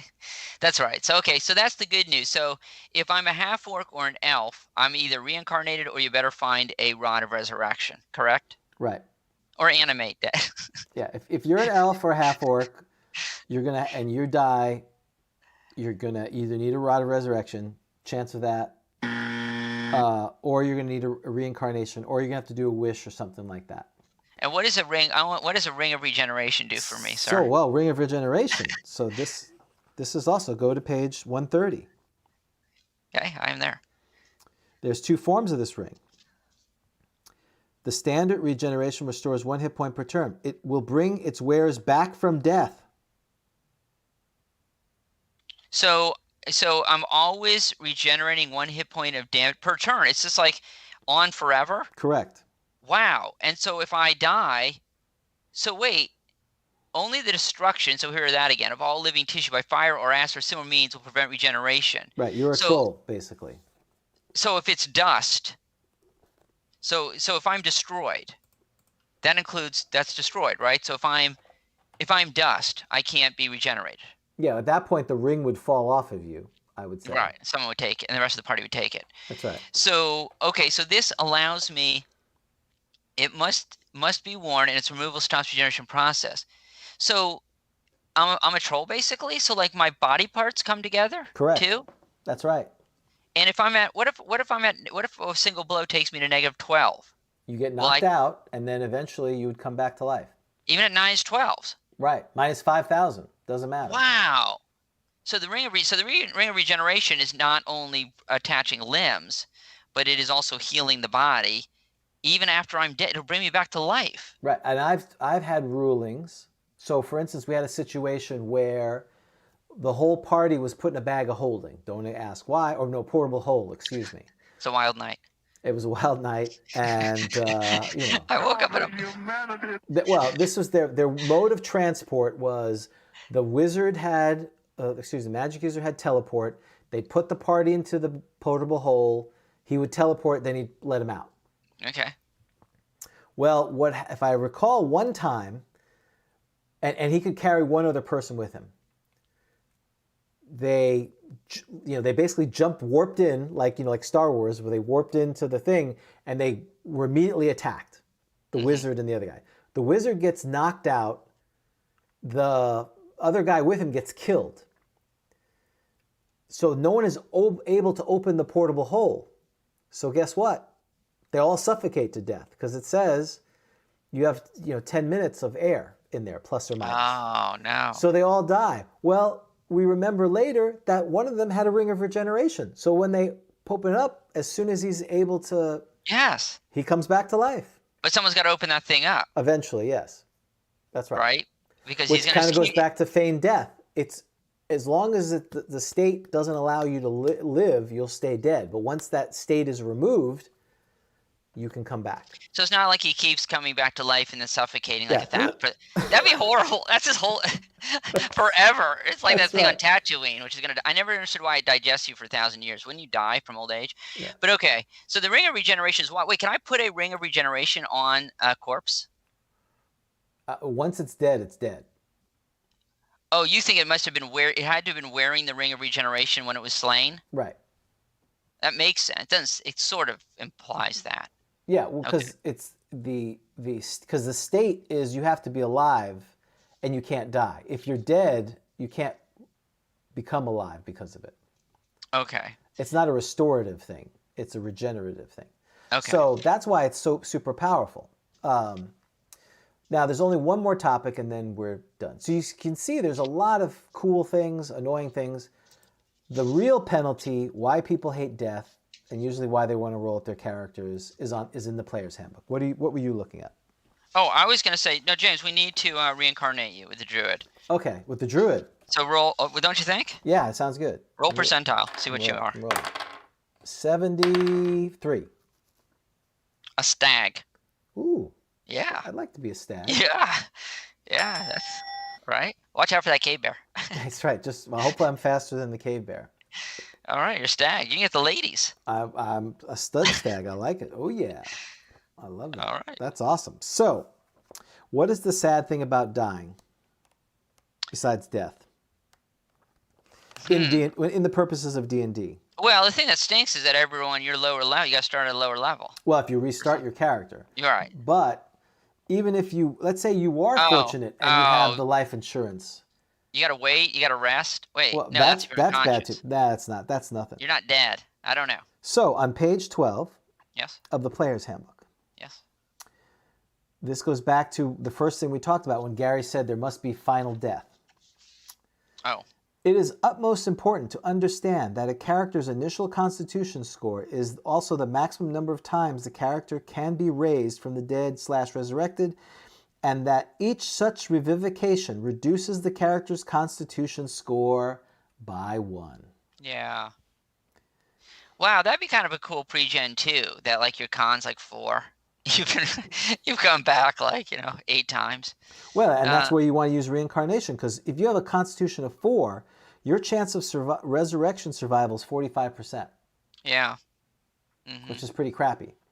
So that's what they hate. Because who's likely going to die in an adventure besides thieves? Most likely. Well, at low level, it's magic use, right? Well, the fighters. Well, the fighter because he's in combat. He's in magic combat. User cowering. And Sorry, I was in melee. It's the magic user. Right, they're casting Feign Death all the time. It's Right. the poor fighter, right, who needs hit points. And what do? He has 18 con. Yeah. He gets killed, now he has 17 con. Now he has less hit points, which makes him more likely to die. It's the death spiral. Oh, and the Rod of Resurrection. It talks about the Rod of Resurrection here. It's considered the same as the spell, the same sort. Yeah, so you need to do.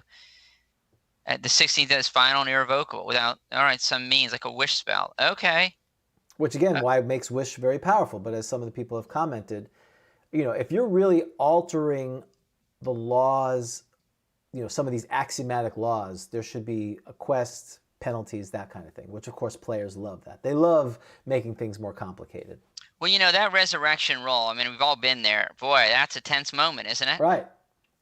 That's what makes the game. And I think we've had one of your players fail it. Didn't one of them? I think they did. I want to remember. I've got this image of somebody getting like a 97 or something like that. They went, and that was it. And the kicker was we spent like 5,000 gold or something. There's no guarantee. That's what you guys were most upset about. Right. We spent the money and he didn't survive.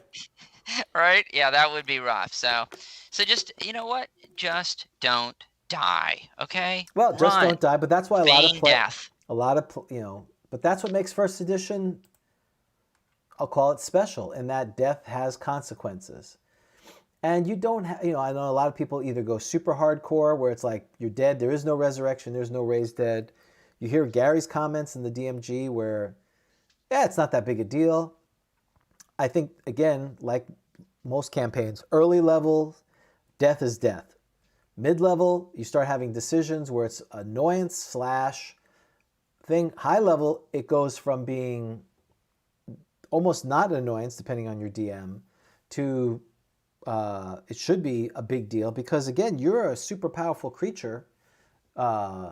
If you're dead and you're in your plane, why is your deity giving you up to come back here? Again, that goes back to that, your final resting place. So, I think we've covered. One last thing, you're not getting out of this. It's gonna be real fast. Okay. We're rolling the monster that is the official. The mascot. That's right. The mascot. We'll just do the mascot on this one. So you ready? You're gonna roll it, James, because I don't want to be blamed for this. So how are we doing this? We're just doing like a random monster. Do a D6. Yep. Do a torso the roll. We're whole- real fast. We're not talking about the monster. We're just identifying. 5. So it's Monster Manual 2. I hope it's the squirrel. That'd be great. I like squirrels. So now you're rolling a D10. 10. Are you serious? Mm-hmm. It's astral and ethereal. All right, so now I need a Dice D6. don't lie. Wow. 4. It's the ethereal plane. Okay. Now it's a D8 and a D12. 16. Planetar. Oh, wow. Planetar? Yeah, that's What the is guy. that? That's the guy who's going to kick your butt if you steal his souls. Oh, there. Okay, so that is it. We don't need to talk about him because it's very long. But so yes, so we're gonna need a name. So that is the Planetar. Yeah, Planetar. That's what I call, or Planetar. Planetar. You don't even know how to pronounce it. Sounds. Plantar is the mascot for GrogCon 2021. Also known as the convention we are hosting. Also known as convention we're hosting. So there he is.